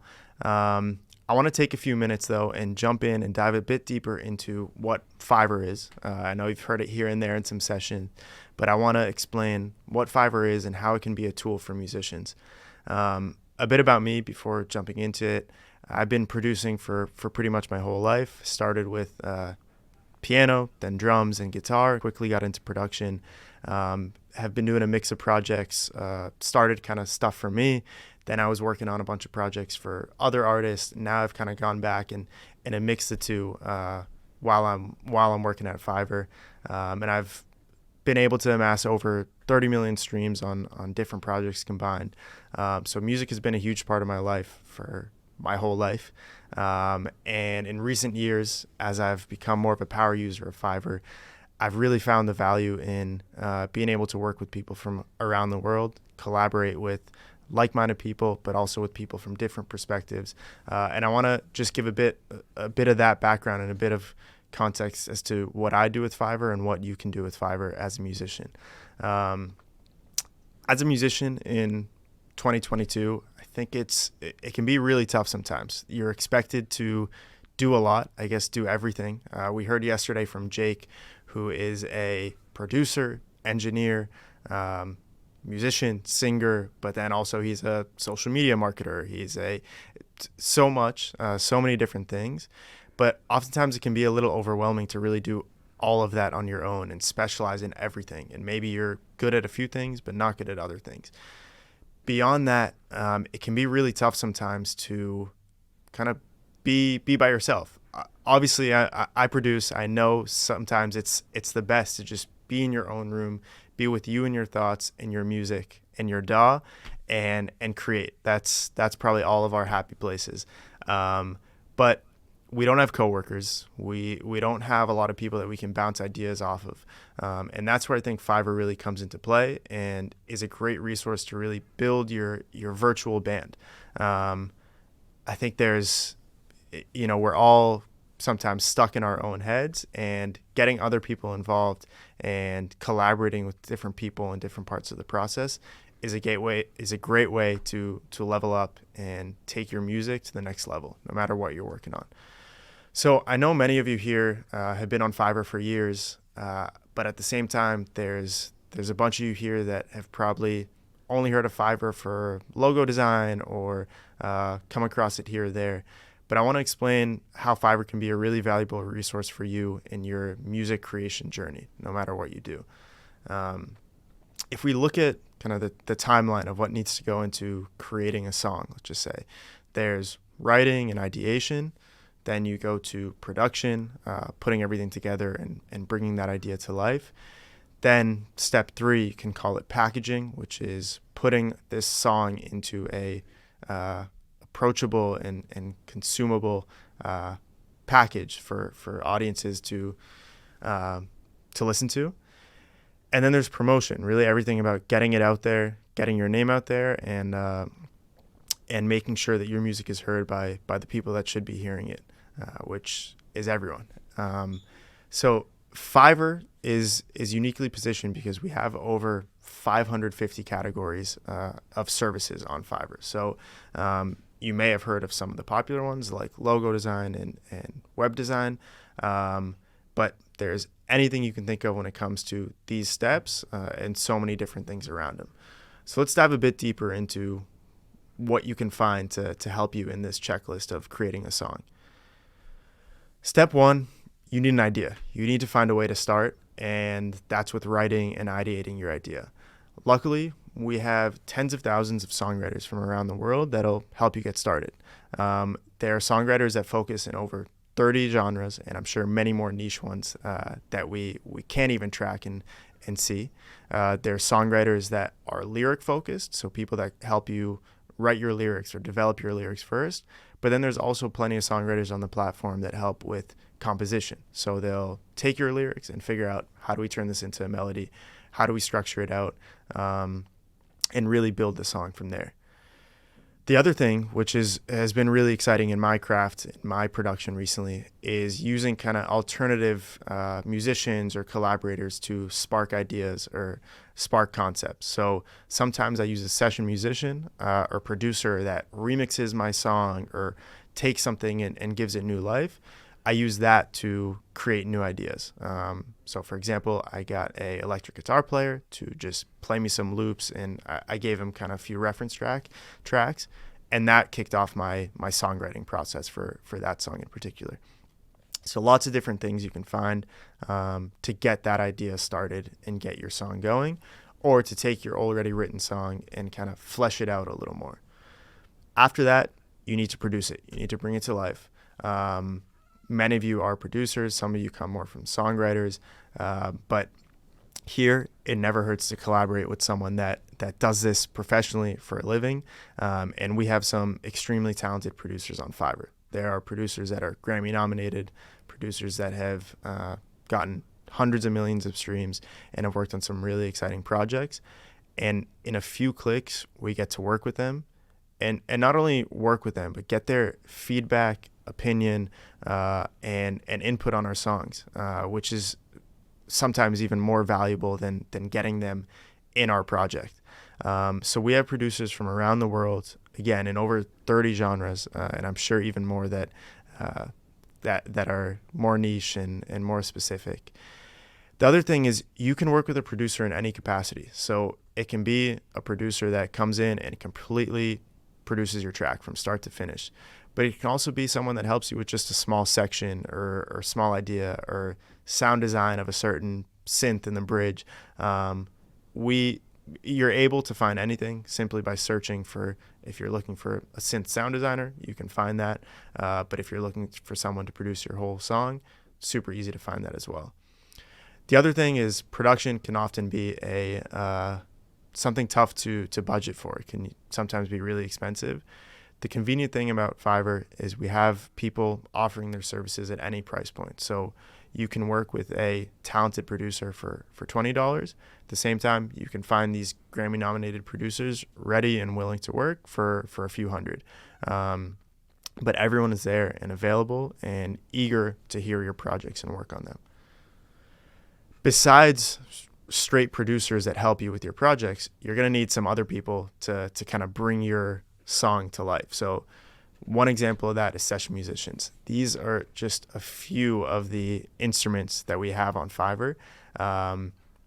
You can really find any session musician that specializes in any instrument, and this is something that I've really taken advantage of. In the past few years, as I've become more of a Fiverr user in every part of my production process, session musicians is something that has really leveled up my game. For example, instead of going to Splice or other platforms, which are super helpful and great for getting ideas started and finding loops or other things, instead of looking for a loop or looking at something that everyone else has, I go and get a guitarist or a mandolin player or a flutist to play a specific thing that I need on my song. And sometimes I can tell them specific instructions of, hey, I need these 4 chords in this section for this long, and they give me that, and it's great. But other times I go and say, hey, this is my chord progression. This is the track. Take a listen. Come up with whatever you can on this part. And more often than not, it's gold, and it completely changes my project. And actually, I think on almost every project that I've released in the past 2 years, I've had a Fiverr musician on it. It's just been super helpful for me. And one interesting example of kind of taking all these session musicians and putting them together is something that I made recently, which is a cover of a Coldplay song with some obscure instruments that I hired off of Fiverr.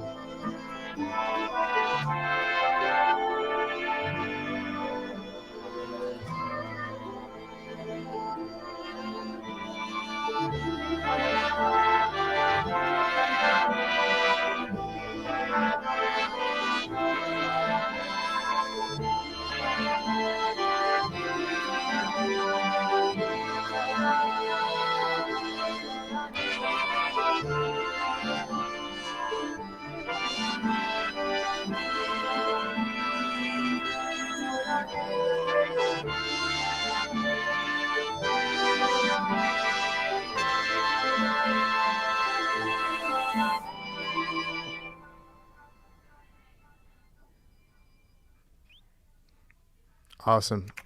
It was really special putting that together. Hope you guys enjoyed checking that out. As you could see, that was something where I used a hand pan. I used singers. I used some instruments that I honestly don't remember the name of. I think there's a kodo in there or something like that. But I was able to find musicians that specialize in those instruments and that really excel and brought a lot of life to my projects. That it also inspired me for some other projects to bring those session musicians in. And yeah, really gives new life to my project. Besides that, most songs that you guys are working on are going to need singers, and we have them. We have singers that are super talented and super versatile, and that really can cover every genre, every price point. A lot of our singers do also write lyrics for you, so they'll do top lines or different melodies that you need. But it's been a great experience working with singers as well, and I highly encourage you to check out some of the singers we have on the platform. After you put the song together, before releasing it, you're going to need to figure out, okay, what do the visuals look like? What do I have a Spotify canvas? Do I have a promo video? So you can have people help you with your cover art, with your Spotify canvas, with your promo video, really anything you can think of. And here are a few examples of cover art that was made on Fiverr. Just a few examples of some really cool and unique pieces. So I guarantee you can find the style you're looking for and kind of the exact visual identity that you want to represent and that matches your music. There will be someone on Fiverr that will help you achieve that.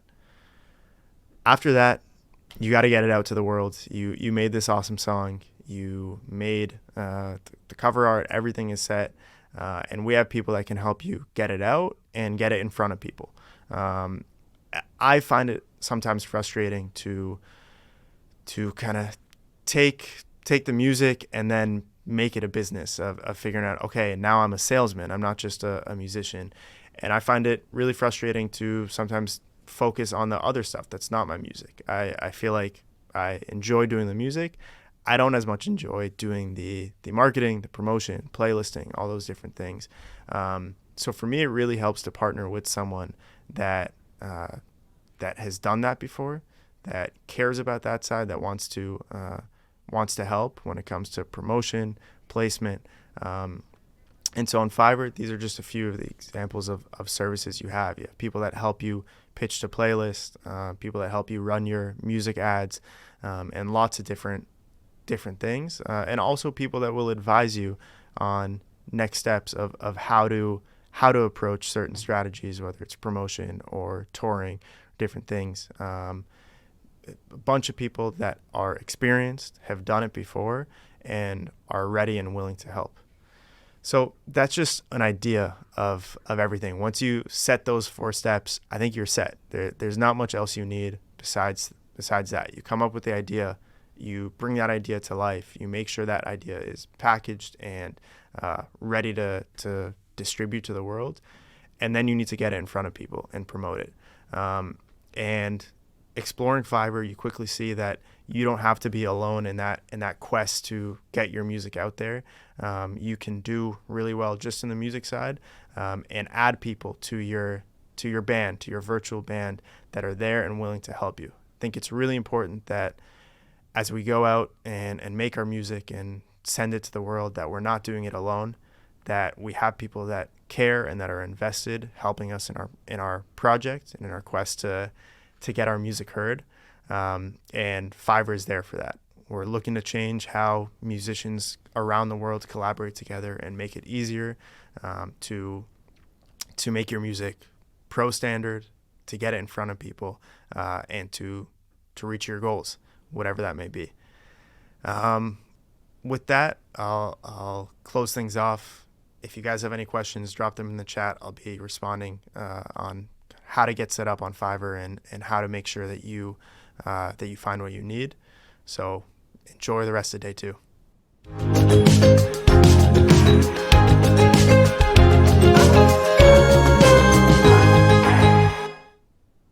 Yo, what's going on, everyone? If you're just tuning in, my name is Alex Leondis, also known as Leondis. I'm a producer, DJ, and artist from Boca Raton, Florida. Currently a sophomore at UCF in Orlando, and Fiverr hit me up to tell you guys my story of how I got an official remix for the Chainsmokers. So, without any further ado, let's get into it. So, real quick backstory. My name's Alex. I've been producing dance music for about 2 years now, and I've always been a huge fan of the Chainsmokers. For the last 2 years, I've been doing remixes for artists, just trying to get my foot in the game, get my name out there, and make some connections. So, when the Chainsmokers announced that they're gonna be dropping their first song in 2 years, called High, I told myself, right when I heard it, I'm gonna officially remix it. I don't know how, I don't know when, I don't know how long it's gonna take, but I'm gonna do it. That is the most important thing for any goal or dream that you have. You have to tell yourself and truly believe deep down that you can do it. So, that's the first step. Self-realization, self-belief. Second step, which was the hardest step, was trying to get in contact with them, because I am a 19-year-old artist who doesn't have a big following. So I did the one thing that I knew that a small artist could be discovered from, which was TikTok. So I made a song one day, and my buddy Colby came into my room, and I showed him it, and he gave me this crazy reaction. I said, stop, wait, do it one more time, but let me set up the camera. He gave me the same reaction. I posted on TikTok, and pretty much overnight, it ended up doing pretty well. People were commenting like, yo, I need this. This is like a summer anthem. I like drop this. And I genuinely made it the day before, which was really scary because a lot of times artists will go on TikTok with a song already made, scheduled for release. And yeah, I made it the day before. So I started to get all this love, which was very humbling. But I was like, okay, I need to put vocals on this. This was a Thursday. And that Friday, the Chainsmokers dropped their song. I took the song, I made myself a little do-it-yourself a cappella. To my surprise, the song High was in A minor, and the song that I made the night before was in A minor. So that was kind of like my point where I'm like, all right, I'm going full force. This is meant to be. Made a TikTok, and I was like, yo, do you think like this could go anywhere? Tag the Chainsmokers if you think this could be something. And I started making videos about this for about 3 days. After the third day of making videos about it, the Chainsmokers actually commented on my TikTok, sheesh, and I was like, oh, this is insane. But me being me, I kept going for it. I knew what I wanted, so I kept going. I kept making the videos. I kept promoting it. And a couple days later, they commented this, and their manager actually DM'd me on Instagram and said, yo, here's the vocal, clean it up, and send me back what you got. So I sent him a version that was similar to what I was promoting. He said, cool, this is awesome. Let me send it to the guys, see what they think. They sent me back a list of notes to do. I ended up getting it back, and I worked on the remix for the next 18 hours with like one 30-minute stop. My brain was mush. Shout out to one of my friends, Cade, who helped me finish the song. By like 4 a.m., I'm listening to the same thing for 14 hours straight. My computer crashes. yeah, things aren't good. I ended up sending it back to them, and I didn't hear anything for about 3 to 4 weeks. Obviously, I'm like freaking out, but I did the one thing that I knew could definitely only help me, which is make TikToks for it and keep promoting and keep pushing it. So I did that for about 2 to 3 more weeks. After like 2 weeks of it, the Chainsmokers actually duetted my main video. Yo! We calling you, baby. Check your email. And that was like one of the craziest days of my life. Like me talking to them, looking at them, but not really, but they're acknowledging me, and it was insane. I still didn't know if it was gonna be official or not, and people were starting to get mad. They were like, yo, just drop it. Some people don't really understand the process of doing an official remix and all that. For about a week and a half more, I kept going hard on TikTok. I kept doing videos. I did videos showing people on campus what they thought of my remix. I did my grandparents' reaction. I did aesthetic videos in the sunsets going like this, all that stuff, and it was a lot. But TikTok could only help me, so I did what I knew I could do, and about a week later after that, they ended up hitting me up saying it's gonna be official, and that was insane. I felt like I was doing something right because I believed in myself and kept pushing at all costs no matter what, and I wasn't satisfied until I got what my mom was set out to do. So, with that being said, I just wanted to give a few things for anyone looking for advice, looking for help, looking for inspiration. 1, I'm a small artist on TikTok. I'm a small artist on Spotify, on Instagram. I'm still growing. It is possible for anyone to do it if you have the drive and power and you have the self-belief. So if one of your excuses is that I'm not big enough, I can't do it, throw that out the door, because I'm a pure example that you can do it regardless of falling. You just gotta want it, and you just have to find a way and believe in yourself. 2, one of my goals in life is to help out as many people as possible while doing my passion. So hit me up on Instagram or email me. I'm happy to help and give my advice where I can, and also vice versa, because I can always learn from other people as well. And 3rd, I just want to say thank you to everyone that streamed my remix, played it, wanted it, tagged the Chainsmokers. I couldn't do any of this without you. And of course, I always say then people are like, but you did it, but no, but I couldn't do it without people supporting me and my music. So from the bottom of my heart, I just want to say thank you. I hope that you learned something today. Yeah, like I said, my DMs are always open. I'm happy to help anyone who wants to help, or even just be a friend. So yeah, hit me up on Instagram. On socials, I'm at Leondis Music on everything. On streaming platforms, I am just Leondis, Leondis. So yeah, I hope you guys got something from this. I love you all, and yeah, peace.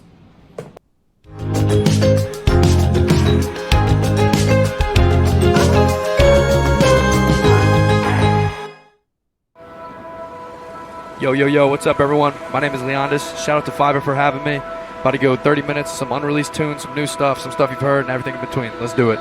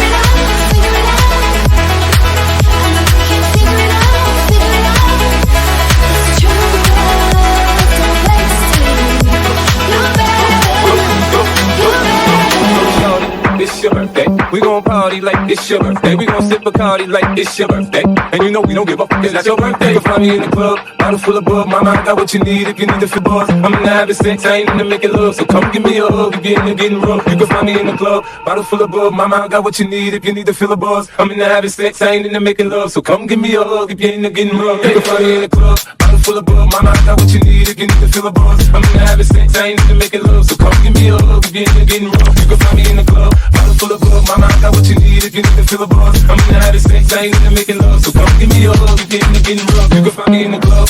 Go, go, go, go, go. You can find me in the club. Go, go, go, go, go. You can find me in the club. Go, go, go, go, go. You can find me in the club. Go, go, go, go, go, go.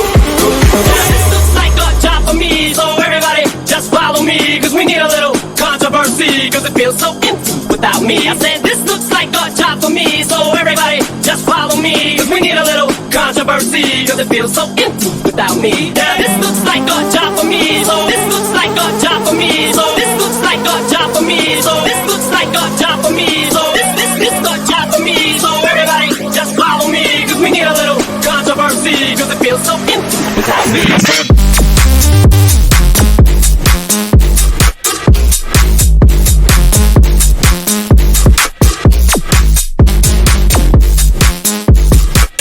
Up and down, side to side like a roller coaster.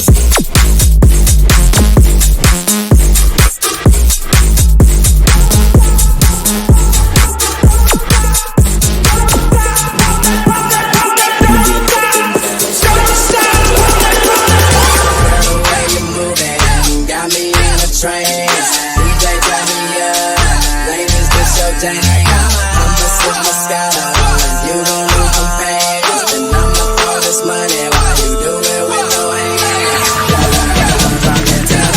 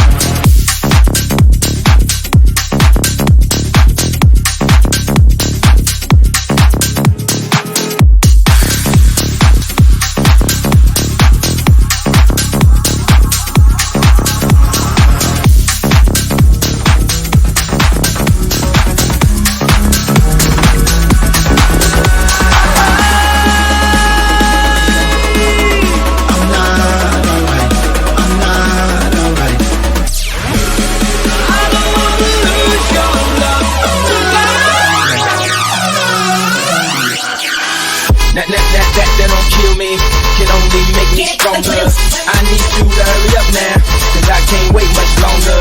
I know I got to be right now, cause I can't get much longer. Man, I've been waiting all night now. That's how long I've been Let's play lost tonight. You could be my black Kate Moss tonight. Play secretary on the ball tonight. And you don't give a fuck what they all say, right? Off from the Christian and Christian Dior. Damn, they don't make them like this anymore. I ask, cause I'm not sure. Do anybody make real shit anymore? Bad with the presence of greatness. Cause right now that has forsaken us. You should be honored by my lateness. That I would even show up to this fake shit. go nuts, no A shit. Sexy in my pastel on my bait shit. Act like you can't tell who made this. New gospel, homie, take 6 and take this. Haters, that don't kill me, can only make me stronger. I need you to hurry up now, cause I can't wait much longer. I know I got to be right now, cause I can't get much longer. Man, I've been waiting all night now. That's how I'm laughing. I don't know if you got a man or not, if you made plans or not, if God put me in your plans or not. I'm tripping, this drink got me saying a lot, but I know that God put you in front of me.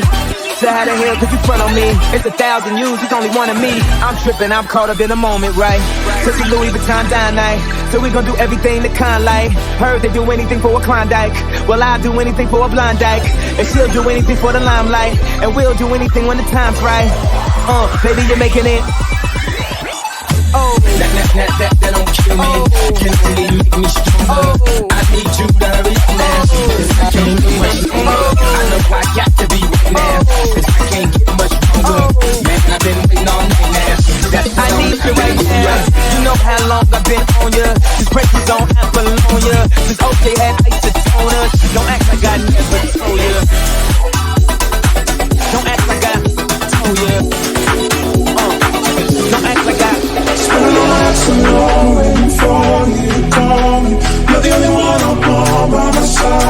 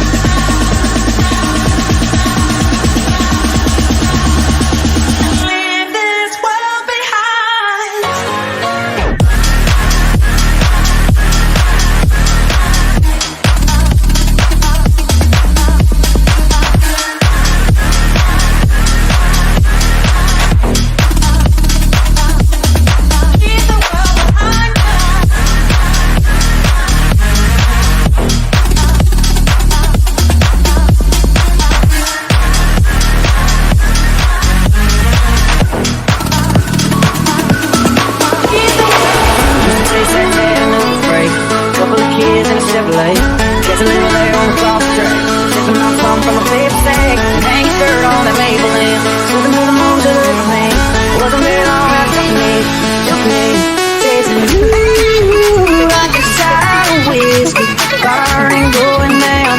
Burning, going down. Chasing you like a goodbye till I anywhere out of this boy town. Taking that freedom, taking that feeling that got gone too soon. Thinking that you and me, I always see you married you. Well, I'm here tonight, holding someone who's still chasing you, still chasing you.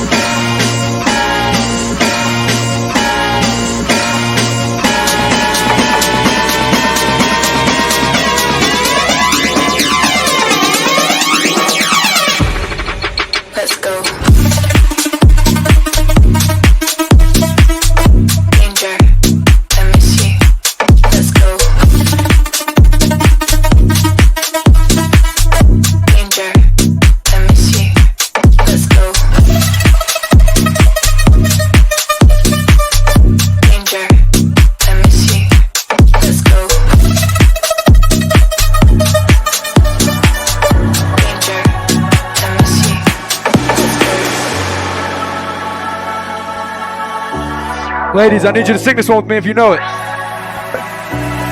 Candy, she's sweet like candy in my veins. Baby, I'm dying for another taste. And every night my mind is running around her. Thunder's getting louder and louder.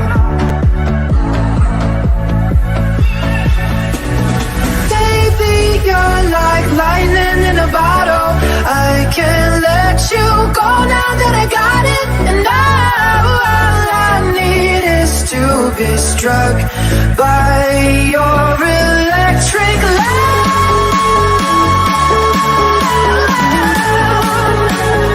Baby, your electric love. Baby, your electric love.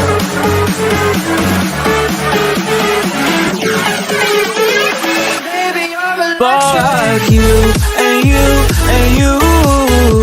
I hate your friends and they hate me too. I'm through. This that hot girl by my anthem, turn it up and throw a tantrum. This that hot girl by my anthem, turn it up and throw a tantrum. This that throw up in your Birkin bag, hook up with someone random. This that social awkward suicide that buy your lips and buy your likes. I swear she had a man, but shit hit different when it's thirsty. You make my heart beat like the rain. Surround me, pull me deep beneath your waves. And every night my mind is running around her. Thunder's getting louder and louder and louder. You're like lightning in a bottle. I can't let you go now that I got it. And all I need is to be struck by your electric love.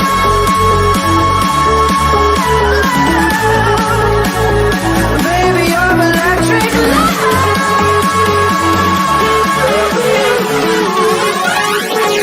Baby, your electric love. Fuck you. I hate your friends and they hate me too. I'm through.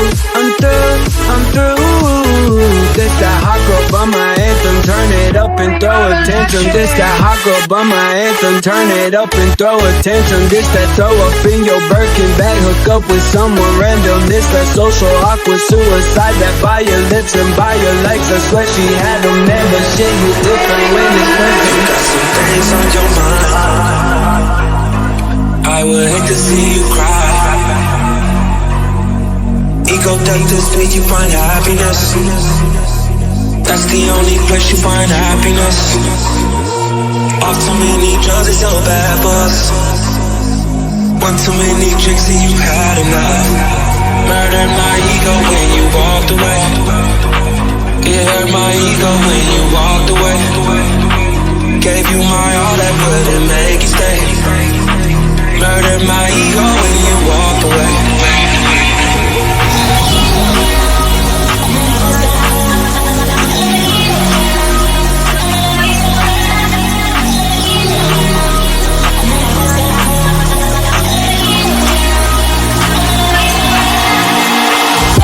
So let a sucker step up and get bombed. Bobby, creative.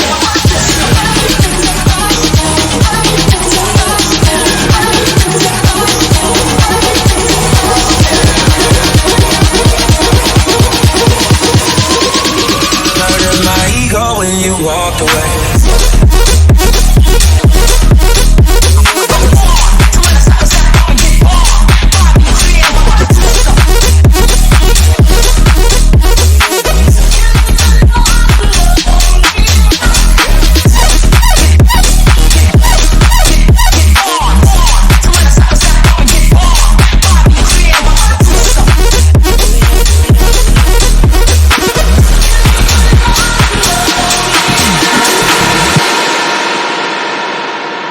Do you remember when it first night, September? Love was changing the minds, pretenders, while chasing the clouds away. Our hearts were ringing in the key that our souls were singing as we danced in the night. Remember how the stars go the night away. Sing it.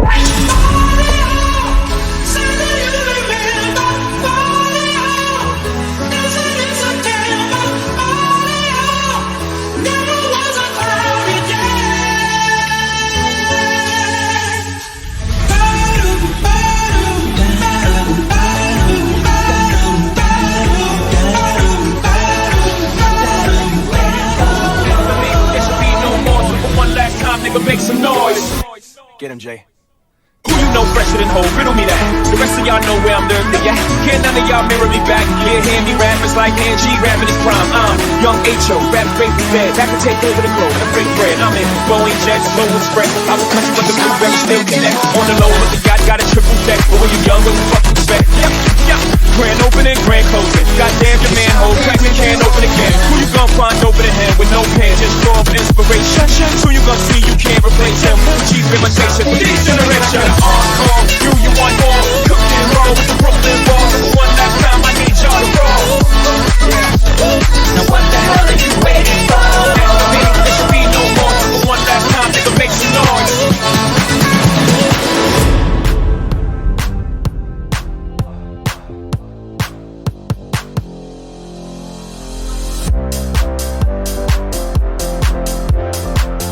Yo, my name is Leondis. I just want to say thank you, Fiverr, for having me. I got one more song right now. It's my official remix for the Chainsmokers. It just came out. Stream it called Hi, Leondis Remix. What you think? Thanks for chilling me. Why you only say you love me when you're high? It's like we go through the same shit every night. Oh, I. You always swear that it's gonna change, but it never does. You only say you love me when you're high. It's like we go through the same shit every night. Oh, you always swear that shit's gonna change, but it never does. Tell me that you're gonna change and act like this instead. I'm too old to want somebody's always switching up the friends. I can make you love me, but at least you could pretend. Just gonna eat the fist until I'm I'm fucked out of my head. You play the same old songs. I know that you're different in your Air Force Ones. Filling my prescription, I could bite your tongue. Like I got an addiction, yeah, you always say this shit's gonna change, but it never does. You only say you love me when you're high. It's like we go through the same shit every night. You always say this shit's gonna change, but it never does. I know it's my fault. I pick up your phone calls when it's 1:30 and you're halfway drunk. You say you love me, and it sounds so dumb, but you're the only one I can't run away from. The same old songs. I know that you're different in your Air Force Ones. Filling my prescription, I could bite your tongue. Like I got an addiction, yeah, you always say this shit's gonna change, but it never does. You only say you love me when you're high. It's like we go through the same shit every night. You always say this shit's gonna change, but it never does. You only say you love me when you're high. It's like we go through the same shit every night. You always swear that it's gonna change, but it never does. You only say you love me when you're high. It's like we go through the same shit every night. You always swear this shit's gonna change, but it never does.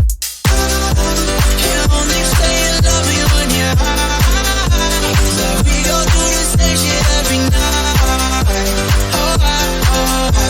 You always swear this shit's gonna change, but